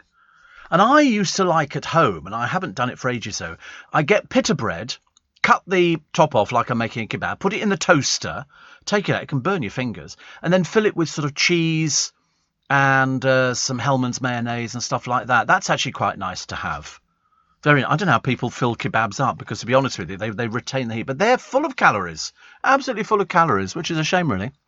And there you go. Private suites on planes, says Roger, are disappearing fast because most airlines are retiring their Airbus 380s. I just saw it and I thought it looked good. Alex says, where there's blame, there's a claim. Did you hurt yourself when you fell over on the bus? I fell over on the seat. I was standing up waiting and he braked suddenly. But I've had it a lot. I felt like going up to some of the drivers and going, excuse me, have you learned to drive a bus before? Because you don't live on the brake. Okay, you know, otherwise we'd all be kangarooing into the bus stops. Which is ridiculous. Steve, I've arrived, says Jilly from Designer Pets. Basingstoke to North Weald Market. Now to set up the stall. If you need sunglasses or pants for your dog, I'm your girl. She sells clothes and things for pets. So you go there so you can dress your pooch up in, you know, little trousers and tracksuits. Very stylish, and little sunglasses and stuff like that. We thought we'd have you done, Jake. We thought we'd sort of take you to the market. We could have Designer Pets do you. We could see you, sort of see you wearing little sunglasses. Ooh, look, you've got your sunglasses on. Blimey. I don't like them. No. Are they your sunglasses? Really? Are they a special make? Like orthopedic? You got them from TK Maxx. How much did they cost you in TK Maxx? 15 quid. I do like a pair of sunglasses, actually, because unfortunately, because I've worked nights for such a long time, my eyes are quite sensitive, and because I'm diabetic, my eyes are quite sensitive as well. So I do wear sunglasses a lot. I remember going to Camden. I used to do an entertainment show up there at the Interchange, and there was a drunk. And I was wandering up and down the road because I was early, but I was wearing my sunglasses. And it wasn't a particularly sunny day, but it was sunny enough for me, for my eyes to become bloodshot. So I put them on, and this drunk looked at me and he went, "It's not even sunny." And I went, "Oh, sorry, I'm partially sighted." And he went, "Oh," and left it at that. I wear them all the time, though. Lots of people do. Lots of people do. There was, you know, I've seen reporters wearing sunglasses all the time. You've got to protect your eyes. Got to look after them. You've only got one set of eyes. Sorry? Well, my eyes used to get terribly bloodshot because I used to work late night. So I lived in the dark. And so by putting sunglasses on, in fact, I couldn't actually go out in the car driving unless I had sunglasses. So I've always got sunglasses in the car, always spare sunglasses, at least 2 pairs, a couple of pairs in my bag. And I live in sunglasses. I've been known to go out and sort of buy 2 or 3 pairs, which I quite like. So, not from TK Maxx. No, at the moment I'm Ray-Banning, which I've always liked. The funny thing is, over here Ray-Bans are sort of £100 a pair, something like that. In America, they're like 30 quid. There's so much. Venice Beach full of, whether they're genuine, I've got no idea. I thought they were, so I bought some Ray-Bans there. But I quite like them. They're easy to wear, and they sort of slip on. Because if you look at Victoria Beckham, she's always wearing the wrong sort of sunglasses. Totally wrong for her size face. But there again, she doesn't want people to see the lines under her eyes. That's why she doesn't smile. Fairly okay. So, Carl, we've done all. I think we've done all those, haven't we? Bag of chips. I like the idea of Judge Rinder. He's everywhere. The trouble is, nobody's ever going to take you seriously if you appear on one of those singing type programs or a dancing type program. So that's why they keep using the same people all the time, which is not so good. Aura Duber is starring as Brad in the Rocky Horror Show. Nobody told me what to do, he revealed, so I shaved inside my thighs. What for? All he's wearing, he says that if you're in the Rocky Horror Picture Show, you have to do some intimate grooming for it. Yeah, so you're sort of shaving. He said it's health and safety. Oh. Sounds disgusting, doesn't it? I shan't be going to see that show, thank you very much indeed. I don't like the sound of that at all. I've never heard of that before. For the Rocky Horror Show. Mind you, I did see the Rocky Horror Show, and I've interviewed Richard O'Brien on numerous occasions. But the Rocky Horror Show we used to go and see in Kings Road, Chelsea. And the nice thing was that the used to be an old cinema, but it was filthy dirty inside because they never cleaned it. So all the rubbish, people would have something to it, they'd just throw it on the floor, and that added to it. And the cast would come out, they used to wear these plastic masks, which made them look very scary, and they'd come up and look at you in your seats before the show started.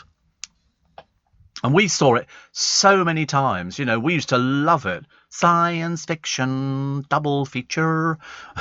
We used to love all like that. But then the audience for the Rocky Horror Show became ruder and ruder. Every time poor old Janet opened her mouth, she got a torrent of abuse. Brad got it as well. And then they used to do the water pistol thing. They'd bring in water pistols when it was raining and they were in the car doing that with the windscreen wipers. And then they'd do the lighters when they'd sing, "There's a light over at the Frankenstein play." And everybody would hold their lighters up. But it was the abuse. The poor old narrator used to get boring from people. You know. Wouldn't find me doing anything like that, but I still liked it, actually. Let's do the time. Christopher Biggins is in the film, together with Meatloaf. Meatloaf is in the film as well. I thought it was great. I love it. You like Meatloaf? Yeah, we love Meatloaf. Like a bat out of hell, keep on in the morning sun. I like Midnight at the Lost and Found. I think that's good as well. I like all his stuff. I bought the... what did I buy the other day? I thought I was buying a single CD of a group. Turns out I bought like a compendium of everything they've ever done. It's like 4 CDs. And it's... I can't remember what it is now. But it's nice. It's a 60s thing. Expert rummager Lorne Spicer. She used to be on the television all the time. And she talks about car boot sales. She thinks she's the car boot queen. And so she'll be sort of telling you how to sort of get the best out of car. I like car boots, but I wish I knew enough about antiques that you could go there, pick something up and know what you were looking for. But I don't know enough about antiques. People always pick stuff up. Steve, as you're an unofficial tour guide of the capital, says Kevin, is there stalls down Petticoat Lane? Yes. Yeah, Petticoat Lane Market still exists. Shepherd's Bush Market still exists. I do like a car boot. We don't tend to have many of those in London. But I quite like the idea. Dean says, going to make a hot chocolate. Oh, I love a cup of hot chocolate. I tell you what I like, actually, on the hot chocolate. Cream. Squirty cream. They do it in Starbucks. They don't do it in Harrison Hall. They don't, for some reason. And I like the squirty cream. But the trouble, unless you drink it quickly, it just dissolves. It's very disappointing. I made my own trifle some years ago. And I put squirty cream on. Put it in the fridge, thinking it would stay there. When I came to take it out to eat it, it had all evaporated. Very embarrassing. Steve, I use crutches every day, says Paul, but the biggest problem I have is getting on a bus. A lot of drivers won't lower the floor down. When I ask the driver to drop it down, some of them ask, can I not get on the bus as it is? Yeah, we had somebody the other day. There's some woman, she was trying to get off the bus, and they're trying to close the doors and put the ramp out because there was a wheelchair. And I said to her, they're taking the wheelchair off first. And it was almost like, oh, she went, as if it was some big hardship. Some people. Fans of EastEnders will be able to binge watch all of the week's episodes in one sitting in a telly first for Albert Square. Not surprised. It's gone right down the Swanee, hasn't it? I'm not interested in EastEnders now. I don't identify with any of the characters. I don't know anything. Put it this way, the day Barbara left is the day I stopped watching. I only used to watch it for her. Emmerdale's good, isn't it? Mind you, there's a lot of action going on in Emmerdale, isn't there? Blimey. They've got everything. They've got gay, they've got lesbian, they've got murderers, they've got violent, they've got everything in Emmerdale. But I always said it was good. And people used to say, oh, no, it's not really. It never got an award or recognition. Now it is getting awards and recognition. I love it. It's a proper set. All those houses exist, but it's on private land. I like something like that. So hot today. So can you remember you did buy sun cream? Did you? No? Oh well. You should do, because by midday today it's going to be awful, and they reckon how much will be spent. £4 billion spent in shops and £1 billion in pubs, restaurants and cafes. But the blistering bank holiday, Brits' first sunny days off since some pubs reopened, has seen some landlords running out of booze. Good Lord. Luke Dearden, manager of the Park Tavern in Wandsworth, says our supplies of the booze will be drunk by Sunday. Which is, it's all right if you drink booze. I don't drink booze, so it doesn't make any difference. A skills and staff shortage in the hospitality industry is getting bigger and wider, says a TV-star restaurant manager. This is Fred Syriacs, who's literally overplayed his hand as far as I'm concerned. And he says the closure of catering colleges has worsened the problem. They call him a star. He just says, oh, somebody's waiting for you over here. That's being a star, is it, nowadays? Obviously, they don't set their sights very high. And the BAFTA Awards, the stars there will be able to appear as a hologram. Oh, we live in hope. I always laugh, actually. I always laugh when you actually sort of see the people who turn up to the BAFTAs. Nothing to do with the business at all. They just turn up. Best Entertainment Programme, Ant and Dec Saturday Night Takeaway, and The Masked Singer Strictly in Life and Rhymes. Fans will not be able to line the red carpet, but they can come as holograms too, as well as interview their favourite celebs. The holograms will be introduced to the star of choice by the red carpet presenter Stacey Dooley. The ceremony will be hosted again by Richard Ayoade. Which one's he? I don't know which one he is. IT Crowd. Oh, right. None the wiser. There's loads of programmes. I don't know who these people are, actually. The bank ad. Oh, is he the one who wears the same clothes all the time and he's got curly hair? The suit. Oh, right. He's not very funny, is he? Is he supposed to be funny? Has he got a dog that he says close enough when he's going out the front door? Oh, that one. Oh, right. I know who he is now. That's good. Oh, look, here's a lovely picture for Chelsea fans. Any Chelsea fans listening? Yes, Steve. Yeah, we love Chelsea. And apparently the skipper, sitting next to a very important passenger, the Champions League trophy. The Spanish defender posed with it on the Blues flight home after they beat Man City 1-0 in Porto. And it was scanned at airport security. It's a big cup, isn't it? What do they do with these cups? They take them home or they go... It's called Big Ears. Oh, right. Okay. And what do they do with the cup? Does it go back to Chelsea and goes into their museum or something? You keep it for a year and then it goes to... Oh, right. Riveting. Unless you win 5, then you get to keep it. Right. How do you know about football? Do you know about football? Oh, you're a fan. Oh, there you go. Told me, didn't it? Michelle Heaton. She turned to drink and drugs after a cancer shock. I was shaking. I was crying. Katie Price said, right, you're going to the Priory. No mention of who's paying for the blooming thing. But, so here we go. She says, I'm not going to give up on any dreams now. People just want to share all their experiences, don't they? They cannot resist talking about things. I was days from death after a 3-year booze and cocaine binge. So you're another cokehead. I'm not surprised these people have got no money. Not surprised. How on earth you afforded the Priory? I don't think it's cheap. I don't think perhaps you got sponsored or something. You know, if you keep mentioning it, then we'll sort of give you a discount. Dreadful. We started talking about a programme the other day when the Channel Islands were invaded in World War II. 700 people died, political prisoners died in concentration camps on Alderney. SS troops were given extra leave for every 5 dead prisoners. Good Lord. We started telling you about this. It gets a little tiny piece in the paper. Little tiny piece. 700 people died. One witness claimed 300 to 400 Jews were buried in a mass grave, and it gets a little tiny piece in the paper. Really, it's not good enough. Not good enough. Bella says, how'd you get on with the scan? Not brilliant. James says, are you still off the Prosecco? Yep, absolutely still. I nearly went for it the other day. I nearly thought, perhaps I'll just have a glass of Prosecco. And then I thought, no. I'm trying to say, it's now become like a battle of wits with me. It's become one of those situations whereby I don't want to be seen as weak. So if I'm seen as strong and butch, you know, and I could say I didn't have a drink. I wanted a drink, but then I thought, no. I mean, I don't need it. I was just having it to sort of celebrate the bank holiday, and it was some nice weather. Not that I do nice weather.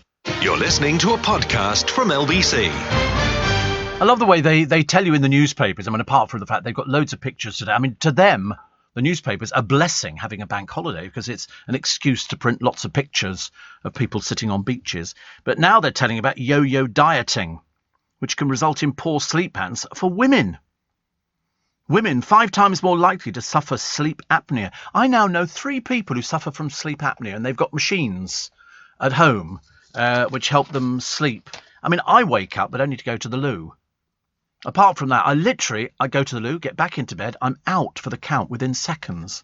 I'm quite good because I do worry sometimes, how long is it going to take to get to sleep? And some people are really bad. And I've always said, listen, if you sleep during the daytime, the problem is that you're not tired when you go to bed, so you have a bad night's sleep. If you drink alcohol or if you smoke, you're not going to get a great night's sleep. If you're overweight, you're not going to get a great night's sleep. It's terribly difficult to sort of try and sort of work all these things out now.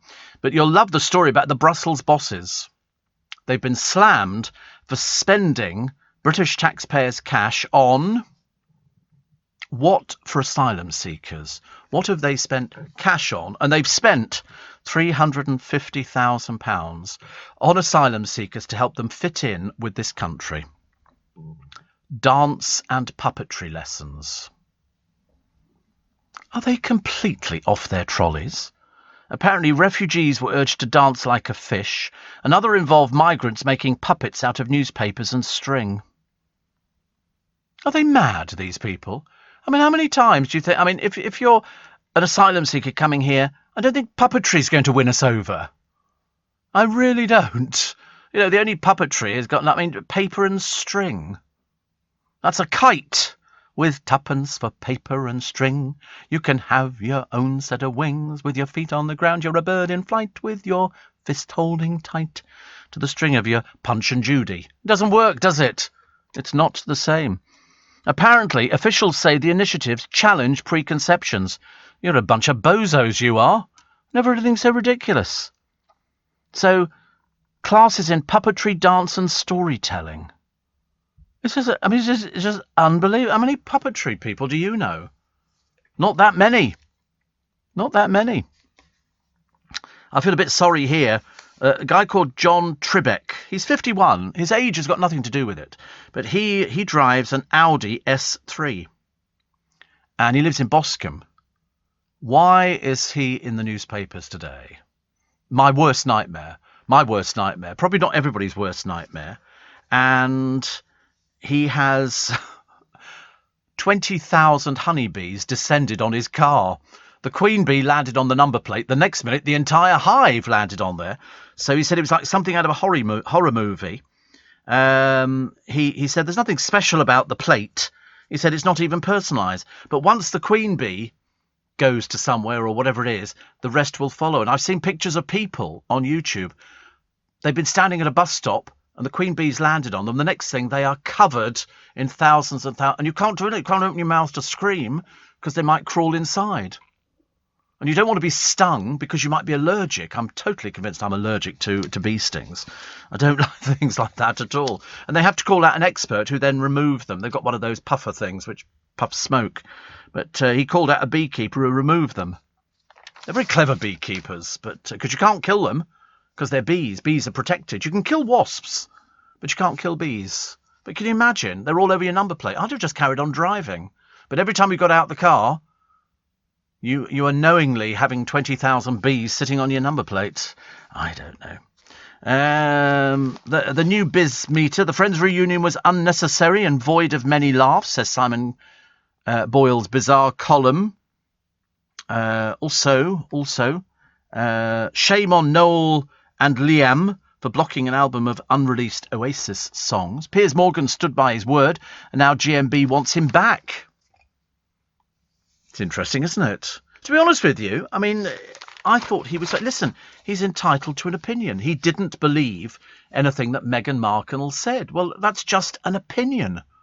He hasn't said she's an awful, awful person. Nobody's ever said that. They've just said that she's obviously fiercely ambitious. which kind of covers just about everything, doesn't it? The only puppetry, Steve, is in the government. Did you see the tennis player who got fined for not meeting the press after the game? Yes, because of apparently mental health issues. That's what she said. And they said, well, you're out unless you talk to the press. Jan in Somerset said, M&S, Steve, do a lovely burger sauce. Tastes the same as McDonald's. I'll tell you what I like. I like a Thousand Island dressing. That's nice. If you have cheese on toast, Thousand Island dressing is particularly good. Janet says, I've not seen Emmerdale Farm for donkey's years. Do Amos and Mr. Wilkes still run the wool pack? I don't think so. They're dead. That would be a little bit difficult. Nay, Mr. Wilkes. I always thought they were a gay couple, but there you go. Steve, the Sunday Times yesterday had a huge piece on the Alderney concentration camp. Also, the problem the hospitality industry has in England, Steve, is that it's looked on as a stopgap job and not a career. Until this country stops making a degree the only qualification worth going for and everything else isn't worth the time and effort, then we'll always struggle to get staff for hotels, restaurants and bars, says Kevin the Milkman. He's right.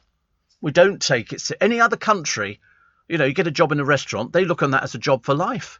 As long as the restaurant's there. And that's why, you know, the waiter or the waitress is your link. The better they are, the more you'll want to go back to the restaurant again. If you go in there and they go, sit over there, you're going to go, can I sit here? No, sit over there. You don't want to eat there again, do you? You'll never get, and you'll tell all your friends as well. Word of mouth spreads very quickly. Very, very quickly. But you're right, Kevin, about the hospitality industry. We just don't take it seriously. Mary says, morning, Steve. I wish more celebrities would keep their private lives like Stephen Mulhern. Makes him more interesting. Yes, absolutely. But also, who cares? You know, if they can't, you know, when they get to adulthood, they'll go, oh, I'm so sorry, I was addicted to cocaine. Well, you know, more fool you. More fool you. Not everybody is. You know, they go, oh, I'm doing it to help other people. How's that helping other people? It's not helping other people at all. They think, oh, you've got a 2-page spread in a newspaper because you went to the Priory to try and, you know, sort out the problems. You know, very embarrassing. Very, very embarrassing. I'm still worried about this little 4-year-old boy. He's called Ethan Seaman. He was wearing a VTech Kiddie Zoom smart watch to class. £40. It can take pictures and record videos. And so the police were called to his nursery school over fears that he could film other children. He's 4 years old. Of course he's likely to film other children. The youngster was left confused and upset when the nursery head confiscated it because it could take pictures and record videos. Ethan's parents said she called the police claiming that the device could record material for paedophiles. Very odd, isn't it? She said she didn't even check the watch. It's complete overkill. He's 4 years old. Honestly, we've become so woke, haven't we? So woke, ladies and gentlemen. Also become so interested in the news, which is what we have this morning for you. It's coming up to 6 o'clock. It's Steve Allen's Early Breakfast. It's Bank Holiday Monday. And in fact, you should all be up by now. I know I say that all the time, but it is the Bank Holiday Monday. You don't want to get caught out in the traffic jams, do you? If you're going to the coast, why not set off early? Get down there, pick your spot on the beach, go and get breakfast, have a nice time and look forward to a bit of sunshine. And remember to put sun cream on the children, please, and hats if they're very little children. Apart from that, have a nice time. You're listening to a podcast from LBC. Morning, everybody. Nice to have your company. Welcome to Bank Holiday Monday. Welcome to the... Oh, my God, my head hurts. That's what you're all saying, is it? Because people have been out drinking to excess over the weekend. And it's nice. You've got an extra day today to enjoy, unless you're working, in which case you haven't got an extra day to enjoy. But then you've only got a 4-day week. And that's lovely. So before you know where you are, you'll be back at the weekend break, which is all very lovely. Apparently, young lovers are increasingly taking their dates on picnics. It's all happening again. People are going for picnics now. I was watching a programme the other day on the television. It was Mary Berry going around different houses, and one of them was Highclere Castle.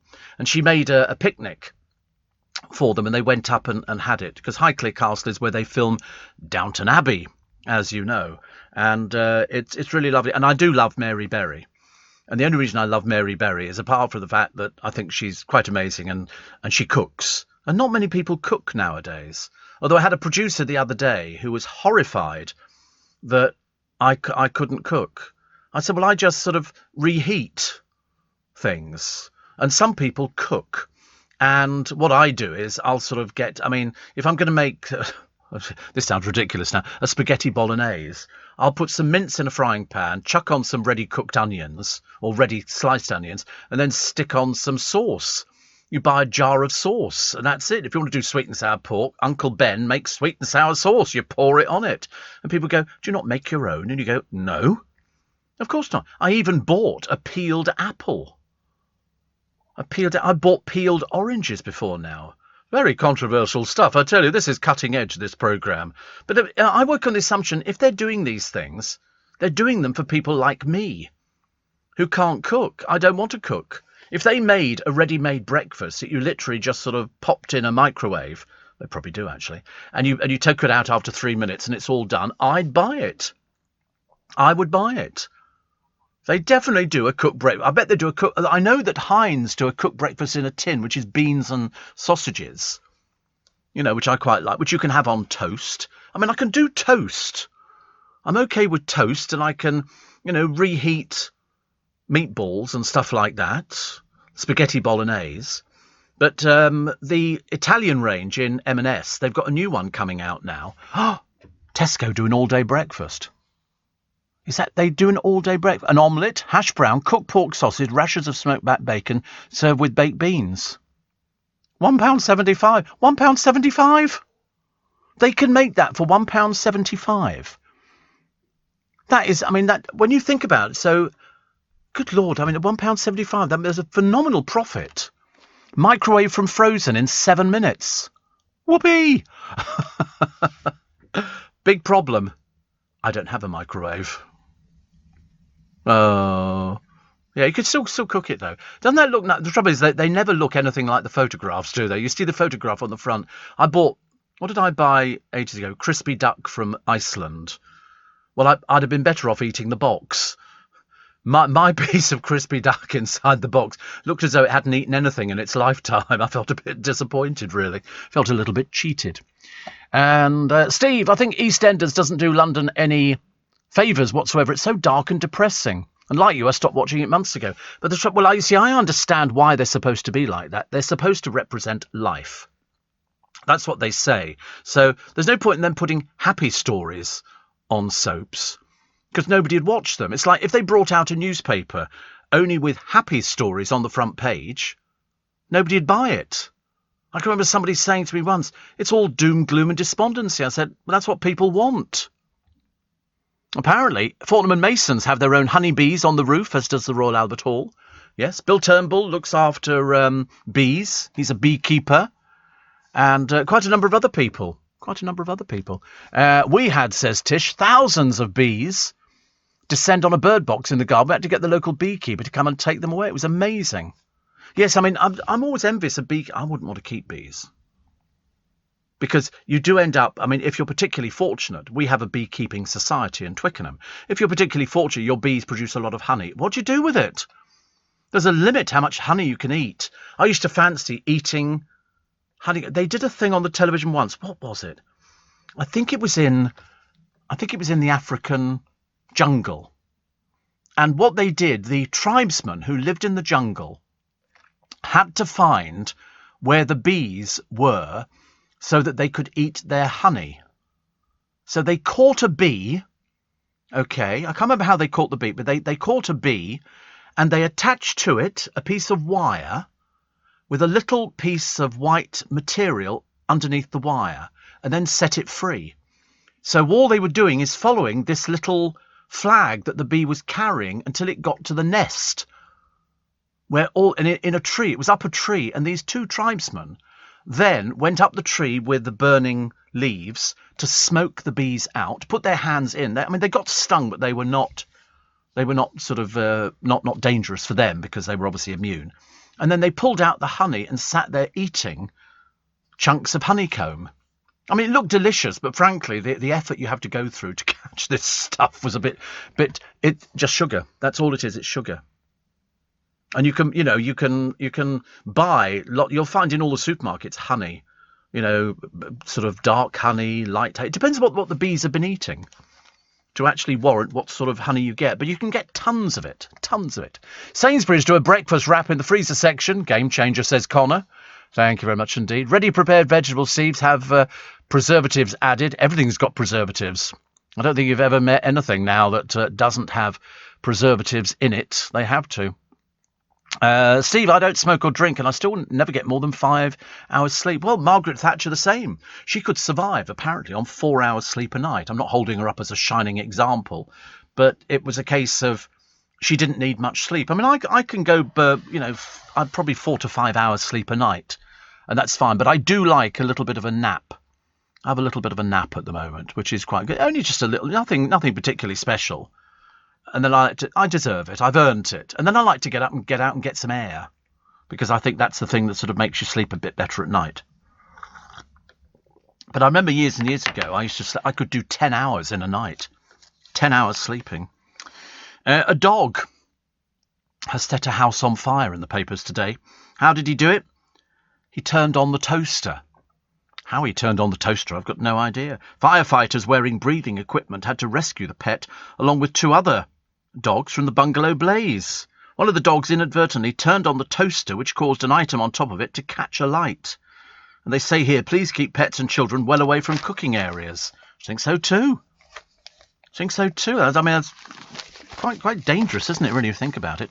And motorists are set to save around £35 a year in insurance premiums with new whiplash rules.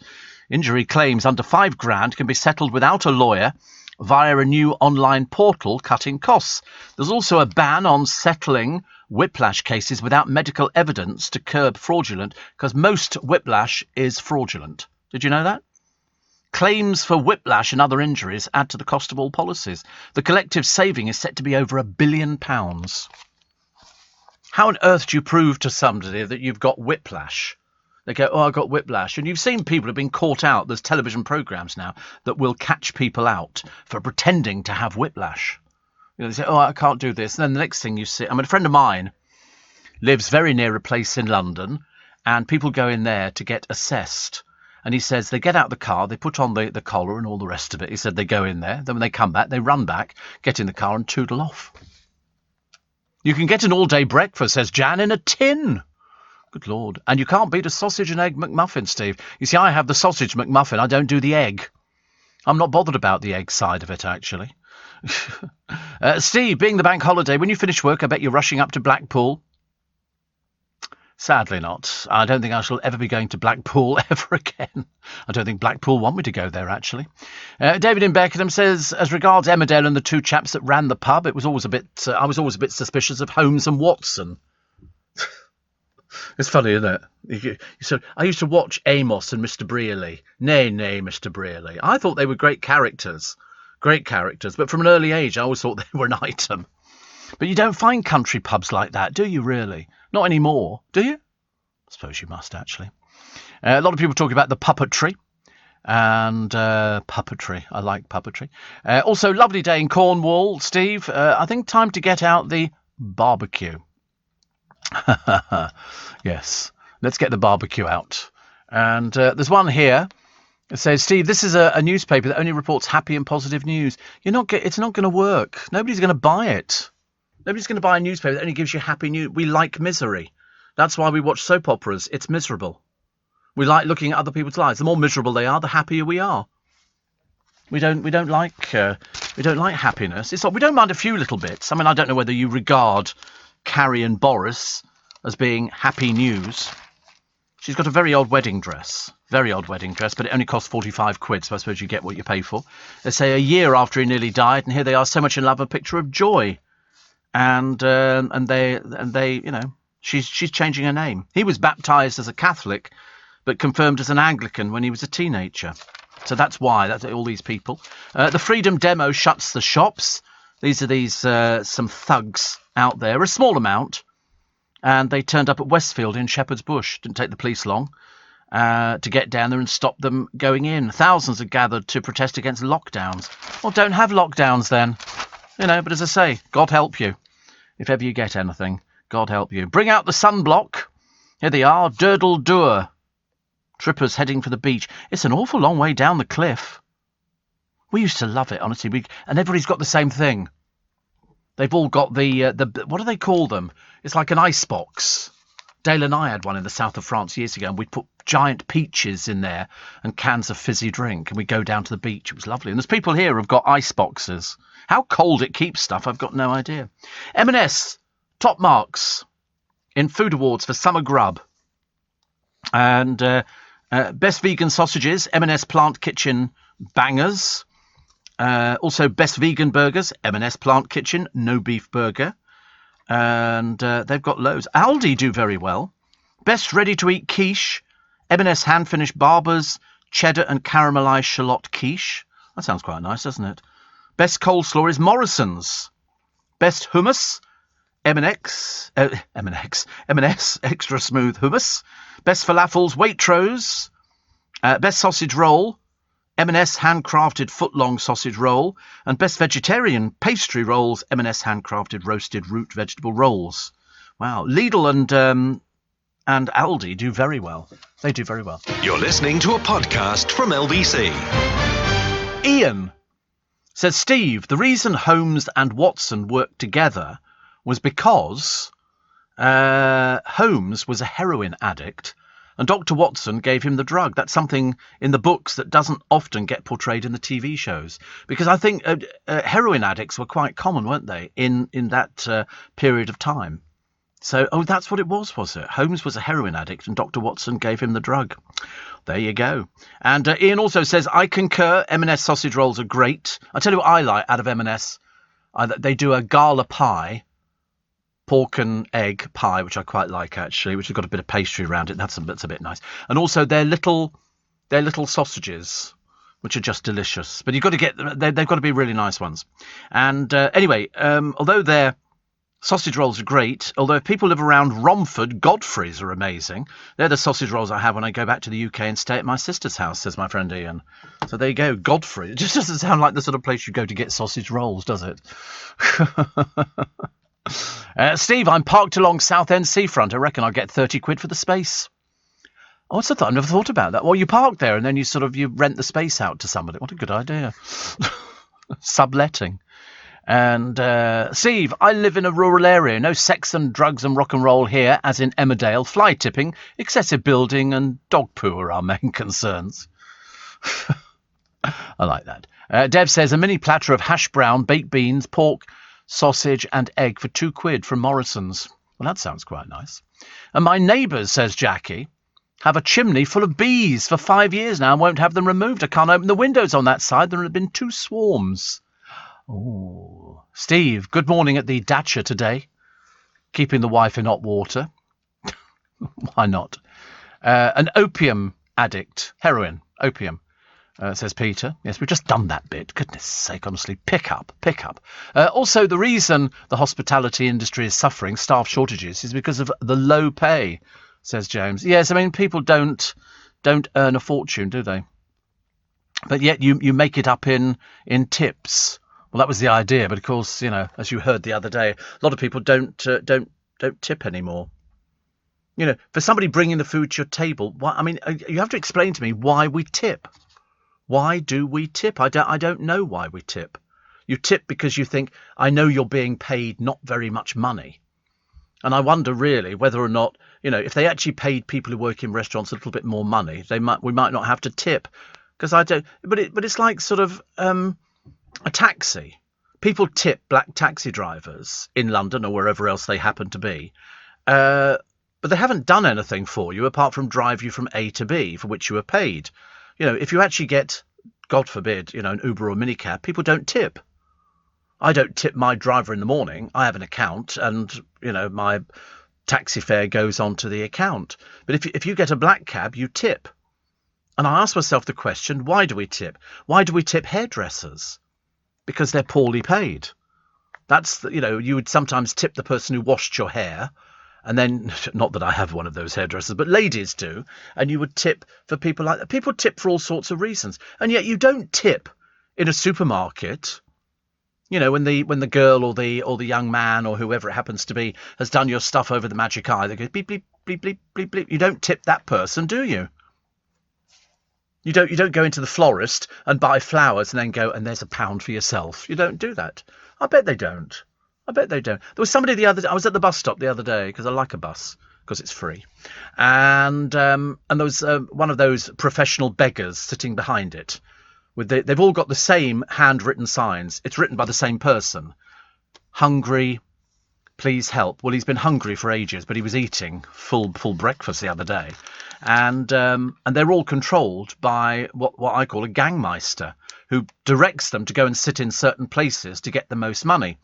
But the woman at the bus stop said, she said to her friend, do you think he's genuine? But I didn't hear that, but I only heard it afterwards. And she went and she gave him money. And I wanted to say, they're all controlled. They arrive in a car. He then puts one up one end of Twickenham High Street, the other one at the other end of High Street. They've all got the same handwritten notes written by the same person. They're both hungry. They can't spell the word hungry.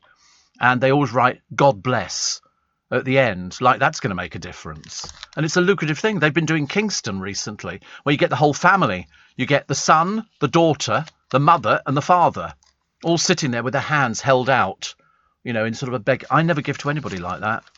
Makes me harsh. But unfortunately, I don't think you solve the problem by giving these people money.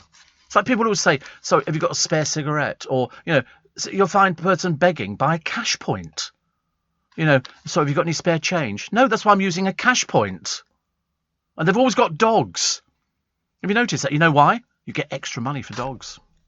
You get extra money in your benefits for dogs. So, sitting on your bum every day outside a cash point does not solve the problem. And it's going to get worse. It's not going to get better, because they've now got this new thing coming in, haven't they? About people renting property. That's going to prove very difficult. Very, very difficult. One of the columnists today talking about Eurovision, saying it's pointless. Why do we bother? Why do we bother? I love the way that our entry for Eurovision said he wouldn't change anything about his performance, because we came last with 0 points, nil point. And you think, well, what's the point of going in for it? What is the point? I can't even tell you the name of the bloke who actually represented England this time round, or the United Kingdom. George or something, I don't know. Whatever it is, we haven't won it for ages. There's no point. It's become political. It's a pointless exercise. It was an okay performance of a very dull song in dull clothing. The BBC spent a fortune on this particular program. Have you seen the amount of people who work on the Eurovision song? What's the point? What is the point? Nobody's watching this rubbish. The song was absolute garbage. Yeah. Trying to work out the size of the team. Oh, there's more than 30 people working on this thing. The BBC spent a fortune sending people out to wherever. What for? One person. Terry Wogan could sit back here watching it on the television, and he did the best thing. Now you've got about 4 people presenting it, plus various reporters and everything else. Ridiculous. Gloriously eccentric. Henry Blofeld. I interviewed him. He was quite charming. And Zandra Rhodes have teamed up to help older people get even more out of life. I'm liking that Marigold Hotel thing that they show with celebrities at the moment. You've got Wayne Sleep on there and Miriam Margolyes and all sorts of different people. I think it was filmed a little while ago. And I like that, people of a certain age still going out there and still doing things, and having a little bit of fun. Why not? I think people assume that when you get to a certain age, life finishes for you. I don't think it does. And the setting for John Constable's famous painting, The Haywain, could be a far cry from his Suffolk retreat and depict a London pond instead. Because, in fact, they've been researching the history of Hampstead in North London. Neil Titley claims the famous oil painting actually depicts Whitestone Pond. Titley said each time he left his house, he would have seen stationary horses and carts standing up to their axles in the water at Whitestone Pond. It may be significant that his own title was more ambiguous, Landscape Noon. Former curator of Tate Britain, Simon Wilson, says Titley's theory was entirely plausible. Yes, I mean, people thought that the Haywain, it was crossing the river. They said no, they didn't think it was crossing the river. But it's made it very popular with that house where people go and take pictures of it. If it turns out it was somewhere else, it's not as exciting, is it? You're listening to a podcast from LBC. Steve, all this mention of food, says Shane. I might have to go up the road and buy a cake at Woolworths. He's in, I have to tell you, Australia, hence they have Woolworths still over there. I don't think we have any Woolworths here at all. Questions raised. Every paper's done this. You know why? Because they can fill half a page with Boris Johnson. How was he able to marry in a Catholic church? Because he wasn't Catholic. He became Anglican. His bride, Carrie, is a practising Catholic, but it only counts for him. So, in fact, he got married. He was brought up Catholic, and then he changed and became Anglican when he was at Eton. And so he got married twice, but it didn't count. But as I say, I'm more upset that at Westminster Cathedral they turfed people out so he could get married. I didn't like that idea at all. I hope he's apologised or made a substantial donation. That would be better, isn't it? A lot of people waiting for knee operations. Ooh, frightens the life out of me. Operations, full stop. And Lorraine Hill is in the paper. She's been waiting 18 months. She's a full-time carer for her husband, Rod, who has cancer. She was put on the waiting list November 2019. That's like a lot of people waiting for to have stents put in. You know, they call you in the morning and then they decide who is the most needy person. They don't just do everybody. They do the people who are needy. So I spoke to one man who was there when I had my second lot of stents put in. No, first lot. And he'd been rejected 4 times. 4 times. But he sort of lived in hope. Chris in Brentwood says John Constable was related to Barbara Windsor through Constable's mother, whose maiden name was Golding. Barbara's great-great-great-grandfather, Golding Deeks, a bricklayer, was born in Suffolk in 1806. It was Constable's family tradition to give a boy his mother's surname as his Christian name. Well, there you go, honestly. How lovely. A lot of people talking about food. And then Stella says, you're my favourite DJ. I'm not a DJ. I keep telling people I'm not a disc jockey. I don't play music. I'm a radio presenter. Steve, your old florist from Twickenham Station, says Peter, I used to get chips. They were very much appreciated. My voice is gone. Peter, I don't know where you're operating from now, Peter. He was at Twickenham Station for ages and ages and ages. You wouldn't recognise, well, you probably would. You've probably been back. And they've built all these flats where I don't know why they couldn't have a flower stall there, Peter. I've got no idea. But, he was lovely. He was there for ages and ages. And then they started doing the station up, so out he went. Then he moved to Teddington. I don't know where he is now. Unless you've retired. But nice to hear from you, Peter. I always think, every time I go past Teddington, I go through Teddington on the bus to go to Kingston. I always look at the spot on the corner where you were. And I always think, that's where Peter was. Which is lovely. Steve, I tip when I think the waiter is cute, on the hope he might give me his number. Oh, my Lord above. Don't want to pick up waiters. That's very tacky. Don't like things like that. Imagine trying to... I've never, ever in my life picked up somebody's phone number. I've never gone, that's my phone number. Have you ever done that? No. I think not to. It's just don't do that, do you? Oh, God. Don't tell me you did it, Jay. Did you do that? Have you done that? My friend, Andrew... I've always told the story that you'd go out to, he'd say, should we go out for a drink? You'd go, yes. He'd walk into a pub, he'd see somebody he liked, and he'd go up to me, he'd get his keys out, and he'd go, do you want to come home? And he'd go to me, I've just met somebody. And you go, we've only just arrived in. And he'd toddle off with somebody. I had to go as well because he had the car. So he just sort of dropped me off at my car. I couldn't believe it. It was all very bizarre. I've never done that. I think if you go into a pub, it's like going into a nightclub. You don't walk into a nightclub and the first person you see go, that's the one. You leave it till the end of the night in case you find better. Don't you? Isn't that the way it operates? That's what I thought it was. But I've never been in a restaurant and sort of tried to pick up the waiting stuff. That would be absolutely shameful. Never felt so embarrassed in my entire life. Dear me. I get more worried by you lot every day. Steve, my dad taught me to tip everyone. Really? People remember tippers. Yeah, but if you're in a new town and you're not going to go there again, why would you tip? We were on the ship and we're supposed to tip, and I thought, I'm not coming back on this ship again, so I didn't tip. Which probably makes me a very bad person. ghastly, isn't it, really? I just don't see the need for tipping. I really don't. But especially, as I say, we should really tip the people, in these supermarkets who sort of move your stuff, because they're doing a job, aren't they? And they probably don't get paid very much. Or nurses. I don't come out of the hospital having had, good service and go, Julie, we're very good. There's £1. Or because you can't give £1 to a nurse, can you? So it would have to be a tenner or 20 quid. Something like that. I always tip, though, when I go to collect my car. Mind you, they always have a raid of my boot. I always let them have a raid, because they're always going to find sweets in there and boxes of chocolates and things like that, which I let them have a little go at, which was good. Steve, there used to be a beggar outside Romford Station. It turned out he drove a £10,000 car and lived in a £250,000 house. Oh, yeah, there's a lot of that.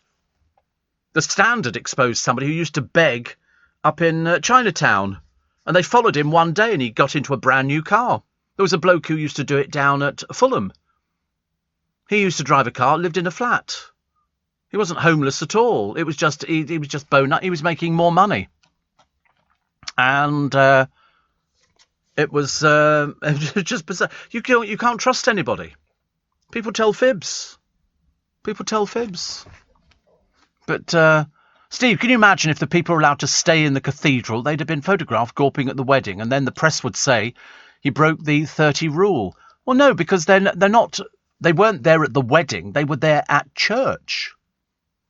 They were there at the church, and you do get that. I think you find in St Paul's Cathedral, people go into the cathedral. If there's a wedding taking place, it just takes place separately. And that's it. Vinny says, you're wrong about there being no ghosts. If you can last the night, I'll send you a couple of free tickets to one of my events in Suffolk to prove their existence, says Vinny. No. Andrew in Chelsea says, I often wake up with panic attacks and your humorous attitude to life often helps me calm down. Well, there you go. It's like being on the NHS. But no, I think people should. There weren't a huge amount of people in the cathedral. They were just in there. And then they get sort of turned. Excuse me, I tell you what, why don't you call the police and have us bodily lifted out of here? I'd have pushed it. I would have done. I know it sounds awful, but I probably would have done. Steve, the professional tramps have a morning meeting every day in Hyde Park. Yes, we have them dropped off, James, round our way in a car.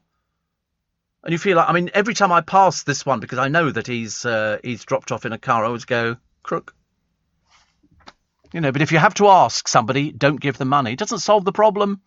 Does not solve the problem at all. It really doesn't. I tip bar staff since the pubs have opened, as they had no income for a long time in lockdown, says Gucci Tom. You tip bar staff. That's interesting. Dean says Blackpool Promenade was packed yesterday and the sun was shining. I know. I can well imagine. And actually, a lot of people tip. If you used to go to Stringfellows, the waitresses used to rely on tips there. They had to pay to work at Stringfellows. They had a thing, so they paid him, so it saved him having to worry about things like that, and they worked on tips. So if they were really good, they used to at Stringfellows put your change in a little silver kind of dish. I felt quite guilty. I should take the dish, empty the money, and put it in my pocket. I'll tell you, there's a guy in America, he must be dead long since, and he used to give people a card saying your boss should pay you more money for the job that you do. That's why I'm not tipping you, but I think you're really excellent. Difficult, isn't it? David says, Steve, the Woolworths here in Australia is not the same as the old Woolies, where pretty much every kid pinched the odd sweet from the pick and mix in the UK. Here it's like walking into Tesco's.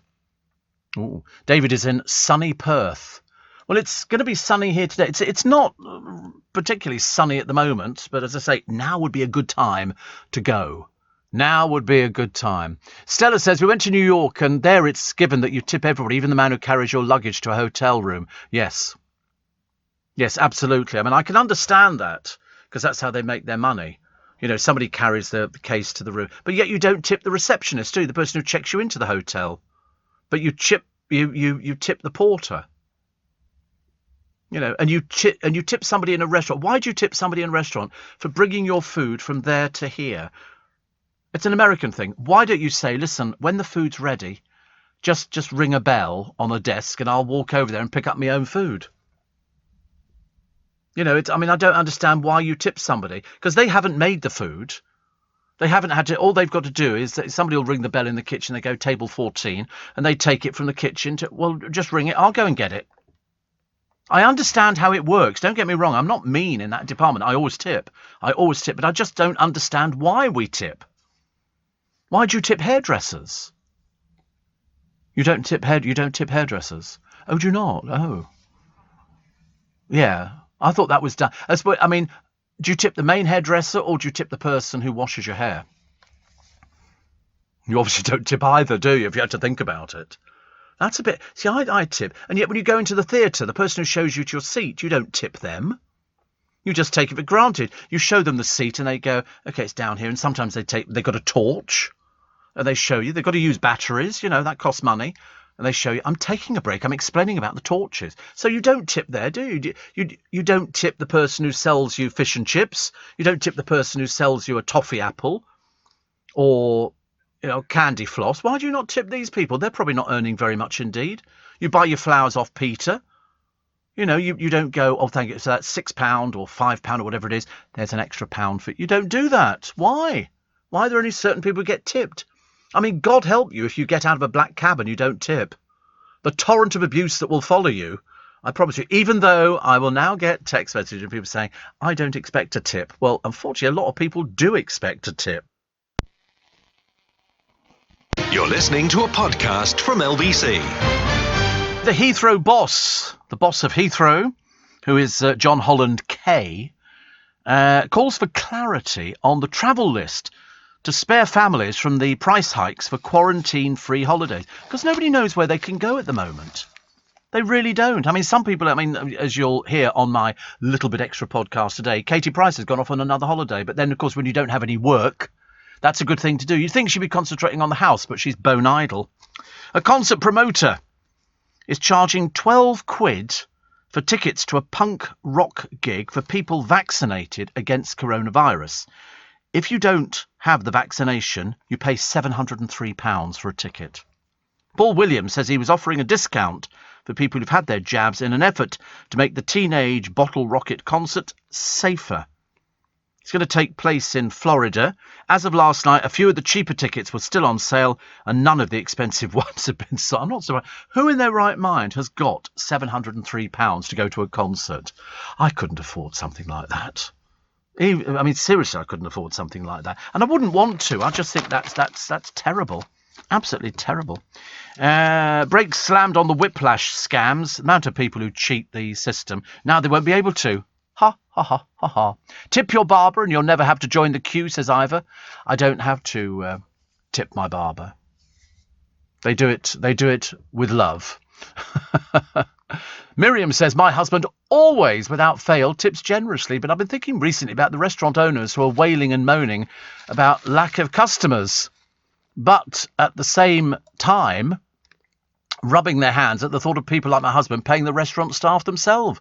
The owner of these restaurants and pubs ought to pay the staff a livable wage. That's always been the problem. It's way down the pay scale, I'm afraid. That's why they have to rely on tips.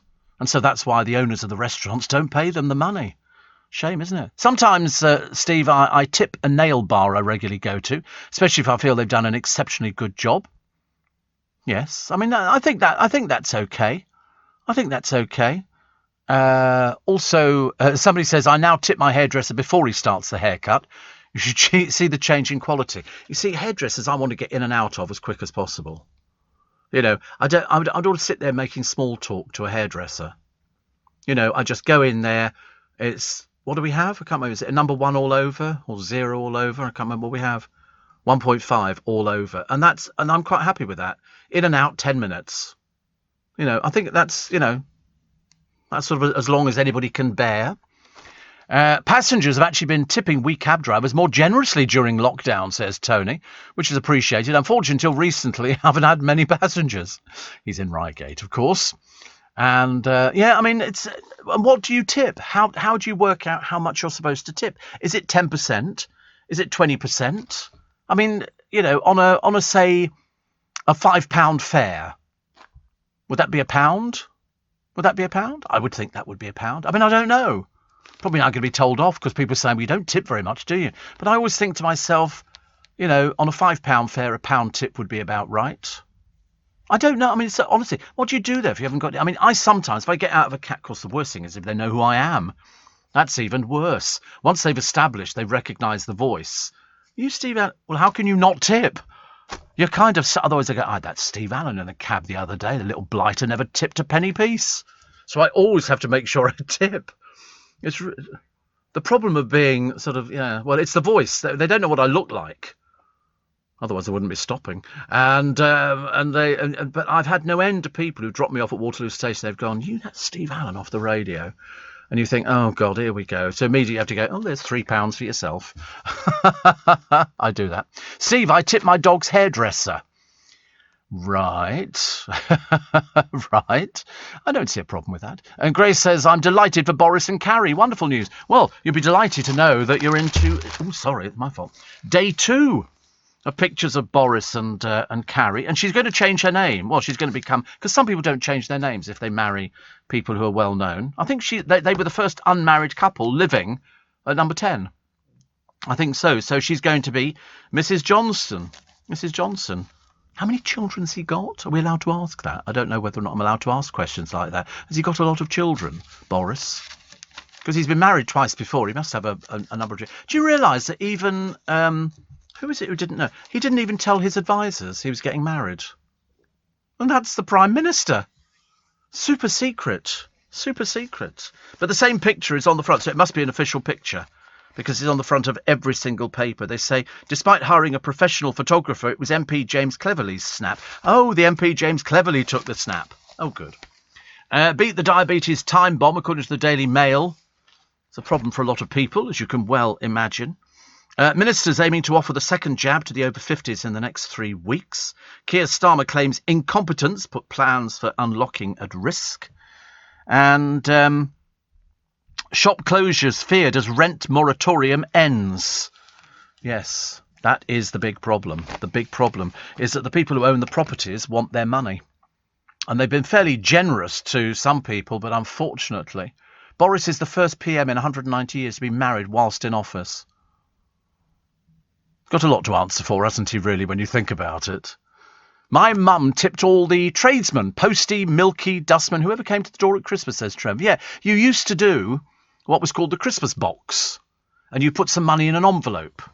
So you give it to the dustman, but you were never sure if the dustman you gave it to shared it out with the rest of the boys. And nowadays, if you've noticed, on the dust lorries, I think that's what you call them, refuse lorries, you might only get 1 or 2 people because it's all automatic. They've got to wheel the bin to the back, clip it onto the machine, and it tips it in.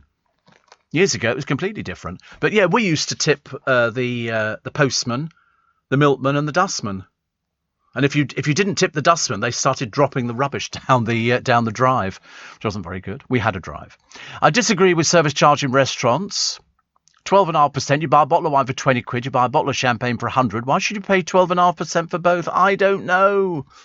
I get confused by all these sort of things. Guardian are talking about... Oh, it's another picture, actually. The secret wedding. Catholic priest protesting. I don't know why. He wasn't Catholic when he got married. Nothing to do with Catholic. He was brought up Catholic, but he changed. So you have to learn to accept these sort of... I've got to go. Morning, everybody. Well, that was a bit quick, wasn't it? That was a bit fast. That was the bank holiday weekend. Well, whoopee-doo. What did we do? Did we go to the beach? Yes, we did. Did we have an ice cream? Yes, we did. Did we get into a fight? Yes, we did. That's not me. This is all the other people down there. There were fights all over the place. But that's alcohol and sunshine, isn't it? Because when I left here yesterday morning, it was a little bit overcast in Leicester Square, a little bit, but then it heated up by the afternoon, by which time I'd given up completely. There was no chance of me going out anywhere. But I did go out and I bought... What did I buy? Oh, I bought an ice lolly. I bought a Fab, an FAB, which I thought was very... So I had that, and then I got on the bus... Because I thought, I know what I'll do. I'll go and have a look at the fun fair up at Hampton Court. And the bus that I got on said R68 Hampton Court. We get to Hampton Church and he goes, this bus terminates here. I thought, what? So we all had to get off the bus. Very embarrassing. And so I went round. I've never been dropped at Hampton Church. I didn't know there was a church in Hampton. And then I realised that there is. And so we're on the river... But, you could walk it probably, but I didn't... well, it's 2 more stops, isn't it? And so we all get off the bus, and there's some very loud bloke there. Yeah, no, what are you selling something, mate? Oh, he was very boring. And so I got off the bus, and then he sort of checked, and he said, there's another bus in 14 minutes.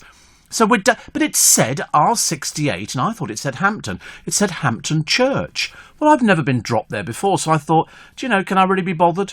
No. So I walked over the road to the other bus stop. 5 minutes there was about, and I went back home again.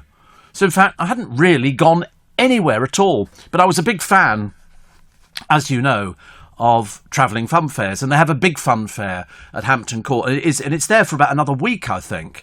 And there's somebody else who tweets, and I think it's from people. There must be something to do with fun fairs, and they're looking for support because you get the static fairs, which are at the seaside resorts, which stay there all the time, like Brighton and Southend and Blackpool and places like that. And then you get the travelling. Well, I'm a big fan of the travelling fun fairs. The idea, it all arrives on big lorries, and then they sort of push a button, and out comes, good Lord, a set of Dodgems, or a toy set, or whatever it happens to be, or these dive bombers, or all sorts of things. And I just like the idea that it moves. And so I was unfortunate. I have seen it. I've driven up past there, which was quite nice.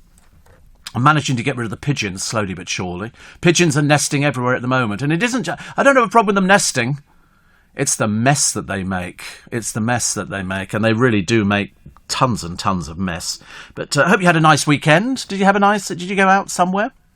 Did you go out anywhere? A friend of mine was down in London the other day, and he phoned me and he said, I'm going to be finishing in the morning. I've got to go back up to Manchester. He said, do you want to meet up after your programme yesterday? And I said, yeah, OK, we'll meet up. We'll go and get some breakfast or something like that. Anyway, 2 minutes past 7, he sends me a text, and he's waiting outside, and he looks a bit flustered. And I said, what's the matter? He said, I've lost my bag. Now, he had a bag on wheels, one of those, you put your clothes in, like a suitcase, but it's got wheels and a big handle. But he had another bag, which had his laptop in. And he's lost it. But in between leaving the hotel and getting on, he thinks he left it on the bus.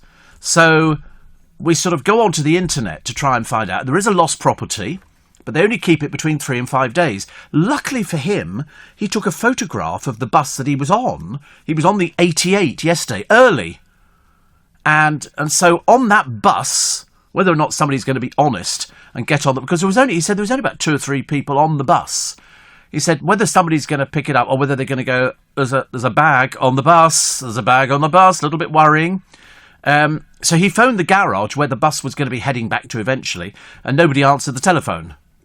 So he was assuming, because it was the bank holiday, they weren't operating, so he's going to have to phone them this morning. But it's literally a rucksack that was on the 88 bus. He knows it wasn't the hotel, because he'd phoned the hotel, and they said no. He said, could you check? He was obviously pushing the boat. He said, could you check the CCTV to see if I'm walking out with a bag on my shoulder as well as dragging the other bag? He's totally convinced that he left it on the bus, and it's a work laptop. It's got all his scripts for the programmes that he was producing at another station. And so if you were on the 88 bus yesterday, or you were the driver on the 88 bus, between about 6:30 and 7 o'clock, because he was with me at 7:05, so he must have finished off. He said there was only about 2 or 3 people on the bus.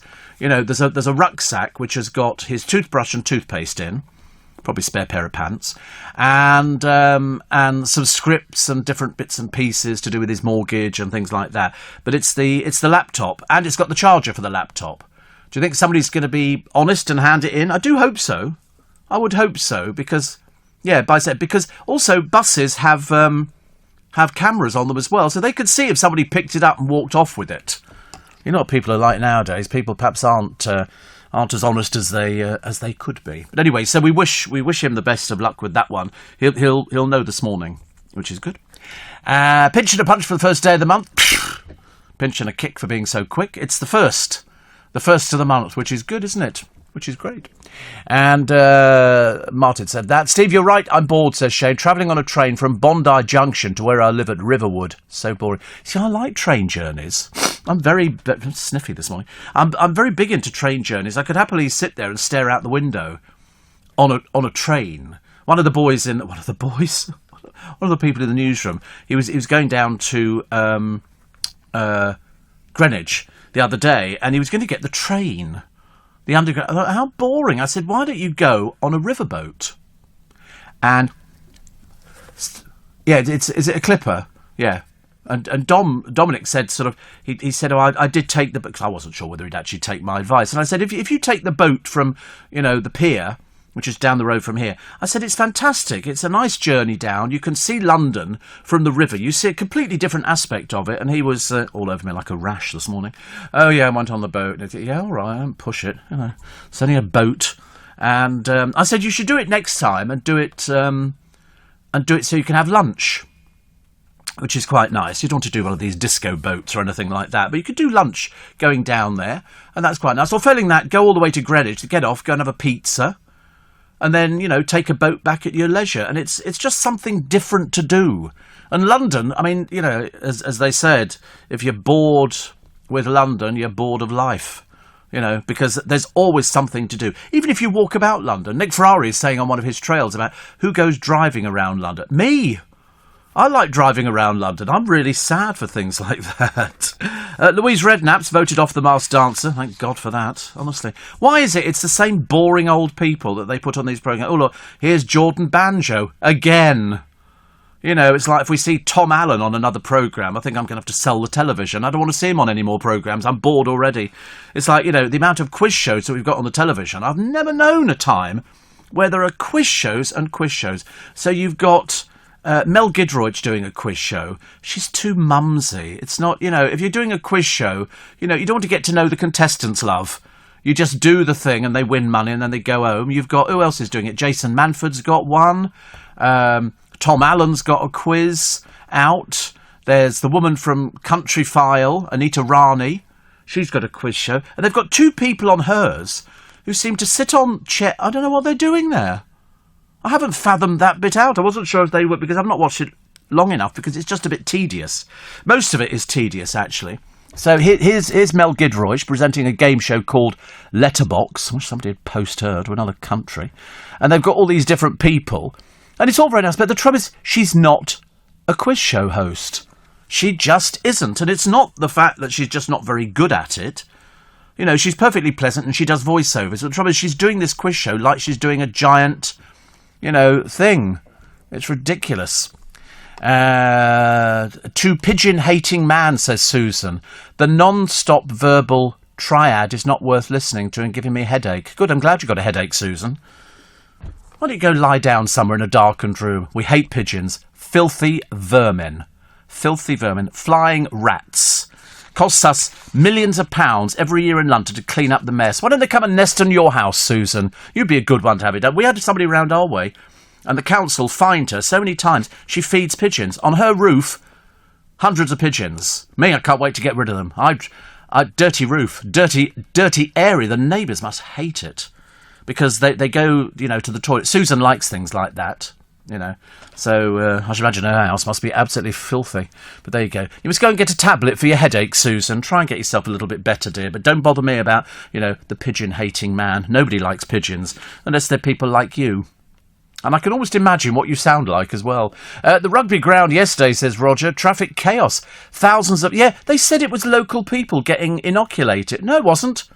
No, all the people in Twickenham, we've already been done, thank you. It'll be the Hounslow lot. That's what it'll be. People coming in for another area. Anybody over 18. And so the huge queues snaked around the stadium. But it's not Twickenham, it's Whitton. I wish they'd get it right. It's so annoying. It's really amateur time, isn't it? Oh, the Twickenham Stadium. It's in Whitton. It's in Whitton. It's by the Tesco. 10,000 people got the jabs. Slots were made available. And, but, best you get it. I've said before, perhaps we can recommend Susan getting it, because I should imagine she's probably not had it. But traffic chaos there. But I didn't go anywhere near the stadium, so because it's in Whitton, and unless I'm really bored, I don't really feel the need to go to Whitton. Occasionally I've been to the Tesco there, very, very occasionally, because I tell you what it's right next door to. You've got Tesco, then you've got the stadium, and then you've got Mogden, the sewage works. In the summer, stinky poo. Dreadful, absolutely dreadful. Steve, I would love everybody else telling me about the about the rugby ground. Listen, I'm glad that people are having it all done. I've always been the one pushing for it. I've always been the one to say, listen, go and get your injection. Seriously, it takes but seconds to get it done. And as I've said before, what would you rather be, alive or the other option? And the answer, anybody over 30 can now go and get it. It's as simple as that. So I'm glad that there were queues. Admittedly, not much fun standing there in the sunshine, because I did look at the queue. It did look a bit big. Also, Alex Salmon blasting the Duke of Cambridge for the talks with Gordon Brown. The author's top sweet shop. That's quite a nice one, actually. And believe it or not, wait for this one. 1 in 10 Brits claim that dinosaurs are still roaming the earth somewhere. Do you think people really are that stupid? The answer is, yes, they are. Yes, they are.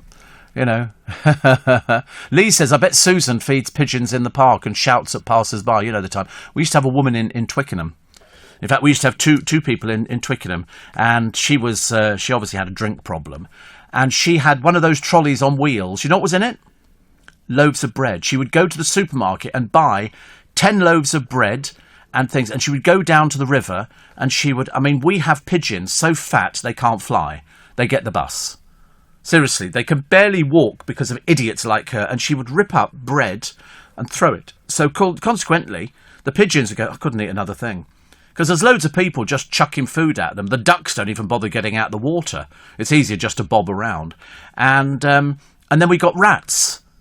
And I remember saying to her once, don't feed the pigeon, there's a sign, can't you read it? Well, I got a torrent of abuse from her, because you tend to find that people who feed pigeons generally are foul-mouthed. And she was very foul-mouthed. My friend Michael, who's got the hairdresser, we both stood there one day, and you could see her walking down there. She used to wear those plastic shoes that became very popular with certain people. Crocs. She'd wear those, but it was the trolley with all these loaves of bread, and she'd just rip up bread and throw them around. She thought the pigeons liked her. They didn't. They just saw her as a silly old woman who was feeding them, basically trying to kill them, which wasn't very good at all. So there you go. So, Susan, we found you a friend to go and play with. You're listening to a podcast from LBC. The bank holiday goes by so quickly, doesn't it? But it's nice to have you. So this week you've got a short week. You've only got a 4-day week, which is good. Joe Wicks, you know Joe Wicks, got a very funny voice. And he's a bit like Davy Boy Beckham. He's another one with a funny voice. He's turned down Strictly on so many occasions, so you bet your bottom dollar you're going to be seeing Joe Wicks on Strictly. The moment they all go, they keep asking me, you bet your bottom dollar he'll be turning up on it. Tom Jones says he's not looking for love. His wife died about 5 years ago, but they had separate lives. She lived in Welsh Wales because she hated Hollywood, and he lived in America. And they had separate lives, but they'd been married, I think, since they were 16. Were they married? No, they weren't. No, he sort of became famous, but I think from an early age. But he used to play the field. He used to, the fan club wrote to all the ladies who used to go to the Tom Jones concerts saying, listen, please do not throw your underwear at the stage. But Tom likes, they named the cigars that he likes, and towels. He would have towels thrown on stage. And he would always, because I read a book about it some years ago, and he would say to his entourage, there's somebody in the front row, second in from the left-hand side, and they'd be invited back to Tom's dressing room. But the big thing about Tom Jones was that when he'd finished his show in Vegas, he'd go and see his mate Elvis. And after Elvis finished his show, then they'd have a jamming session. You imagine, where are you going? I'm just going to talk to Elvis. Doesn't quite work, does it, over in this country? I'm just going to go and see, I don't know, whoever it happens to be, Molly King or something, and they go, oh, what, for a jamming session? No. Or failing that, Kerry Coke Toner. What are you going to do? We're going to sing a few songs. No, you're not. Scarlett Moffat has claimed humans will end up with one big toe. I mean, is she quite mad? She also thinks certain letters of the alphabet will disappear. I don't know where she's coming from. It's a bit difficult to tell, actually, whether she's sort of in a drinking kind of mode. John Barrowman's spoken out for the first time since these allegations, and everybody said who knows him, you can't comment about him if unless you know him.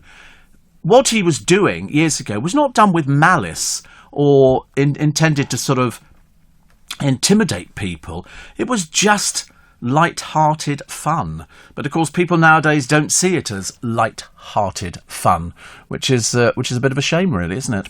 Bit of a shame. But there you go. But at least he's come out and said something, which is good. I think that's good.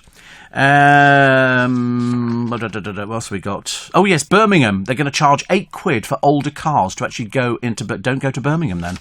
My advice is steer well clear. Mind you, can't be long since till the mayor picks up on that one and goes, wait a minute, we can make a bit of money. If you're driving an old car, then we're going to charge you extra money. Nestle's Milky Bar. The Milky Bar's your own me. Do you remember that? You don't see that anymore. The Milky Bar kid is strong and tough, and only the best is good enough. Creamiest milk, the whitest bar, the goodness that's in Milky Bar. And they all dressed up as cowboys. I found it slightly disturbing, but there you go. But I like a Milky Bar. I've had one for years. I like those. They say 60% of their brands are unhealthy. Of course they are. They're chocolate. Of course they are. Martial arts can fight the flab. Thought I'd mention that, for those people who are sort of, carrying a little bit extra around the tummy. And ketchup's coming home. We're going to make ketchup back in this country again, as opposed to it being made abroad. That's nice, isn't it? Who cares? I found on YouTube, a YouTube video of them making tomato ketchup. It's got tomatoes in it. You'd never guess, would you? Never guess in a million years. Well, all sorts of other bits and pieces, but millions and millions of tomatoes go in and then they get washed and then they sort of go and then they get skinned and just to make tomato ketchup. I do like tomato ketchup for dipping hot dogs in. Or chips. Chips are quite nice. I haven't had chips for ages. Julia Bradbury says being green is sexy. Woo, I'm green. I'm wearing one of my sort of Larry shirts today. I am actually green today, aren't I? The funny thing is, I'm the least green person you would ever listen to on the radio. I don't do recycling. I know other people do. I mean, I've got friends and neighbours. I'm quite lucky in that respect. And they sort of empty all their bottles out into the bottle banks and stuff like that. Well, I don't drink, so I'm not doing anything like that. But I put all my rubbish in the bins. I don't sort of separate out, green bottles and brown. Do you do recycling? Do you? How boring. It just doesn't interest me. I just throw it all in. It's not lazy at all. There's about 10 feet between the recycling bins and the rubbish bins. I just don't want to touch the rubbish. I've thrown it all away. I then throw it in the bin. It's two. We have separate, but we have 3 separate bins. In your kitchen, you have 3 separate bins. You don't. Do you really? A 2-section bin. God, you're rich, aren't you? Honestly, a 2-section bin. I've never had a 2-section bin. We do have things where cardboard. If I'm doing cardboard, I can put cardboard in the recycling bin. But I'm not doing different colour. Well, I do actually. I do. If I get something from Amazon, which is quite rare these days because I've cut back on my spending from Amazon. It's a necessity. And but I don't do brown bottles and green bottles because I'm not drinking anything, and all the stuff I have is plastic. So I mean, I'll probably get myself into trouble now. People say, "Oh, you should be recycling." Well, whatever. Arj. Remember Arj? That's the one who ballooned to about I don't know what he ballooned to. Was it 27 stone or something? Whatever it was huge. And then he had a gastric band fitted, and he lost the weight. And then he's pictured at some football match, nothing particularly, nothing that you've ever heard of. And there's a girl he's talking to, and they go, "It's a Gemma Collins lookalike. 26 stone. That's big, isn't it?" I don't know what I weigh. That's the only thing I do not know. I think £6 3 ounces, something like that. I can't have ballooned that much, but I really don't know. I used to be about 11 stone. I know quite clearly I'm not. I mean, I would think I'm probably about 15 stone now, something. Yeah, you can weigh me on it. Well, I don't even possess a pair of scales. Yeah, lovely. One of those ones that only goes up to sort of, 3 stone or something like that. But anyway, he's talking to this girl at this sort of rugby match because, frankly, what they talk about, probably himself, I should imagine, and they go, "She's a Gemma Collins lookalike." Gemma Collins is going to be fuming when she sees the picture of this girl. Doesn't look at all like Gemma Collins. Steve, my sister in California said we're tired of Harry lecturing us with Oprah and saying, we're all in this together when he's been privileged for life. Yeah, I mean, it's not going well. It really isn't. Unfortunately, he can only dwell on the past. But the trouble is, because he's been in the royal family, he thinks he's better than the rest of everybody else. That's the trouble. They went to Canada, if you remember, when they first left this country, and frankly, we were glad to see the back of them. They go to Canada. Why? The reason was they wanted privacy. And if you remember, they went out with the baby in a pram and a paparazzi took a picture. They took them to court because they invaded their privacy. And here they are, basically brown-nosing every journalist you can find in America. Not really good enough, is it? But there again, nobody can ever tell Harry anything because he knows more than you. He's more intelligent than you. He was in the royal family. And they don't answer to anybody. They really don't. Have you ever known anybody apologise? No. Do you think Harry will apologise for his atrocious behaviour over the years? No. Not at all. Because he thinks that everybody goes, oh, because I'm Prince Harry. Not anymore, you're not, mate. Recent survey suggested that more than 70% of people wanted them to be stripped of their titles. I don't know why she's got one anyway. But because she even put it on the front of her book, didn't she? Duchess of... You think, oh, for goodness sake, honestly. You'll be milking that one for ages. Sounding good, says Shane in Sydney. I'm on the train from Bondi Junction. Watch Rising Damp, says Joe the other day. Struck me how good comedies used... I hated Rising Damp. Did you like it? You've never seen Rising Damp? That was with a bloke called Rigsby who had a boarding house. And it had there were 3 main characters in it. And they were all after the girl who lived there, including Rigsby. Go, ooh. There was an awful lot of that sort of flirty stuff, which is okay if you like it, but it does look a little bit dated. Steve, search... Let's see how many old planes have rested. Oh, I know about this air park. I've seen the photographs of the air park, which has got all the aeroplanes parked up. There's loads of them. You can go and buy little bits and pieces. My mate's farm, Steve, has lots of pigeons eating his crops. I dispatch about 20 a day. The farm cats love them. Oh, I don't think... I couldn't kill anything, but when they're nesting, they're all over the place. And you can tell they're nesting because they cut little twigs. And you'll find underneath the nest all these little tiny twigs. And that's what they make the nest out of. And so when they move on, another pigeon will move on to the nest, gets rid of all the twigs, so they're all over the place. They're very messy. They don't tidy up after themselves.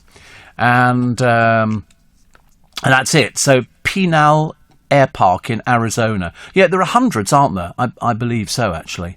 Loads and loads of these aeroplanes, which is it's quite nice. Yeah, look at them. I mean, they're just lined up. They go there. It's like the aeroplane graveyard. I don't know what they do with them. Does that mean that they're all past their flyby dates or something like that? I think they're great. It's lovely to go there. That is like a museum. Like a museum. And Silver Bell Army Heliport is co-located there. It's often the aircraft were those formerly operated by Cathay Dragon, Cathay Pacific, Delta Airlines, Northwest Airlines, and others.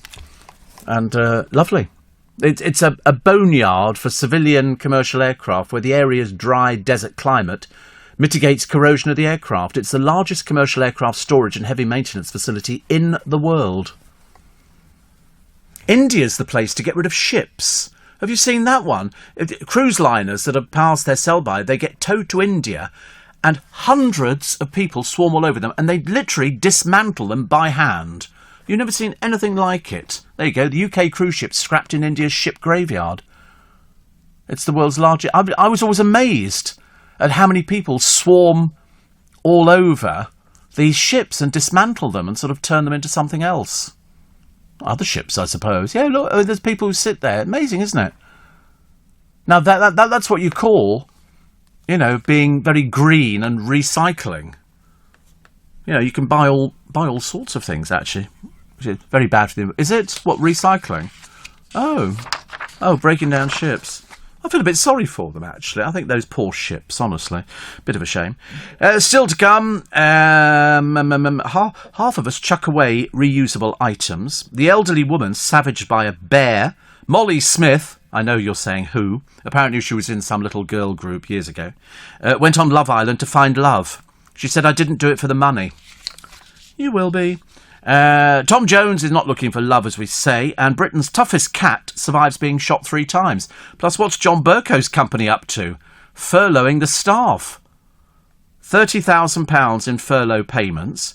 He's only got one member of staff, and that's his wife, Sally the Burke.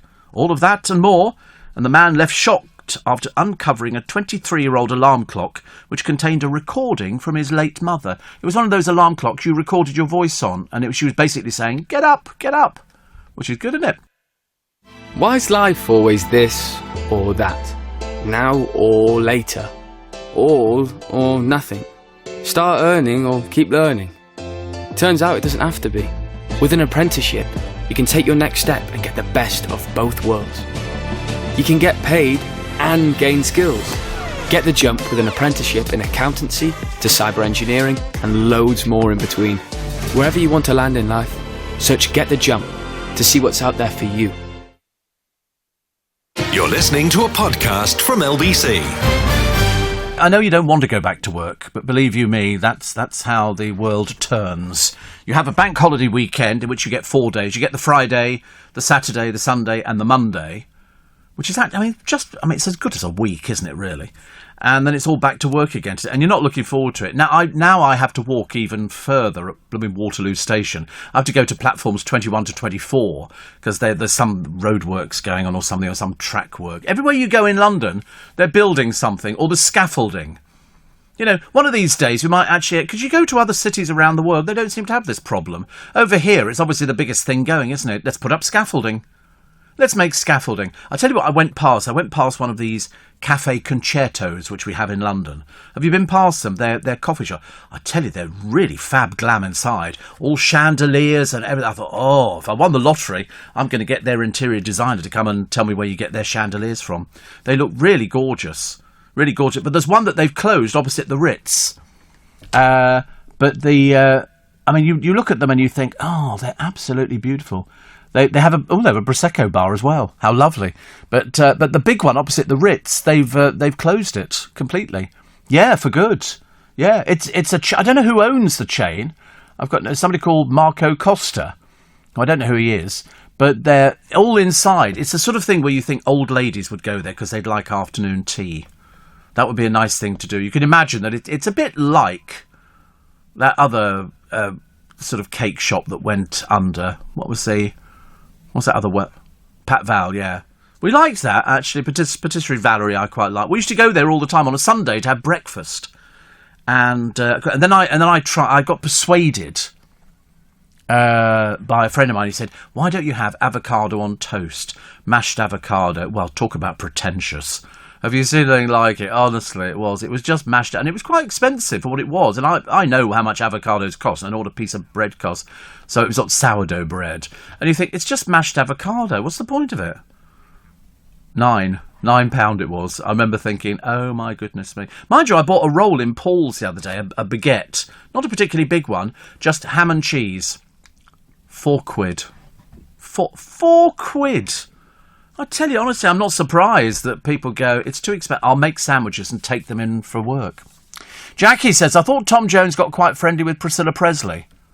Well, I think she was, I quite to get friendly with Priscilla Presley. I thought she was great. I love Priscilla Presley. It's the fact she was married to Elvis. You can't quite believe it when you think she married Elvis. You know, it doesn't get any better, does it? Definitely not. Steve, you're a million miles away, but I've been listening to you for 6 years. There you go. That's not bad, is it? I'm very impressed by that. 6 years. So Tom has been romantically linked. See, he's 80, she's 75, so let's face it, they can't get up to much, can they? You know that lovely song, and now the end is near, and so I face the final curtain. But married to, married to Elvis Presley. And I think he actually met her when she was 15, 16. Elvis did, yeah, over in Germany. But he was a very polite young man. He had to ask her family for permission to go out with her. But yeah, she was very young. Steve, Cafe Concerto have books on their shelves that are sawn in half so they don't stick out as far. What's wrong with that? Nobody goes into Cafe Concerto to sit there and read a book. I'm all in favour of that. I like libraries which have got Facebook. So you've got the Lib Dem Club going down there. We used to use that for lots of different things. I've been there for various charity things. And all the books in their library, most of them are fakes. It's just you can buy fake books that go in there and it's just the binding. Yeah, some of them are really, really expensive, these sort of covers. to make it look as though it's a proper library. Very, very expensive. You can get the cheaper wallpaper version, but that doesn't look as good. But no, I love stuff like that, definitely. The majority of British Airways 747 planes retired early due to COVID are at Kemble Airport in Gloucestershire. All the engines removed for resale and the rest scrapped. Very sad. It is, isn't it? It's like, the elephant's graveyard kind of thing, which is a bit bad. Richard in Kidderminster. Did you ever interview Sandy Shaw? Of course. Monsieur Dupont, I know it's wrong, and I don't ever want to go there anymore. Do you ever remember Sandy Shaw? I wonder if one day that you'll say that you care. If you say you love me madly, I'll gladly declare like a puppet on a string. I love Sandy Shaw. I thought she was great. She came in. They did a film. Was it Made in Dagenham, where they used her music, I think. Do you know, sometimes I remember the stupidest things. Other time I sit here and I can't remember the name of somebody I pass every day in the newsroom. Isn't that daft? The way it goes, honestly. Made in Dagenham. Sandy Shaw, Made in Dagenham. Oh, I love Sandy Shaw. I'm quite big into the 60s and the 70s music because I know all the words. It's like, when you went to school, you learnt... I don't know any current music at all. Some grime. No. I don't know. I mean, I have listened to our... because we have such an eclectic mix of music stations in this building. So the classical stuff I understand. Smooth, I understand. The Gold Station, I understand. Heart, I understand. Capital, I've got no idea what they're playing half the time. Roman will introduce something and I think, oh, right. And I hear it because it's all piped around, different parts of the building. And I remember thinking, wonder what that is. The only one I recognised was Boney M. That was the remix. That was the only song I recognised in nothing at all. Mind you, I was talking to some of the other presenters. We all meet in the kitchen here. Well, we don't meet in the kitchen because we can't. We're socially distancing. But they the other day had extended shows because it was the bank holiday. And one of the guys was saying from one of the other stations. He said he was on till 6 a.m. He'd started at 1 apparently, so it was a 6-hour show. And I said, I've done a 5-hour show before now. And he said, wow. He said, the difference is for us, he said, it's just music. So you're just doing a link every so often. He said, you have to talk all the time. I said, I know. I said, surprisingly, I don't actually have a problem with talking all the time. It's just trying to make it interesting and entertaining and amusing myself, which I have to do on a daily basis, which is very good. When I was a youngster, says Declan, before Vienna, I was a fisherman. And I was a fisherman on the Irish Sea. Seagulls are worse than pigeons, believe you me. Oh, tell me about it.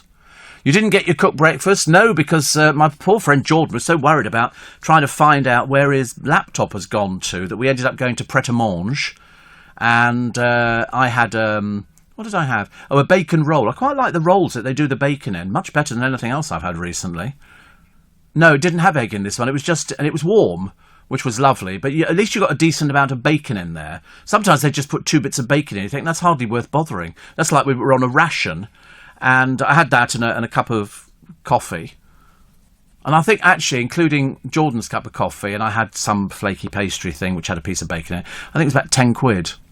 Something like that. It just seems like an awful lot of money, doesn't it? I didn't care. I was pushing the boat out. And all he was doing was on his phone trying to find out where this bus ends up so that he can phone them and say, listen, do you have on this 88 bus? They will know, because they'll have the actual CCTV from the bus. He hasn't phoned Baker Street yet. I did tell him where it was. So he knows where it is. But apparently 3 to 5 days, then they send it to there. So hopefully he will phone them this morning and find out exactly. I'm sure they will know. Somebody might have had, they go, oh, actually, somebody did hand something in the other day. Just an empty bag. I don't know. So Arj tries it on with a GC lookalike. As I say, GC's going to go up the wall. She was the other day, because she's so bored because she hasn't got a job at the moment, GC. And you can't go on about, I've lost 3 stone, because we've heard it for God knows how long and it's become terribly tedious. Good news, though. Miracles do happen. Yes, Jordan can walk again. All that baloney she fed you about, I shall never walk again, I'm going to be in a wheelchair for the rest of my life, was just a load of old codswallop, ladies and gentlemen. She was happily walking the other day. She's walked her dog before now, and she was wearing heels. She won't be walking down the aisle in a pair of trainers. because it was a load of rubbish. Absolute rubbish. Steve, Priscilla Presley married Elvis. Meghan Markle married to Prince Harry doesn't quite cut the mustard in comparison. Well, she probably thinks it does. Let's face it, she was hardly known before she married Harry. Now she's known. But all you'll discover is Harry's a whinger. That's what they used to call... I couldn't believe that they actually called him the Ginger Whinger. Was it because that's the only word that rhymes with whin? There must be other words that rhyme with it. Ridiculous. So, actually, there's a couple of people off on LBC this week. First of all, James O'Brien is in having more Botox. And that takes a week for the face to settle. And so Majid is covering. And so it's Majid today. Matt Fry, rest of the week, is it? Okay. I like Matt Fry. I was like, and then I saw a picture of him because I see him on the television, but I didn't equate the two people. Funny, isn't it? And then yesterday we had Camilla Tominay, who was on, and Matthew Wright, who used to be on LBC years and years ago. Used to do a round table on a Saturday morning with a producer who was mad as a broomstick. Everybody's mad as a broomstick in my... No. Another one. But he used to have Kevin O'Sullivan on then, so I think they go back a long way. They'd have lots of different people on, and I quite like a round table radio programme, because it's provided they don't all talk over each other. Cafe Concerto used to be Gloriette's coffee shop, says Rob. Well, it's a chain. They've got loads of them.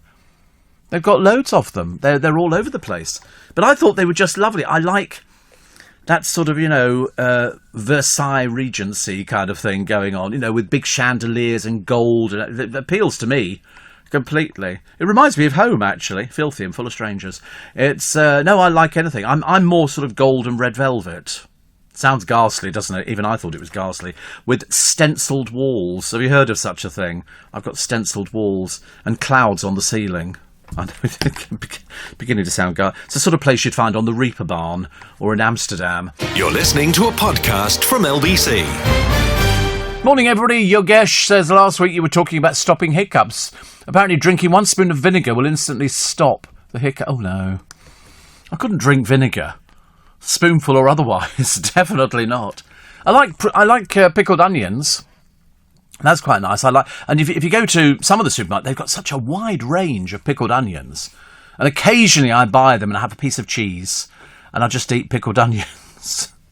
Small ones are more juicy, as they say. Steve, are you going to have a hard time remaining quiet when you retire? Says Louis. No, not really. No. I think people think that if you talk for a living, that when you go home you carry on talking. Well, I don't. So I don't have any problem remaining quiet at home at all. And I do make my phone calls every day. I have regular phone calls that I make, and I talk quite normally on those. I don't sort of look on this as a hardship. So being quiet is not a difficulty for me, definitely. 84850 steve@lbc.co.uk. Dean says I bought a copy of the 1972 IBA Television and Radio Handbook. I had it rebound. It was expensive, but worth having done. Very expensive, but it does look nice, doesn't it? Really, does look definitely nice. A lot of people telling me about seagulls. Seagulls is a real problem, isn't it? On the coast, people sitting there and they'll be sort of eating their ice cream or their chips, and down comes a seagull, grabs their sausage and batter, and off they go. Now to buy your leave or anything else. On the papers this morning, The Sun, Jabs Army, race to be at variant, June 21st, freedom at stake. And they say they're issuing a new call to sign up to the Jabs Army of vaccine stewards to help beat the Indian variant, which threatens your freedom hopes on the 21st. Not good. John Barrowman has spoken for the first time since facing allegations of exposing himself on TV film sets. In an Instagram video, he said, "I just want to thank you all very much. All of my fan family and everybody who's reached out with the countless messages of support." He's been axed as a Dancing on Ice judge since the claims. He's apologised for high-spirited behaviour and tomfoolery. Witnesses have described his antics as pranks, not sexually predatory behaviour. I agree, they're pranks. But some people might not interpret them as pranks. Shane says, is it warmer in the UK? It was freezing in Riverwood this morning. Yesterday it was good. Yesterday was nice. I didn't go out in it. I'm not really... I don't do heat.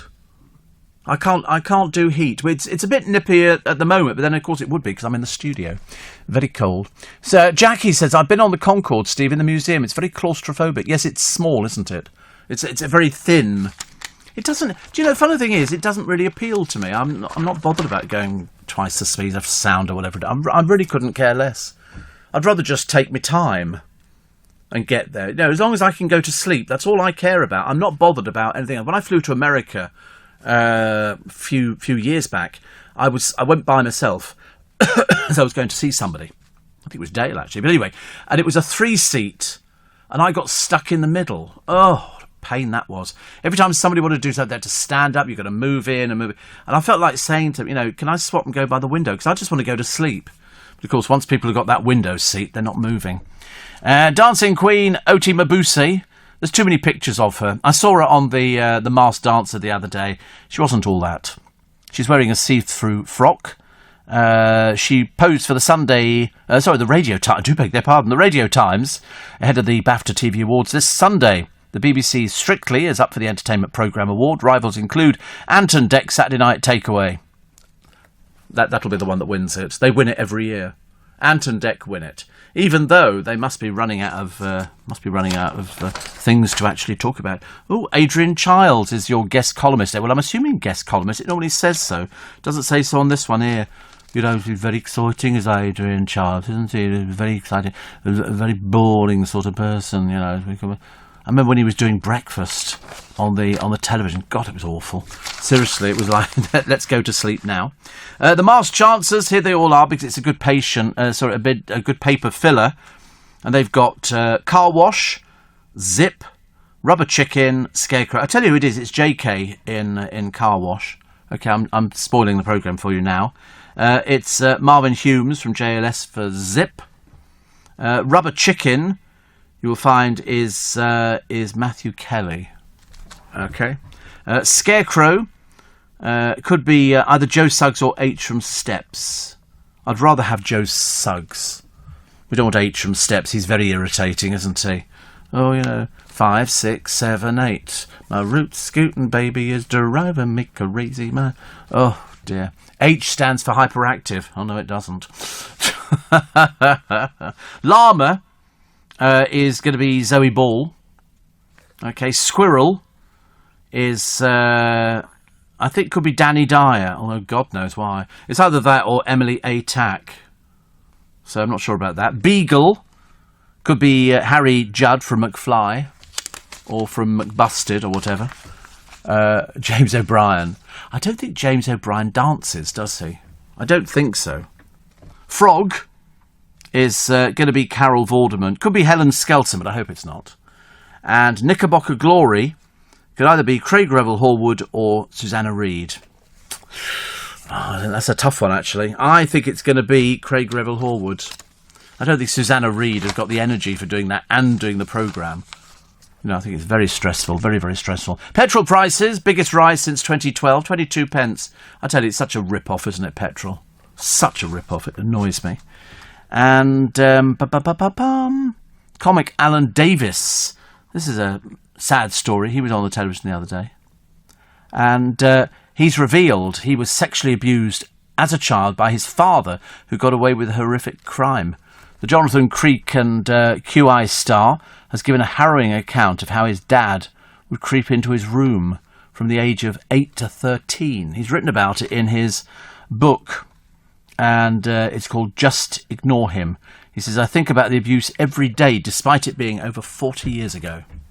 I don't think it ever leaves you, does it? Don't think it ever leaves you at all. Here's Kevin Bacon cuddling some pigs. Little do they realise.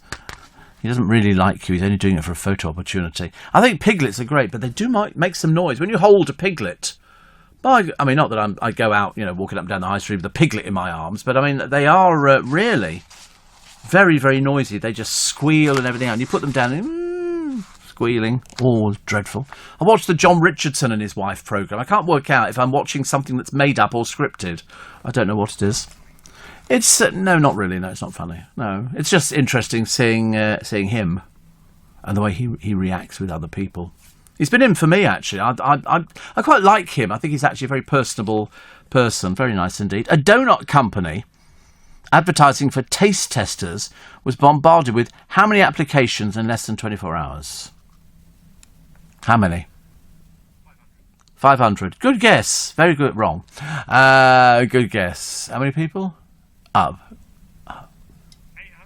No, 11,000.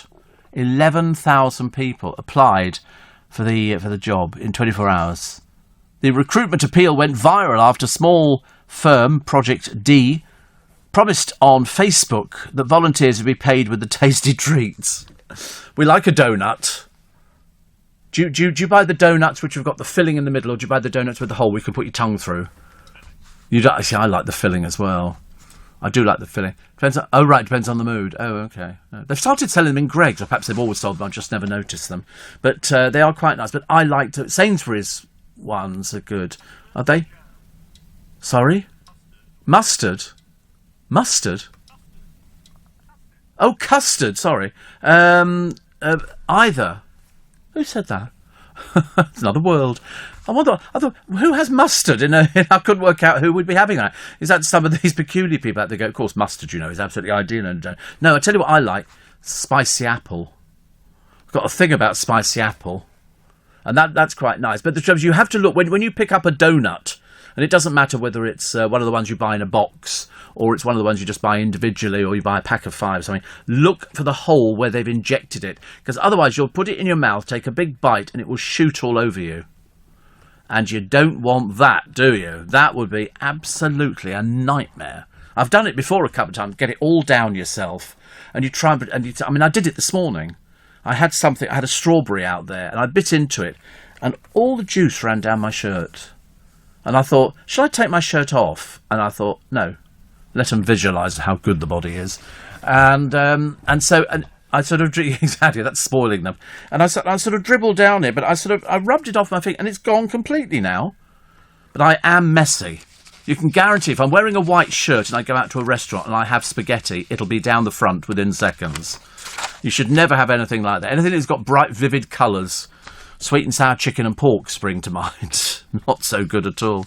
One of Britain's oldest sweet shops still sells rock, made from recipes dating from when it opened in 1833. I'd love to open a sweet shop. That'd be quite nice. Or a fish and chip shop. I'm obviously sort of into the retail business. I'd be very good at that. Steve, now that Birmingham people have to pay if they drive an older car, watch other cities jump to do the following. Oh yes, I'm sure that they will. The Mayor of London will be looking very carefully at the scene up there, I think, because if you can make more money out of motorists, and the motorists are the people... Some people like having their cars with it. I don't want to sit on public transport. It's packed. It's not very nice. You're listening to a podcast from LBC. Nice to have your company. It's Steve Allen's Early Breakfast on LBC. I don't believe this one that says, Steve, I'm a driver at Stockwell Bus Garage. I think I've seen your friend's bag at the garage just now. Heard you talking about it. That would be the miracle of all miracles. Well, you'll know it's his because it's got his pass inside the bag. He's going to phone at 9 o'clock this morning, but it's got his pass, so he's had to phone up the company he works for, which is a big company. And because it's got his pass and somebody else might be able to use it. So, if it is there, that would be the miracle of it. But he thinks he did leave it on the bus.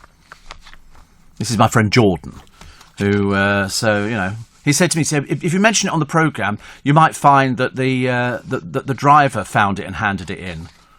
I said, well, you never know. I said, it would be a miracle, would it not? We have a poem for you this morning. It's A Memory of June by Claude McKay. Okay. And it goes as follows, A Memory of June, all right? When June comes dancing o'er the death of May, with scarlet roses tinting her green breast, and mating thrushes ushering in her day, and earth on tiptoe for her golden guest. I always see the evening when we met, the 1st of June, baptised in tender rain, and walked home through the wide streets, gleaming wet, arms locked, our warm flesh pulsing with love's pain. I always see the cheerful little room, and in the corner, fresh and white, the bed, sweet-scented with a delicate perfume, wherein for one night only we were wed. Where in the starlit stillness we lay mute and heard the whispering showers all night long, and your brown burning body was a lute whereon my passion played his fervid song. When June comes dancing o'er the death of May, with scarlet roses staining her fair feet, my soul takes leave of me to sing all day a love so fugitive and so complete. We're so educational. Seriously, I can't believe it myself. I wish I'd stayed at school longer and got a better education. I might have even understood it. But it's all these dancing o'er the death of May. I quite like that, o'er the death of May. I was happier talking about those donuts. I have made a mess actually with donuts before now, and there's something nicer. I like the little ones you get at the fun fair. That's what I would have had yesterday. The little tiny round ones. So we have a donut poem tomorrow. Do you think there must be poems written about donuts? There must be, mustn't there? I wandered lonely as a donut. You know, I mean, I could see all sorts of things like that. I love it. I love it. What else we got? New Look. This is obviously a clothing company. Now, we've had a story like this before. They've been accused of sexualising children by selling padded bikinis for girls aged just 9. Now, I can't speak with any authority on this, but people seem to mature a little bit quicker nowadays. And I seem to remember, didn't somebody else years ago have, you know, bras and things like that for little children? Didn't they not? No, you don't know it. But I'm sure that they did, because people were talking about it. The high street chain is flogging these two-piece swimsuits in its children's 915 department. And, but I mean, I don't know, 9 years, I don't know what, I was trying to remember back what I was like when I was 9. Obviously not wearing bikinis, but thank you for thinking about me. I'm trying to think, actually. 9 years old. That's, you know, I mean, kids are quite grown up at 9, aren't they? They would, you know, you can have a conversation. Definitely. Steve, I didn't want to search through, but it's definitely his. Are you sure? Jordan, we found your bag. We think it's at Stockwell Station. We had somebody who said it's... He was listening earlier on, and yeah, can you send a photo? That'd be quite nice. So he says, I'm a driver at Stockwell Bus Garage, and I think I've seen your friend's bag at the garage. Yes, email a photo to her. Take a photo and send it, and just Steve at LBC. Because I mean, as I say, this would be absolutely uncanny if we found it. I'll tell you the bus number, 88. That's what he was on yesterday, but there was only 2 or 3 people on it. And it's got his work pass in there as well. So in theory, you could open it and find his work pass. But he's going to be phoning you at 9 o'clock this morning. Be awful if it was a wind-up, wouldn't it? Because I so wanted to say to him, everybody listens to this programme. Everybody. Even bus drivers. Steve, you do pay in London for having an older car. It's called the ULEZ charge. Yes, it's because of... Oh, what is it? I can't remember. Oh, not another poem. Oh, right. What's this one? Donut poem. Oh, donuts. So we found a donut poem. Good heavens above, I didn't even think there was such things possible. By Greg Pincus. Yes, email us a photograph. That would be quite nice, actually. I shall then have to send him, and I'll send him a text and go, you won't believe this. This would be the miracle of all miracles at Stockwell Garage. They found the bag. It was on the bus. Hang on to it. He'll come back. He's back down in London, I think, on Thursday, working for the BBC. And but his pass is definitely in it. You can search through it while I'm reading the poem by Greg Pincus called Donuts, Oh Donuts. Donuts, oh donuts, fried circles of yum, you food that I simply adore. You're sure not nutritious, but you're so delicious, I'm always left wishing for more. I love you with frosting or covered in sprinkles. I swoon for you, sweet sugar raised. When you're filled with jelly, you warm up my belly, while still leaving room for a glazed. I'll dip you in coffee or dunk you in milk. I'll eat you for breakfast or brunch. I get so impassioned for simple old-fashioned that sometimes I make them my lunch. Donuts, oh donuts, definers of yum, you perfect fried circles of dough. Although you're caloric, you leave me euphoric.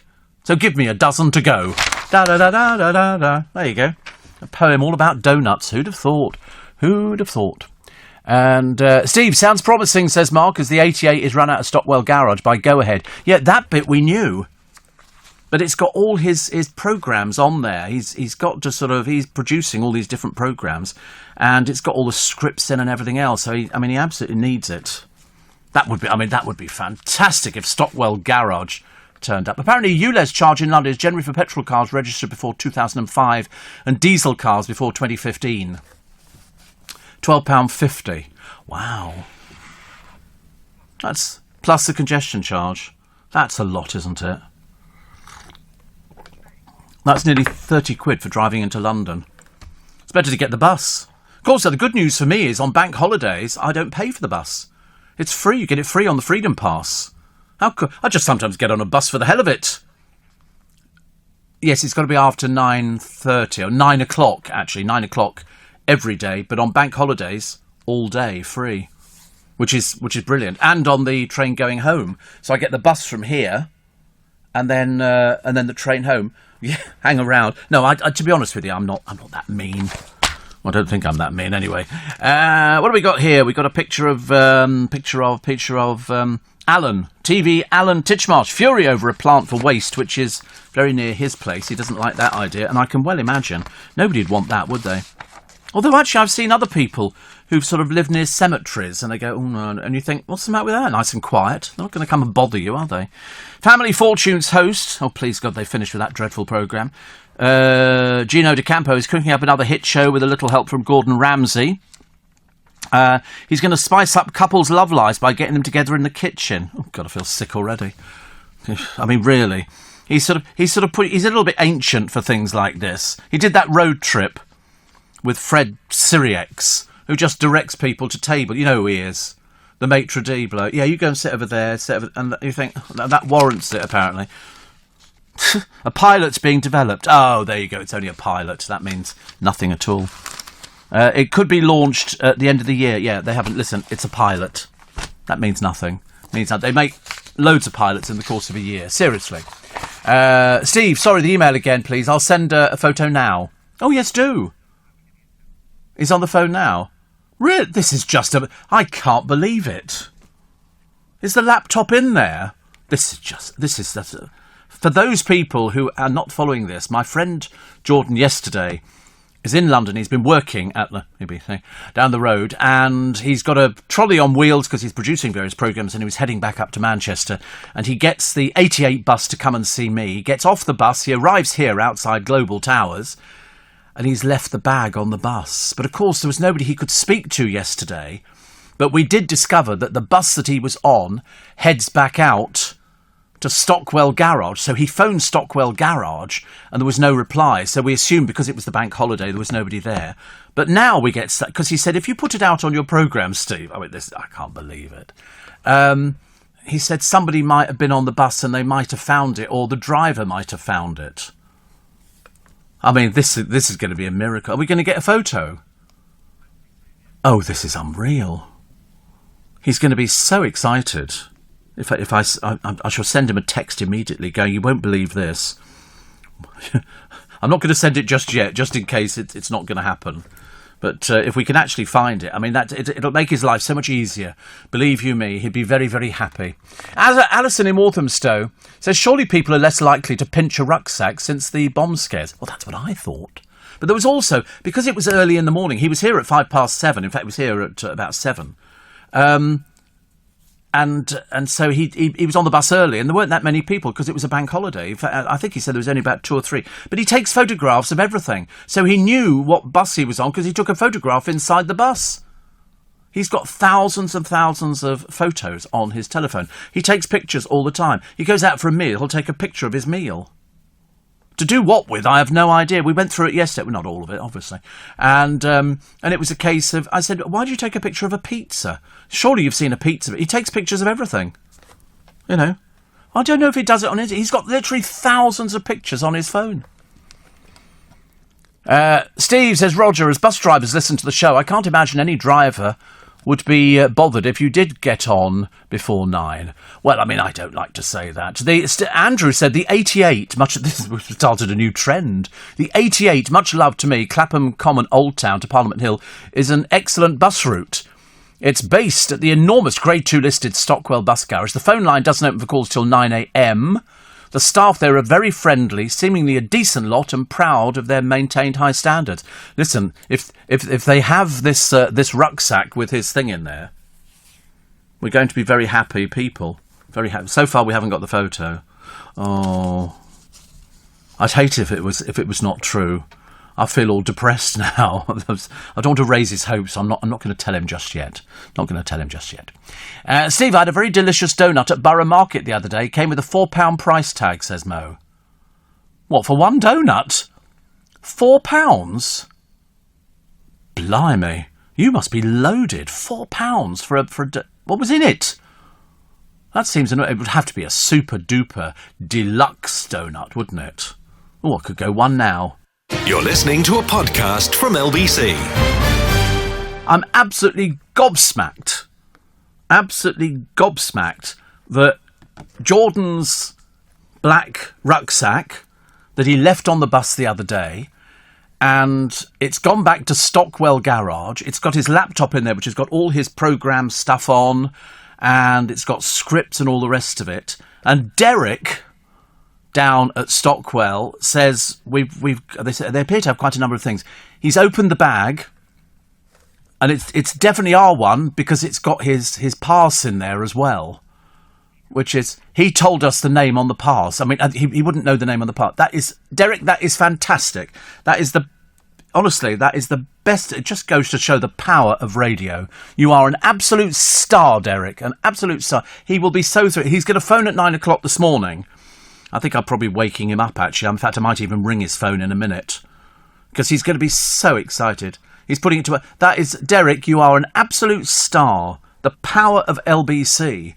That somebody on a bus yesterday, going back, we knew it had gone back because he took a photograph, so we knew the bus number and we knew the code number inside the bus, but there was nobody else on there apart from two other people. And it's his computer from work, which has got everything on it. It's all that work that he's put into it.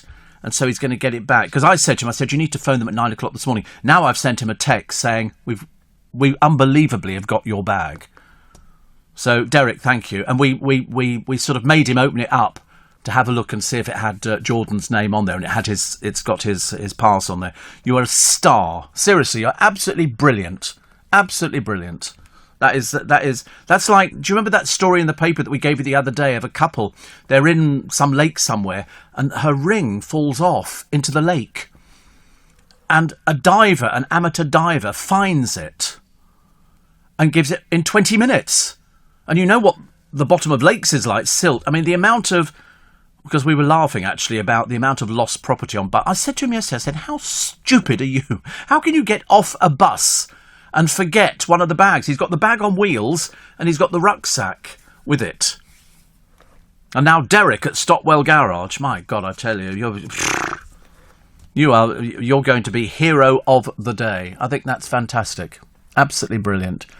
And so well done. Thank you so much for that. He'll be so thrilled. He's back in London on Thursday. He comes down every so often to do the programmes, and he went all the way back. He was in a terrible state yesterday because he was trying to work out what else was in his bag that he'd lost. But it was the computer with the scripts. Yeah, take me for a fry-up next time round. LBC has come to the rescue. That is so brilliant, isn't it? I'm so pleased about that. I don't know what to say, Derek. I mean, I thought you were a wind-up. I seriously, because that's why we said, can you send in a picture? Because I've had that before. Somebody said, oh, so-and-so, so-and-so. But you've come through. Well done. And Mo says your friend's going to be a very happy man. He's absolutely a very happy man. And Roger says, give Derek a bottle of Prosecco. He's a star. Derek is someone who really deserves a drink. Oh, it's outrageous. He can't be driving buses and having a drink. But no, that is so fantastic. I'm almost dumbfounded by that.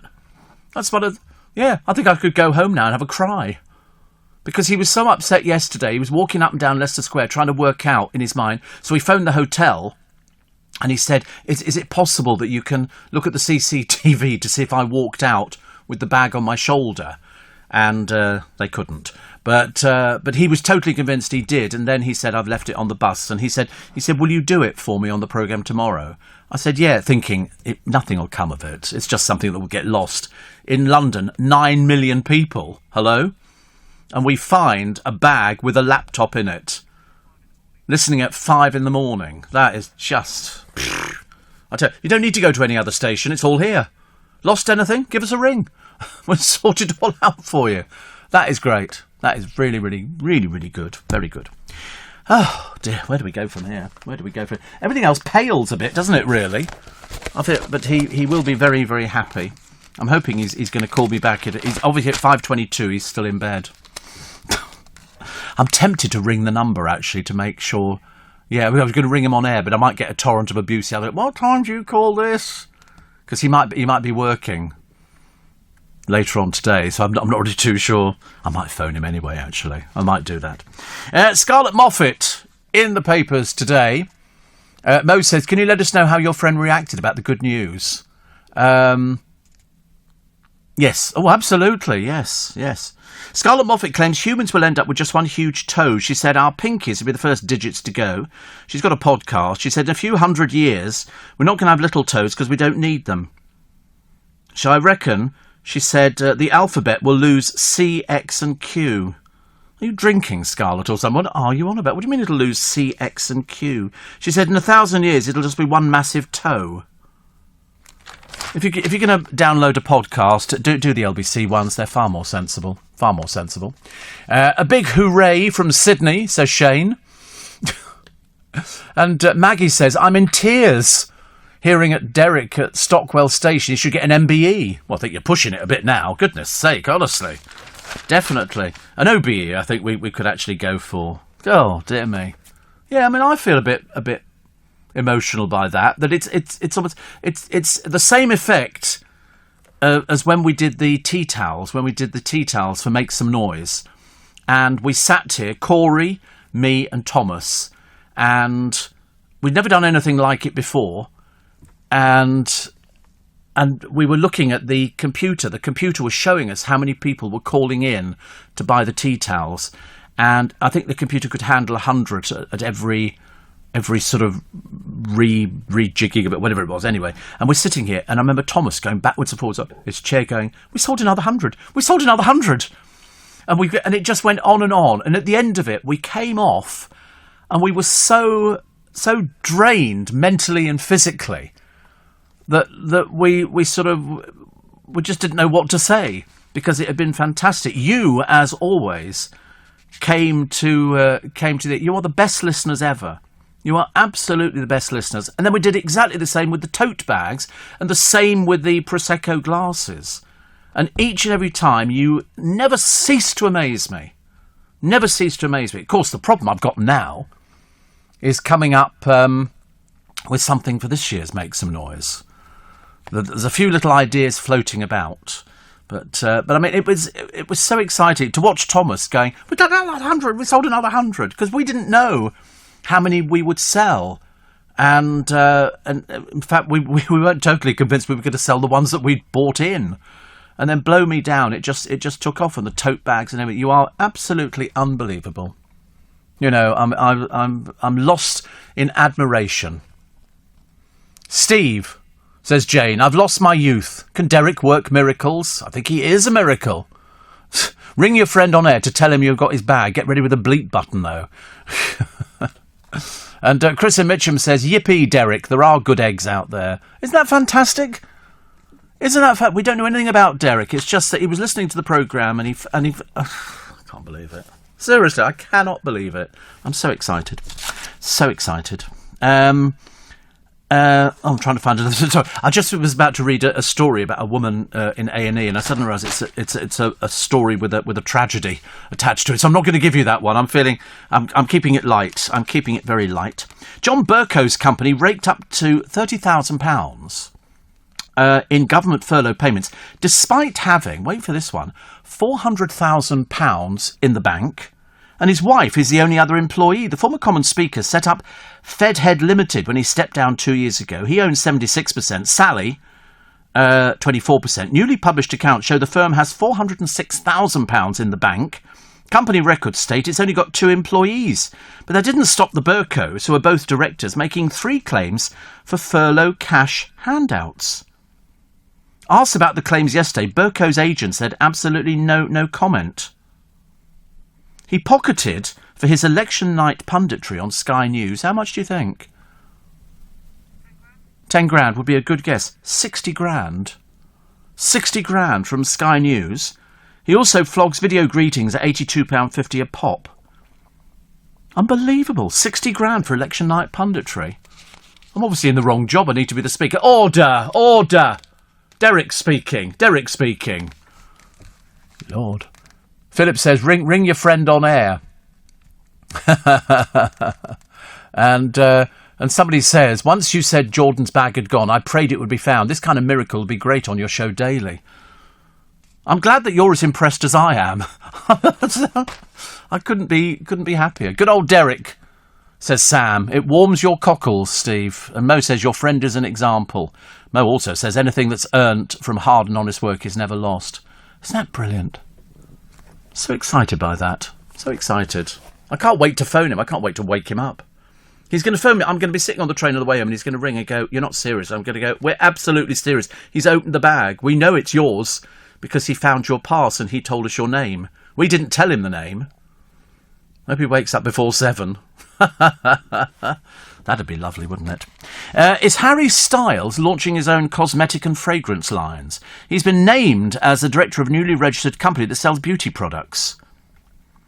The firm will likely launch under the trademark name Styles, Harry Edward or She, as one eagle-eyed fan shared official paperwork online. He's said to be worth 75 million already. I'm obviously... I just... La, la, la, la, la. I need to learn how to sing, don't I? God, blimey, can you imagine? Imagine if I learned how to sing. Imagine if I was good-looking and I was a model.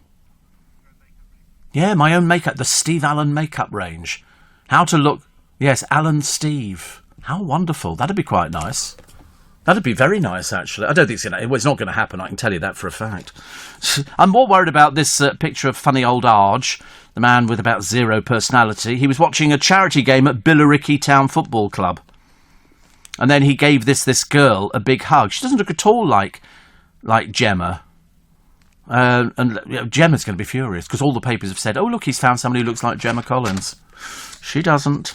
Pete Townsend reckons he was pansexual at the height of his hell-raising days in The Who. He made the claim, he said, with the I'm a boy, the idea of masculinity and the way that men are seen to be at a time when I often forget to be gay, to be pansexual, I think I probably was, but not anymore. I think I was ready to fall into bed with anybody. Oh, Lord. Little bit too much for a Tuesday, isn't it? Honestly, all these people talking about their sort of sexiness going on. I mean, it's depressing for all of us in here. Most of whom that stopped years ago. Honestly, the moment we hit Dunkirk beaches, we gave up on that one. All those little ships and everything else. I'm Elizabeth Day, host of the podcast How to Fail, where I explore what failures my guests overcame and what that taught them about how to succeed. And when you need that extra bit of motivation, have you tried Peloton? It's a fitness experience for your body and mind. From cycling and running to strength Pilates, meditation and boot camps, there is something for everyone. I can personally speak to that with my own Peloton membership. I always look forward to the various workouts and, best of all, you can fit them into your own schedule. That should give you more time to catch the bonus Peloton episode with Joe Elvin on my podcast, How to Fail with Elizabeth Day. Listen now on Global Player. You're listening to a podcast from LBC. Roger says your announcement about the bag reached Shane in Oz and back to you in message form in record time. So, it's amazing, isn't it? Amazing. If you missed that bit of the programme, you'll have to go back and... We've sort of elevated Derek from Stockwell Bus Garage into the star of the day. Thank goodness he was listening to the radio. Bless his heart, fantastic. Louise Redknapp's son couldn't believe his eyes when his mum was unveiled as the flamingo. Do you know, I don't want to be rude, but I'm a bit bored with Louise Redknapp now. We know about the marriage. We know that her ex-husband has now got a new girlfriend who's younger and pregnant. And we know that Louise Redknapp is sort of, thinking she's going to resurrect a musical career. But I said at the time, the problem is now that the music industry is fickle. Very, very fickle. It's a case of, you're in a group, a company like Psycho will put a group together, like One Direction. They were all individual, if you remember. They were all put together. And they then said, right, we're now going to do this song, they do that song, they make the video, they invest their money in it, and it paid off. It absolutely paid off. Little Mix paid off. You know, obviously, Jessie Nelson didn't like it because it was all too much and it was all exhausting and everything else. But unfortunately, that's what the business is. It's called work. Work hard, play hard, reap the benefits. It's no more simple than that. So when you read about Jordan going on another holiday, I always think, you bone idle old baggage. Honestly, don't you want to find a job, dear? You're getting older by the day, judging by your face, and you've now got the new marriage. So this will be marriage number 4 we're up to. I think it's 4. It's either 3 or 4. No, I think it's 4. And you think to yourself, shouldn't, as opposed to going on a holiday yet again, because that's what Jordan and little boyfriend have done, they've gone on another holiday, should you not be sorting out your mucky mansion? Should you not be doing that? Or finding a job? Could you get a job working, in a supermarket or something, stacking shelves? There must be something you can do. Because all you're doing now is just selling stories on your relationship. This is marriage number 4. I mean, do you not feel a failure? Every business has gone bankrupt. All of your businesses. You were never a businesswoman. Never had 45 million. You show me a bank receipt with 45 million quid in there, I'll give you a programme for the day on LBC. I'll have a word. But it's a case of, you've got to work to earn a living nowadays. And people who moan about going to work, are those sort of people who don't probably deserve the job in the first place because you're not committing yourself. And Jordan is bone idle. There's quite a number of people like that. Do you think Kerry Katona is ever going to find a job? No. They think if they go on to a reality show, that's it. That's called a job. But eventually, and Jordan is now quite ancient, they're not going to put her on a reality show. They're not going to use people on the reality shows. I mean, even Gemma Collins' career is winding down. She's having to sell clothes. To be honest with her, I think she should hang on to them. Because believe you me, she's going to be needing them very, very shortly. David in Leeds says, you hear about the mice infestation? Well, about a week ago I did, yes. I mean, certainly not now. A week ago, yeah, we heard about the mice infestation. But Louise was sitting with his with her son on the sofa, and then the bird's head came off, and it was revealed as his mother. She didn't even tell her children. Didn't even tell her children. She says, the former pop star said, oh my God, for God's sake, the former pop star. It's like they say of Jordan, the former glamour model. How many years ago was that? Ridiculous. They said, you're going to rehearsals and you can't tell people where you are. Shouldn't imagine anybody cares. Why would people care about it? But she did release an album last year. I remember her going into the studio, and I remember it's called Heavy Love. Where did that end up? Heavy Love. Because the trouble is, you've got to, either you're going to release it yourself, or you're going to persuade a record company. Got to number 11. Okay. That was last year, though. Yeah. How long did it stay in the charts? Did it... Because years ago, I don't want to be rude, and it obviously is not applied to her, but years ago, records would appear in the charts. Now, I'm telling you this as somebody who, only knows about the side of the music business, which isn't the good one. And they were called bought in. In my early days, they could buy a record into the charts. How did they do it? No, because the system changed, and what they had was chart return shops. And a chart return shop was known to the music industry.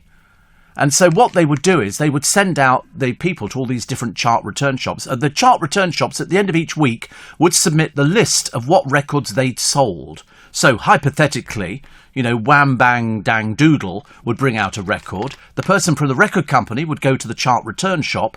They would buy, say, 50 copies of it. That would go onto the list, 50 copies, and immediately that record would appear in the charts.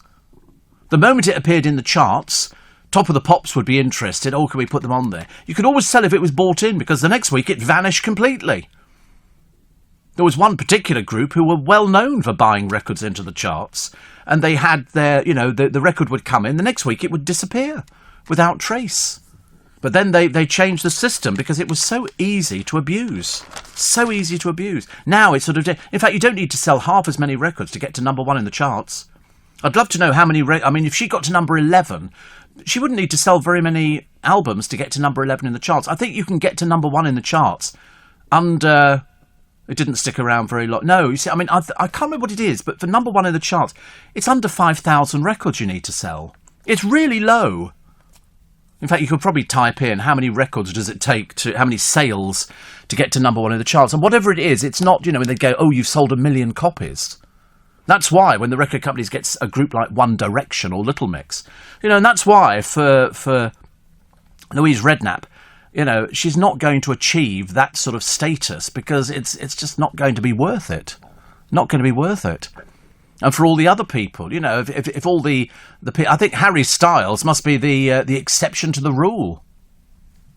Doing quite well. People give him clothes. If he's worth 75 million, that's not bad. I think one of the other members of the group was going out on a world tour as well, and we were all going, what for? No, well, I think Niall's going out, and I think Louis. Who's the one who's got a baby with Cheryl what's-her-face? Liam. I think Liam is also going out on a world tour. And you think, mind you, I don't want to make you laugh, but Peter Andre was going to be doing a tour of Australia. And then all of a sudden it was mysteriously shelved. The reason being that Peter was offered a TV show in this country where he sort of dressed up and pretended he knew about DIY. And so the tour was shelved. I mean, there was a nasty rumour doing the rounds that he hadn't sold any tickets. Because who in their right mind is going to be paying in Australia to go and see Peter Andre? He doesn't even live there anymore. He lives over here. I could just imagine it. True story about people buying multiple records from a chart return shop, or the label would take the store workers' gifts if they would put a song through the till multiple times. See, I knew about this years and years ago. I did know one person, I can't tell you who it is, but their garage was full of their album. They had so many copies of the albums that they'd been out and bought to get themselves into the charts. Apparently, one of my friends, says a friend of mine, was busted for handing out leather jackets to sales assistants at some chart return shops. That's why they had to change the system. It was a very odd thing. They would have meetings at radio stations to decide what went on the playlist. But what you would do is you needed to get Top of the Pops. Top of the Pops could sell a record, but if the record was awful, I remember there was one group went on there, and they made them play live, and it was dire. Because most groups can't play live. They would mime. In fact, I don't think Bananarama ever sang live in their entire life. Every time they appeared, they mimed. Because I went to see them when they were on the Des O'Connor show. They had to do 4 times because they would lip sync differently. Pete Waterman insisted that they mimed. When the Steps came out, he said, I do not, and I've got him on record, he said, I don't spend hours and hours in a studio crafting a lovely record only to have them screw it up by singing live on the television. So, in fact, Steps would be miming. And you can see it. And sometimes they fit them with microphones to make them believe that they're singing. I mean, I'm led to believe there was one particular girl supergroup, and they were auto-tuned. I mean, there's all sorts of ways of doing it, which means that you sing into the microphone, the computer will tune you perfectly, so you sound in perfect harmony. I'm led to believe they couldn't actually deliver without the auto-tune. But the music business is full of stuff like that. Absolutely full of those sort of things. But I'm glad that friends. I mean, it was such a well-known thing. Such a well-known thing. Oh, it stopped years ago now, because it was so easy to do. You just went to the chart return because people knew where the chart return. They were called chart return shops. It would be a normal record shop, but they would file what they'd sold. So, all of a sudden people buy 50 copies of Wang Dang Doodle and they go, so you can push them into the charts. And so like Louise, bless her heart, she has to sell records now because they don't have a system like that. And that's why it's difficult. You can be, in fact, the reason that Cheryl Cole's career collapsed is because when she was on the television as a judge on whatever she was on, the X Factor, she was allowed to sing on the programme with that huge audience. Now she's not on it. No records in the charts anymore. The last one she had was Gonna Fight. Oh no, that was her career. Fight for this, and that was it. She did the little dance and all the rest of it. Did she sing it live? I'd be very surprised, but that was the last time. The moment she wasn't on the show and on the panel, she didn't get the free exposure. Why do you think people would kill to get on Ant and Dec's programmes? Because they get huge audiences. They get huge audiences, and people, get up. The record companies would bend over backwards. Years ago, DJs could be bought because they decided what music they were playing on their shows. And they go, listen, holiday to France? And people would be offered holidays if they'd put records on playlists. I mean, it was, well, I didn't know. I mean, I remember getting free gifts. I got loads of free gifts when I was playing records. But I mean, to be honest with you, not compared. I mean, some people were offered money. It was quite lucrative. And you had the reps who would come round and they would have their favourite DJs. You know, which is the same as anything nowadays, isn't it? You know, if I've got, you know, a really good PR company, they would offer me their clients because they know what they're going to get. I mean, at the moment, Derek could be appearing on Love Island very shortly for being an absolute star. You're listening to a podcast from LBC. Good news is Boris Johnson's been offered a free holiday. Well, actually, it's not a free holiday. It's a honeymoon. With Carrie, he's been offered a honeymoon in Benidorm.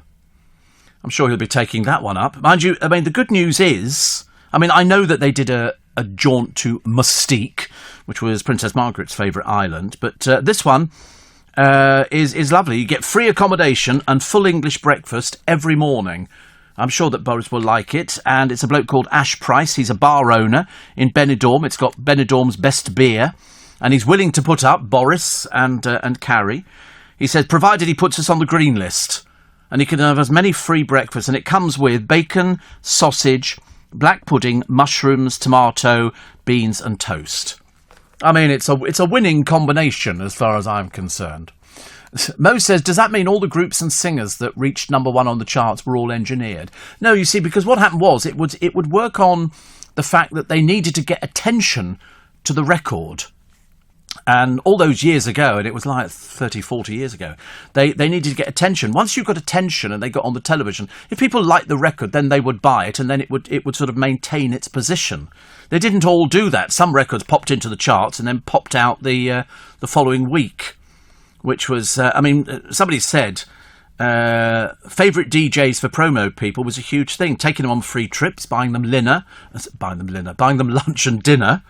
One very famous DJ in the 80s used to play your songs if you took him horse riding or played squash with him. It was a payola situation. You know, people, it was big money. You were looking to sell records, and you needed to sell a lot of records in the early days. Now, as I say, and I can't remember exactly how many it was, we couldn't find it, but my friend Ian will know. You don't need to sell as many records now to get to number one in the charts.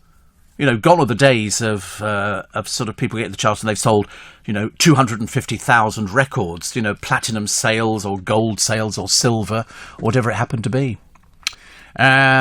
Steve, just to let you know, not everybody went to the beach to wash their feet yesterday. Lots went to the market for a walkabout. Loads of see-through black leggings, crop tops and overhanging bellies, gorging on bags of donuts and burgers. I was at the bus stop yesterday, waiting to go to Hampton Court until I realised I was at the wrong bus stop. But anyway, that's neither here nor there. And there was a couple of young lads there, and one of them was eating biscuits out of a packet. And the bus came, and he decided he'd had enough of them, and he threw them in the bin. Okay, there was a bin. It's unusual, actually, to find people at bus stops throwing stuff in bins. But anyway, he threw them in the bin. There's a bloke sitting at the bus stop. He immediately, after the kids got on the bus, he went to the bin, took the packet of biscuits out and carried on eating them. And I thought to myself, no shame in picking stuff out of the bin, which was all a little bit disturbing, I think. But I didn't end up getting to the fun fair at all, so I was very disappointed about the whole thing. What have we got here? BAFTA suspended its special awards for TV in the wake of the Noel Clarke scandal. But they've got loads of people who are up for awards, I think. Freddie Flintoff, Anton Deck, they're bound to win. They always win. Anton Deck always win. It's just, there is nobody to replace them. Pip Schofield and Holly. There was a story that they were prepared, ITV, to offer Holly a lot of money if she stayed with them because she's in dispute with her ex-agent. They want money for finding her the gig or something. I can't remember what it is. But and so they say to stop her paying them, she might leave. And so give up the gig so she doesn't have to pay them the money. And they said that they would compensate her by giving her more money. I mean, to be honest with you, I don't think you'll find anybody better. She is particularly good. She seems to fit in very, very well. Her and Pip seem to do very well. They seem to like the thing. And the gigs are a good one. I mean, it takes a lot to do live television every day, and people always go, "Oh, it's so easy, isn't it, to do live television?" Believe you me, it's not. Otherwise, they'd all be doing it. Sue Ann in Brixton said, "I'm so glad that guy got his bag back. He doesn't know yet. I've sent him the text messages. You know, we'll have to wait and find out." I mean, that is amazing. I worked at a chart return shop in the 90s when Gallup fitted updated machines that would accept any barcode. So we often attempted to get a packet of pickled onion monster mash into the top 40. It's just do the barcode. Always very good. Always very good. Steve, thank you and the Spikers for having me the last 5.5 years, says Shane. He's been drinking, I should tell you, because he is actually over. Lara says, "What do you do when you feel sad and rejected?" Well, actually, Lara, I don't. I seriously don't feel sad and rejected. I'm quite sure other people must feel sad and rejected. I don't feel sad. I never get sad. I get concerned about health matters. I get concerned about that. But I don't get sad, and I certainly don't feel rejected. I can't do. Look at all these loyal people we've got who listen to the programme every single day. People who sort of, buy and help us out for our charity. And we've had some fantastically worthwhile causes that we've raised money for. And we'll do it again this year. We do it every year, and every year you rally to the cause, and I find it absolutely amazing and wonderful. I really, really enjoy it an awful lot. So, sad and rejected, what do you do? The old argument used to be, Lara, you dust yourself down, pick yourself up and start all over again, because the answer is there's always going to be somebody worse off than you.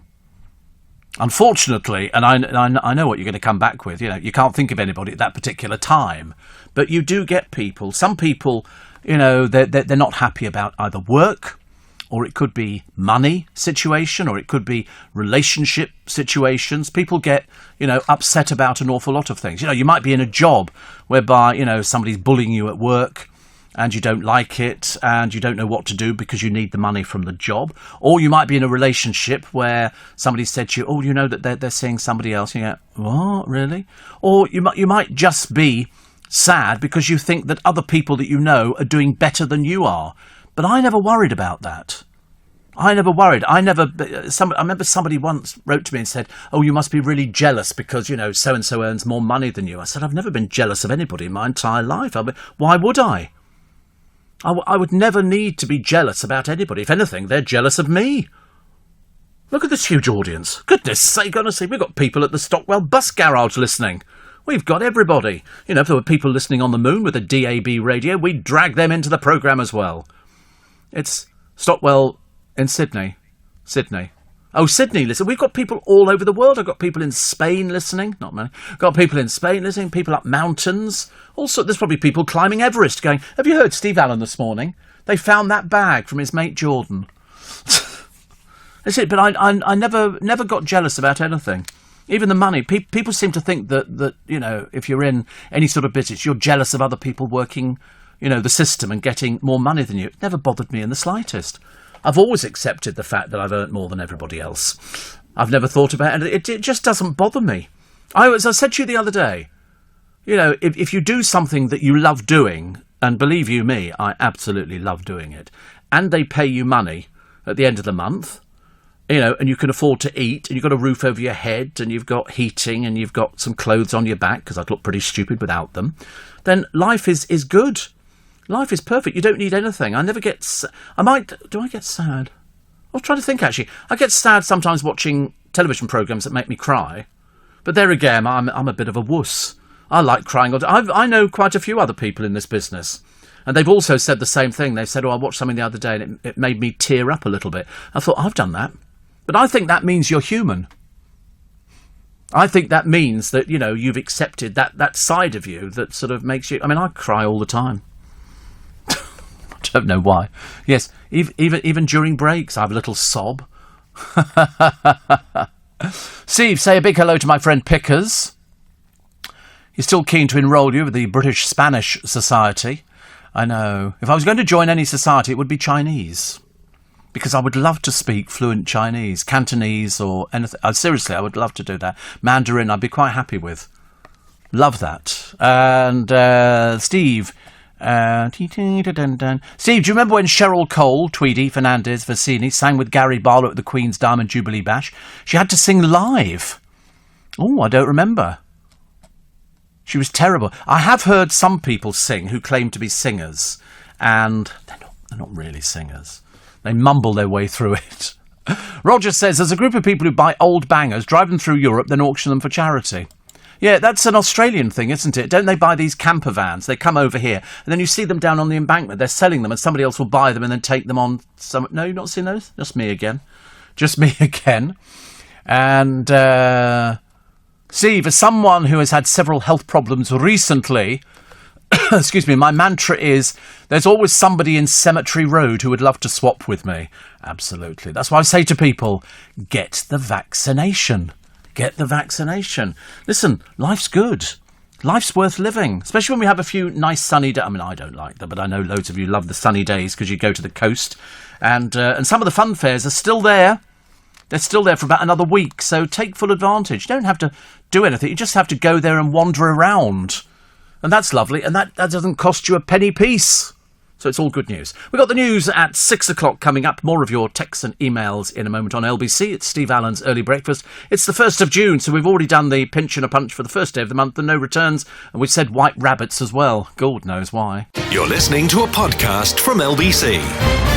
Welcome to Oh Goodness, We've Got to Go Back to Work Day. That's how bad it gets, I'm afraid. People say, oh, can't we just have a few more days for the bank holiday? And the answer is, I don't even know when the next bank holiday is. Do we have another one? End of August. June, July, August. Oh, well, that's not too bad, is it? Three more months. Oh, you're right, it seems. Are you sure? June? Yes, of course. We're just into June. June, July, and then at the end of August, is it? Oh, right.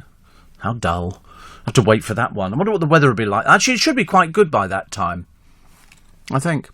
Dave says, morning, Steve. I'm an emotional person watching films like yourself. Did you ever watch Highway to Heaven with Michael Landon? Yes, I did. Michael Landon, who is from Little House on the Prairie. Weather today. Oh, blimey. You might be doing the famous, I'm not very well. Can't come into work today. 25 degrees. Sunny and a moderate breeze. That sounds quite nice, doesn't it? Might get the ombre solaire out. Tomorrow is Wednesday. I don't get funny with these. 26 degrees tomorrow. And that's a little bit of cloud and some sunshine. Same on Thursday, but it's 22 degrees. Friday, 21. Saturday, 22. Sunday, 22. Monday of next week, 23. Then 24. And then it sort of climbs up a little bit. But today, 25 degrees. Oh, grief. Yeah, it'd be winter soon. I should be happy. People will say to me, oh, isn't it exciting? And I go, no, not really. I went out yesterday with an overcoat on. I don't know why. I've got no idea why. I was having one of my peculiar days where I thought, to the fun fair. So I thought, which I never got to anyway. So I'll have to go up there today. But I've got a couple of little bits and pieces. I've got some plants to plant up, but I haven't managed to get round to it. I only get shouted at by Lynn. Can you believe that 1 in 10 of us, not us round here, believe that dinosaurs still exist in some remote corner of the world? Rex says, I'm listening to you in New Zealand. That's where they filmed Jurassic Park, isn't it, New Zealand? Dun dun dun dun dun. You've never seen Jurassic Park? Yes, it was New Zealand, yes. When the helicopter comes in, that's New Zealand. It's lovely. Still wouldn't want to go on a helicopter. Steve, thank you for your positivity. I've been furloughed since last November. It's been a bit of a struggle, as I miss working, says Eddie. I can believe that. The trouble is, it's very easy, if you're not working, to not bother getting up. People stay in bed, they get later and later and later, and you sort of think you really do need to actually get up and do things. Jurassic Park mainly filmed in Hawaii. Lord of the Rings was New Zealand. Yeah, all right, clever clogs. I see, nothing better than pushing the presenter down, isn't there? Oh, you thought we were being all clever. Are you sure it was in Hawaii? Yeah. They did Hawaii 5-0 over there, didn't they? In Hawaii. I win. A little bit of good weather, Steve, says Donnie, and everybody gets their feet out. No, thank you. Wish people wouldn't wear open-toed shoes. I know. But that's what people... But we seem to head to the beach, don't we? If you live in In Australia, you probably spend most of your life at the beach anyway. They have a beach culture. We don't have beach culture here, mainly because it blooming well rains most of the time. You know, can you imagine people going, oh, we're having a barbie on the beach? No, thank you. People have Christmas lunch on the beach in Australia. I'm looking forward to the Christmas lunch this year, provided we don't go into another meltdown and lockdown. Thank you very much indeed. I would rather we didn't. Rather we didn't. Hotter than Sydney today. Hotter than Sydney. 25 degrees. Glad I brought my sunglasses with me. I might treat myself to a bacon roll on the way home. But actually, the bacon roll I had the other day from Pret a Manger was really one of the best ones I've had in a long while. It really was. It was really quite excellent, and it was warm. I might get another one. Treat myself, you know, bacon roll. I did that once actually. There's a Pret a Manger not too far from here. And I was working on the Sunday morning. I can't remember why. I was working on the Sunday morning. And I went to go and get some bacon rolls. Everybody had said to me, oh, can you bring us bacon rolls back? So I was coming back with an order of 10 bacon rolls. And I go to there, and it said open at whatever time it was. It was hypothetically say opened at 8 or whatever it was. And they weren't open at 8. They were having a meeting inside. And there's a few of us standing outside, and the bloke's having this meeting with all the staff, obviously. And I'm thinking, wait a minute, I'm one of these people. If it says we open at 8, I expect them to open at 8. I expect them to be ready for business at 8, not, oh, we've only just opened. No, I expect it to be ready. You know, it's like me saying my show starts at 4 in the morning, not 4 or 4, and especially as they're all inside anyway. Anyway. They finished the meeting, and it was about 15 minutes after they should have opened. And the bloke who obviously was the manager or the owner, whatever it was, apologised, and he said, "I'm really sorry." I said, "But I'm taking stuff back for people at work." He said, "There's no charge." So I bought me 10 bacon rolls and went home. Had bacon rolls for the next fortnight. No, I got them for free, which I thought was quite nice. I like it when people make that effort. You know, which is very good. And Steve, I looked up Katie Price on Wikipedia. She's listed as an author. She's listed as many things on Wikipedia. She's never written a word in her life. Never written a word. Everything is ghosted. Everything is ghosted. Even her novels are ghosted. She comes up with the idea, oh, so it's like page 3 girl, and she meets a man and she marries him. And and then somebody writes the story. So that's how it works. Next bank holiday, 30th of August, Notting Hill Carnival, says Roger. Is it on this year? I don't know. I mean, currently, we haven't heard anything to the contrary. We have heard that, yes, it's going ahead this year. That'll be nice, won't it? People have an opportunity to celebrate and do something and get out of there. No, I don't do the Notting Hill Carnival. Mind you, neither do the people in Notting Hill. It's become known as the Notting Hill Carnival, but they could easily shove it in a field in Enfield. Because the people of Notting Hill generally move out while the Notting Hill Carnival's on, because they get people weeing in their gardens and everything. It's dreadful. I mean, I know it's a celebration. I know people love it, but some people who go don't know how to behave. They don't quite board their windows up, but they get quite close to it. And of course, there's a full police presence there for drugs, mugging. Every year we have the Notting Hill Carnival. Every year I have to say the same things. If you're going, don't wear flashy jewellery. Don't flash your money about. You know, just be aware that, you know, you can have a nice time, but, you know, just be aware of what's going on around you. Where you get crowds of people, and we used to be right in the middle of it. We would get thousands of people going past the entrance to our building. But I have told the story. I'm not going to tell it again, the story of how I was offered the opportunity by LBC to do a programme with Therese Birch, who was working with us at the time, of a programme on the Notting Hill Carnival. We did it live from the Notting Hill Carnival, which was lovely. They gave us a 2-hour window to do the Notting Hill Carnival. Unfortunately, the downside was we were in the wrong road, and so we heard the carnival. We saw people going to the carnival, but we never actually saw the carnival because it was at the end of our road, and we're watching all these people going past. We're sitting there in the radio van, and Teresa, we filled for 2 hours. I kid you not, we filled for 2 hours, waiting to see the Notting Hill Carnival appear at the end of our road, but we were in the wrong road. Somebody had got it wrong. Steve, being the connoisseur, says Graham, of bacon rolls, the best are at Dom's Snacks in B&Q car park at Welwyn Garden City. Oh, Woburn Golf Club, a very close second. Is that one of those places where you go to the DIY superstore, but somebody's pulled in a burger wagon or something like that? Yeah. They're all right, though, aren't they? You have a cheeseburger or something. But I don't have to wait for anything. If you go there, I want it to be like fast food. So if I go and I say, can I have a cheeseburger? And they go, well, just have to cook it. It'll be a few minutes. And then you think, oh, God. But no, I thought the Pret-a-Manger ones were quite nice, actually. Well, I thought so. Steve, I'm not a beach person, says Shane. He's in Sydney. But I just imagine that everybody in Australia is somebody who likes going to the beach. Pret-a-Manger's bacon roll is 455 calories. You see, now, I don't know what that means. Well, I know what it means. It means it's 450. So that 2,000 a day is your allowance. How many of us stick to that? I could have 4. Yeah, but you can't have anything else. Oh. I thought they were quite nice, though. Steve. A lot of people telling me about Katie Price, looking her up on Wikipedia. She's on holiday, don't worry. And also people getting vaccinated. Thousands queuing the other day. Thousands, which is good news. The more of you that get vaccinated, the happier I am. Steve, Nick, my husband, is heading home after months away from work in Saudi Arabia, offshore on a diving boat. Whilst at work, whenever he gets a good Wi-Fi signal, Wi-Fi, he downloads your podcast. He's a fan. So there you go. I'm just about to leave from Lovedene to head up to Heathrow to pick him up. So looking forward to getting back to normal. Emily, our teenage daughter, opted out of an early morning and is asleep in bed. My friend Jordan, with the missing laptop, is going to be reunited with it. We're so excited.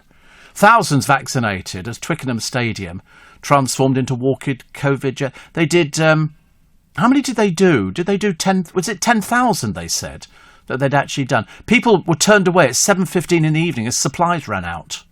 15,000 jabs were made available to it. They did 15,000. That is unbelievable. That is lots of young people. Good. I think you should all go. You say have you got one coming up or you haven't this week? It's very quick. Have you had one, Kieran? You haven't had a. You've had both or just one? You had your first one. Okay. Second, I didn't get any sort of symptoms or anything like that. Anything that sort of upset me. I didn't get a sore arm or anything at all, which is good. Will in Stockton says Greg's bacon baguette with brown sauce delicious. I know. The only problem is with Greg's, they can't cook bacon. It comes out as like sort of you could hammer nails in with it. Shouldn't somebody tell the people who work in Greg's, can you check the bacon? That frizzled up stuff that's practically, tinder dry, you sort of break it. Could you not learn how to cook bacon? Is that difficult? They can do the sausages. Why can't they do the bacon? Because to be honest with you, sometimes I've nearly lost fillings on the bacon. It's appalling. I don't moan. This isn't one of those moaning programmes, but they've never been able to cook bacon.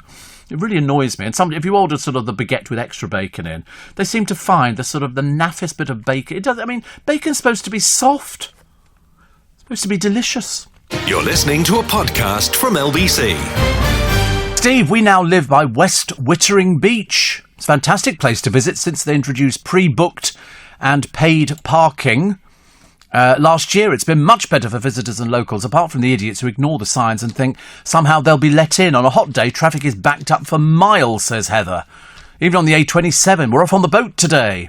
Does it sound lovely? West Wittering. You see, there's so many good places in this country to go to. Sandy Toksvig was on the television the other day doing a programme where she was on this house, very old, which had a moat all the way round it. Not a huge house. And they had something like 5,000 acres. And it looked absolutely lovely. I love Sandy Toksvig. Love her. One of the UK's oldest sweet shops that was a big hit with the famous author, still rocks out rock nearly 200 years since it opened. The Star Rock shop has been putting smiles on people's faces ever since 1833. With Peter Pan creator J.M. Barrie arguably its most famous regular. Owner Liz Crossley-Davis sees herself as a custodian of the shop in Angus, I think it's Kirriemuir, which is linked with about 300 brightly coloured jars. She still produces Star Rock humbugs and sticks using first owner David Ferguson's original recipe. She said, you never get grumpy people in a sweet shop. And I suppose you don't really, but of course I used to miss, in our sweet shops when I was growing up, it was glass jars. Now they're plastic bottle kind of things. But the glass, you go, can I have a quarter of toffee crunch, please? And they'd get the jar down and you'd watch them, you'd be really checking to make sure they were doing it properly. But my favourite was rainbow powder. There was a big jar and it was all different colour. It was just coloured sugar. But if he put his scoop all the way down to the bottom, you got lots of all different colours. It was just sugar coloured. The idea was it was supposed to be lemonade powder, but it was a pile of old rubbish. But you'd dip your finger, you'd wet your finger and put it in. Always used to work for me. And you'd sort of, and you'd sit there and you'd walk out the shop and they used to twist the top of the paper and you could get broken cigarettes. They used to do Barrett's sweet cigarettes and you'd pretend you smoked. Honestly, we were so naff.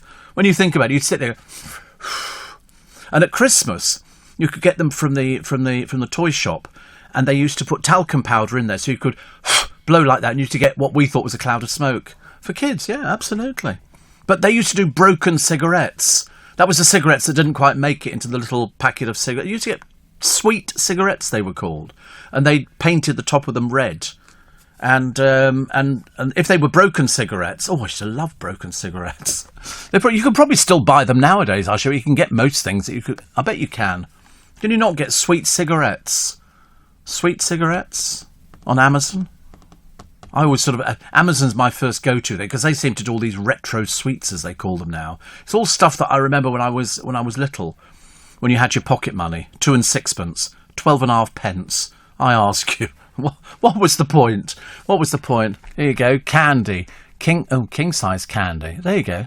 White candy sticks. See, years ago, they used to look like cigarettes, but they've now changed them into just candy sticks. But it's the same thing. But it's because nowadays, they encourage you not to smoke. Are we doing a non-smoking day today? Is it non-smoking day or be aware or something like that? Is it? Not on this show, obviously. Sweet cigarettes, and they're called candy sticks, says Mark, my former producer. He says, I love them. 10 a day habit. 10 a day habit. I like the ones that, when they were broken cigarettes. It was like going into Woolworths. They always used to have broken biscuits. You could buy a tin of broken biscuits, and we thought they were great value. Mind you, we didn't know any different. I used to pay for 10 number 10, 1 and 10 pence. 1 and 10 pence. That was a shilling and 10p. So under 20 pence for 10 cigarettes. Mind you used to go like that, and then they'd gone. They'd finished. Number 6 were the next ones up. So yesterday was World No Tobacco Day. So that's it. I mean, to be honest, I don't want to be sanctimonious about it because I hate it. Because if I was listening to somebody on the radio and they were going, "Ooh, I don't smoke anymore. I'm a good person." I've explained before, I became ill. I got angina. And that made me very ill, so we had to have the operations. But no, I occasionally I have a craving, but that's between me and my conscience. And so I have a little craving, and then it vanishes. Was Darren talking about he doesn't drink anymore? Has he stopped drinking? Yeah, you see, I'm the same. I just lost the taste. Is that the oddest thing ever? And yet I've still managed to retain the taste for. Will I go back? I don't know. I couldn't say yes I will, and I couldn't say no I won't. I always keep it there as a sort of a little bit of a challenge to see if I can sort of cope without it. It's like whenever I go out with sort of friends to eat, I'll always have 3 desserts. Because and the reason for that is that I can't decide which dessert I want. So if I have 3, then I can I think that's quite a nice idea. So I might have apple pie and custard. I have all 3. Delivered to the table, and I eat all 3 as well. But I don't do that with the main courses or the starters. Sometimes I won't have a starter. I'll miss that. Do you remember chocolate smoker's outfit? Says Chris. Hello, of course I do. You'd open it up and there'd be a chocolate pipe, chocolate box of matches, all these different. It's like licorice. You could buy the licorice box, which came with a pipe with little red bits on the top of it or pink bits on the top. I used to like those too. Steve, now you're talking. Now you're talking, says Jackie. Toffee Crunch. I can smell my sweet shop now, and our little shop also sold hot peanuts. Hot peanuts. Do you remember chocolate tools? Yeah. Chocolate tools. You got a spanner, Mind you, I bought from the... What? I bought from the Ideal Home Show. They did chocolate tools like spanner and all the rest of it, but they looked as if they were metal, but they weren't. They were chocolate, but it had been coloured in quite cleverly, actually. Steve says, Lorraine, I remember getting a packet of sweet cigarettes and you got a picture card in them. I know, honestly, sometimes I look back and I think, there you go, that's Fryer's Chocolate Toolkit. £7.25. Seems quite... I'm sure ours was a lot cheaper than that, but that's what it is, a chocolate toolkit. Oh, you're just so dismissive, aren't you? Ooh, what's it? Because it's a chocolate toolkit. Didn't you have, when you were younger and you went out in your parents' car, your mum and dad's car, did you not have a plastic steering wheel that you stuck onto the seat? And no, just me again. It's always me, isn't it? So you thought you were driving.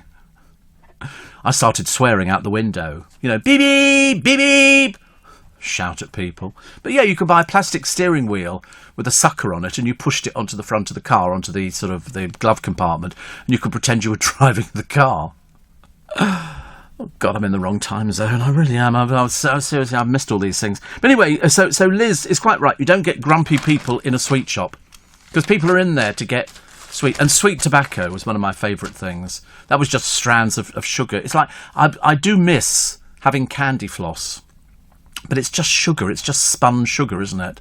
And I do like watching people making it. It fascinates me. But given the choice, toffee apple. Toffee apple. Oh, a toffee apple. I could go crackers for a toffee apple. Steve, sweet chewing tobacco is my favourite, like a brown shredded coconut. Yes. But the picture cards. We usually get picture cards in PG Tips. And we would open the tea and then pour it into our canister, which we pushed a button to dispense, because we used to make a pot of tea. Now we have tea bags, but in the early days it was pots of tea. And then we'd put and then we used to put the old tea leaves on the garden. They were very good for the garden. Well, that's what they said. I mean, we used to put everything on the garden. Next door's cat, everything. My Auntie Enid, she'd throw her out the back window onto the garden. Bless her heart, honestly. She was always good fun, actually. She was marvellous in the wintertime. We used to make her lie down by the door. She was a good draft excluder. And she didn't know any different, seriously. She was quite happy with things like that. We'd say, you lie down there, Enid. She'd go, oh, thank you. And then occasionally we'd sort of prop her up and we'd give her something to eat. Lie her back down again. Well, they're good for drafts. We always get drafts under the doors. The world number 2 tennis star Naomi Osaka is now withdrawn from the French Open. This is over the row over her refusal to do news conferences. I should imagine most people must get fed up with news conferences. You know, you sit there, you get bombarded with all the journalists from around the world. They'd already fined her last time £10,500. They're very funny, all these tennis police. She doesn't want to talk to people. Why should she want to? She just wants to play tennis. But to protect her mental health, and now she said she's going to take time away from the court, putting her participation at Wimbledon at the end of this month in doubt. But it does, of course, get her loads of coverage in the newspapers. So far be it from me to be terribly, terribly cynical about the whole thing. So what do you want to do when you're older, they ask. Not that question again. If one thing's for sure, it's okay not to be sure. Because there's education and training in areas you may not have even thought of. From artificial intelligence, to genetics, to aerospace engineering. Get the jump on the skills employers are looking for with a T-level, apprenticeship, or higher technical qualification. Search Get the Jump and see what's out there for you. You're listening to a podcast from LBC.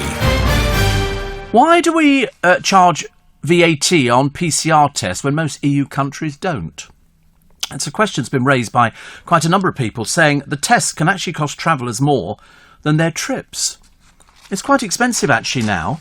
I mean, Karen Beddoe went with her family to Portugal, surprisingly, about the only place to go to, because Tristan da Cunha was on the list. Who goes to Tristan da Cunha?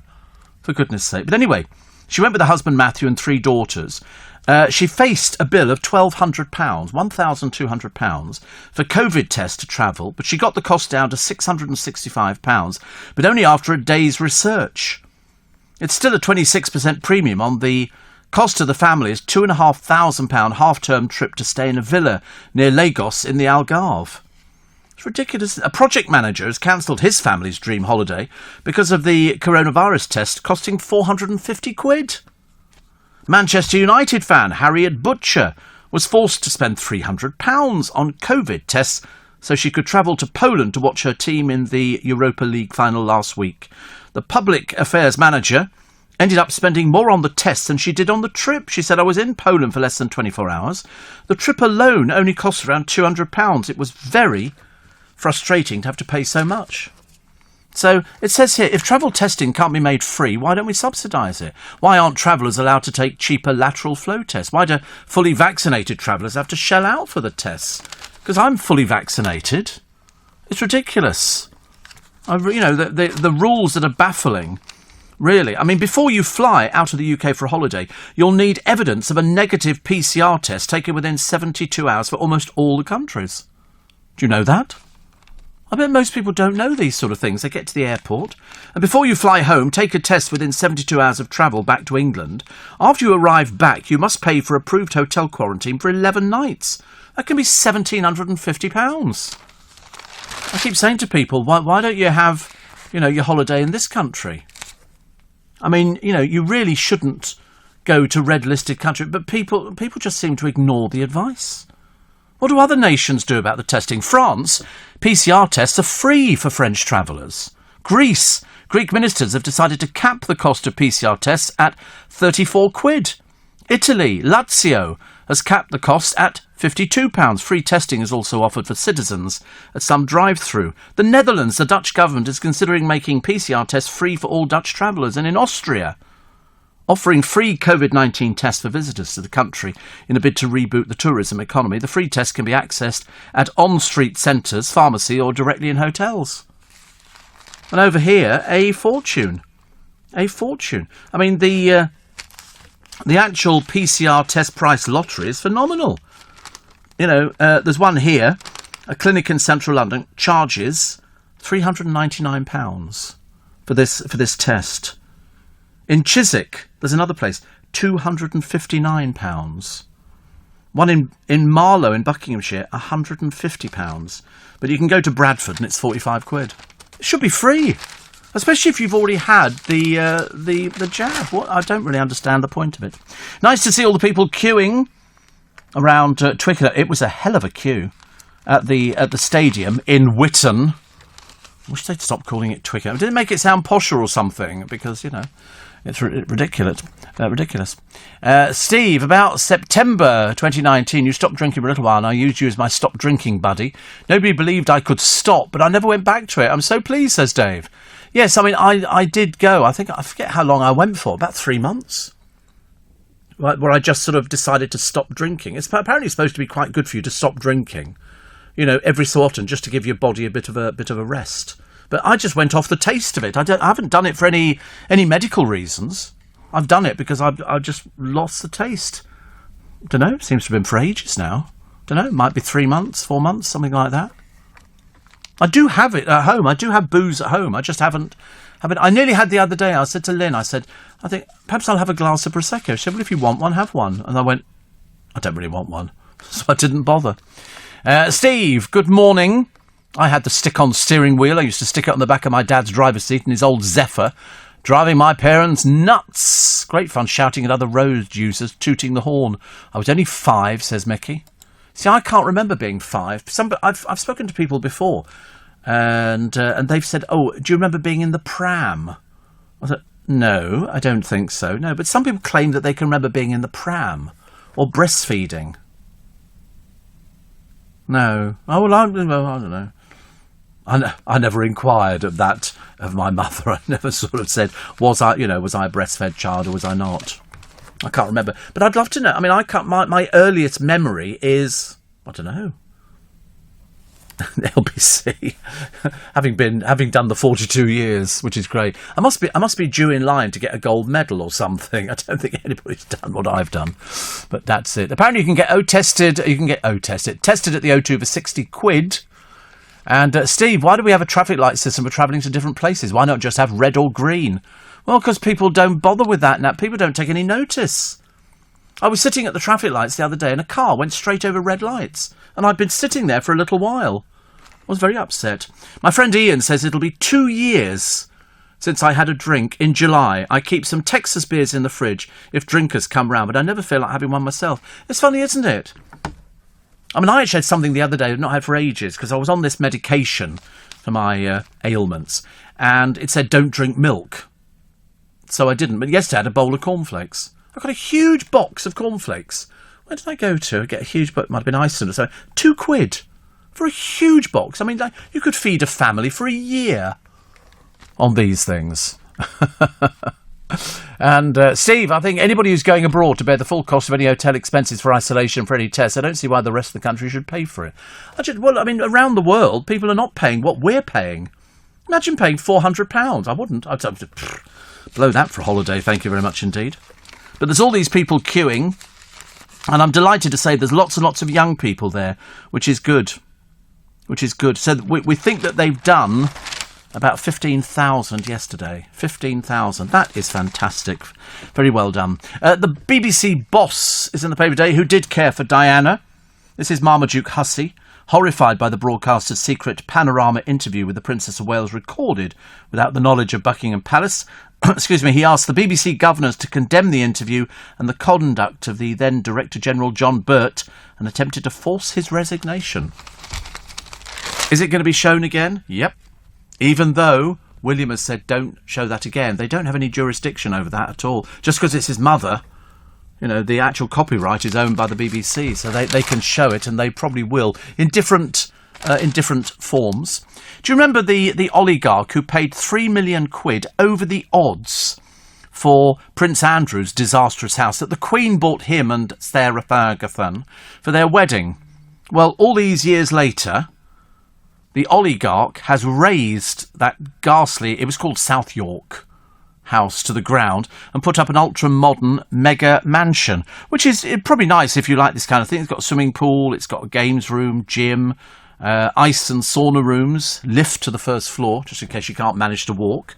And it was, I never quite understood how Prince Andrew was able to sell something. But it was him and Sarah moved in there, and as I say, there was a picture of him the other day riding a horse at Windsor or something, like a big smile on his face. I can't take to him. I really can't. I don't know why. I just don't like him. Arrogant. Unfortunately, Harry seems to have inherited the same kind of thing. Brett says Maggie Simpson's got the most famous stick-on steering wheel. Okay.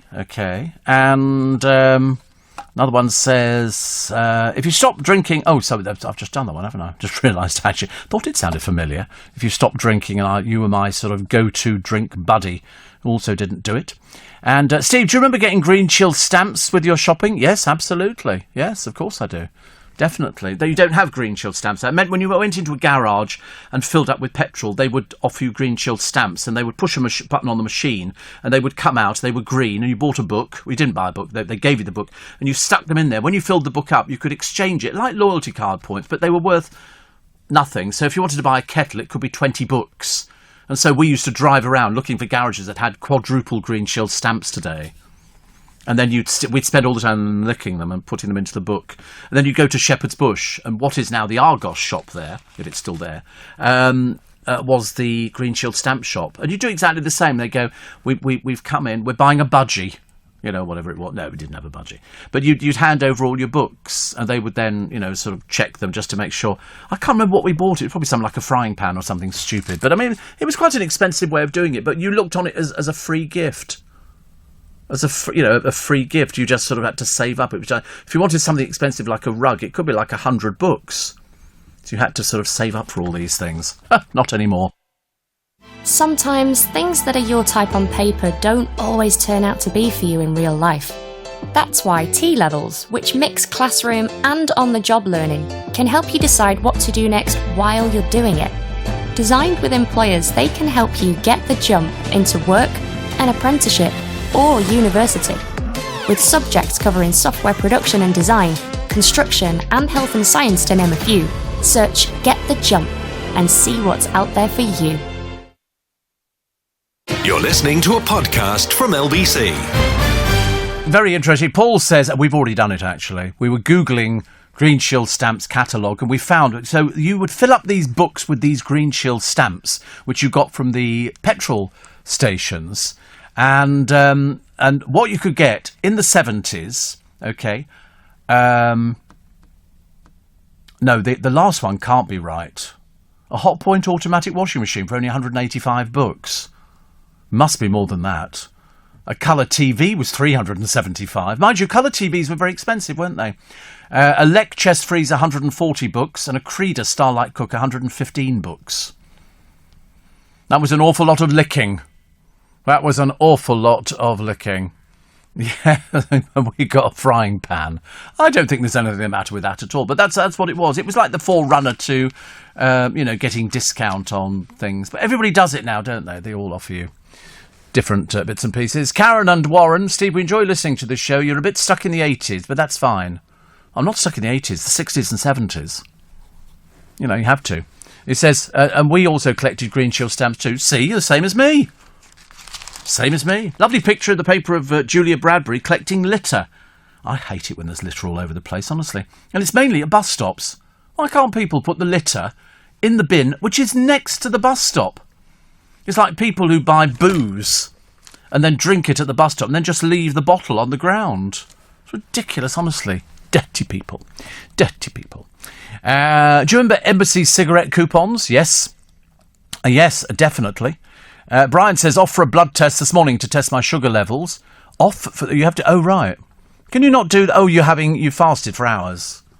Well, that's all right, because if ever I go, I arrange to do it after the program. I'm constantly having blood taken. I don't think I've got any left. Totally convinced. Steve, I remember the back page of the Green Shield stamp catalogue was a yellow Ford Cortina. Phew, that was good. Steve, I wish Alison Hammond would listen to you. She's afraid to have her jab as she enjoys her job and doesn't want a blood clot. Well, that would be silly, actually, to do that. And she's a type 2 diabetic. Well, I should imagine so. She's carrying a lot of weight, but she should have it. She should, she should be having the vaccine. You know, you don't want to risk anything. And also, it takes but seconds. I mean, the risky side effects. You know, have it done. I mean, I couldn't wait it. I got a bit worried that nobody had sent me a thing saying, we're going to book you in for that. I thought, perhaps they've missed me. And so when I had the first one, I said, how long do I wait for the second one? She said, about 12 weeks. And then blow me down, just when I was getting to the stage of, I think I'll phone the surgery. Back came the thing saying, pick a date. And so I picked it because I wanted it done. So you should never, ever refuse it. Please, God, get them done. And especially Alison, as she is carrying an awful lot of weight, and she is type 2 diabetic. So much better to get it done. Nick Ferrari is going to be talking this morning about the third wave of COVID. Should we delay the roadmap? Also, millions fear losing their homes as the eviction ban ends. Have you seen this one? This could be an absolute disaster for lots of people. And the tennis star Naomi Osaka withdrawing from the French Open. Was she treated unreasonably? I should imagine all these people I said before, they get so fed up with, here we go, you've got a press conference. I think at Wimbledon it's built into the contracts. You will do this. And it is in the French Open, hence being fined for not doing it. You can't just sort of come up with something. You're doing this. She got fined £10,500. But at Wimbledon, it's a case of not only do you have to turn up for the press conferences, but they're very pushy at Wimbledon. They're a little bit, job's worth. And you've got to have the bottle of the Robinsons and then the sponsorship and all the rest. It's all sitting there on the table. But there's a lot of money in tennis. I, of course, could have been playing professionally years ago, but I decided not to. People are still talking about how the Prime Minister managed to get married in a Catholic cathedral. I said, well, because he did. Because he wasn't Catholic when he got married the first 2 times.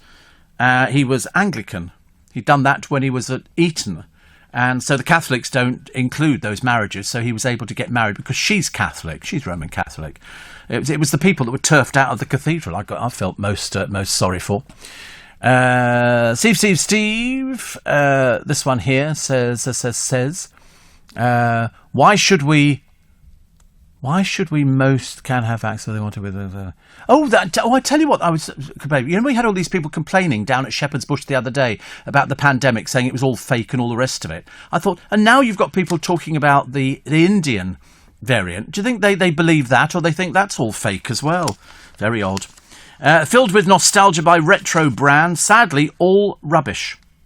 They've got bottles here like sparkling Corona.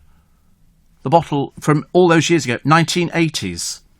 Still not disappeared. They're stuck with all these things. Treats. They found all these wrappers and everything else which haven't, sort of digested themselves, so the trash never dies. A St Ivel's creamy yoghurt pot. Still looking like a yoghurt pot. Smashed potato mix made by Cadbury's. 1985, Top Deck lemonade shandy. 1986, Quattro fizzy drink. Lasted to 1989. Panda cans with a snap ring pull in the 1980s. All still there. Things that have been buried. Somebody's dug them up. They haven't blended in at all.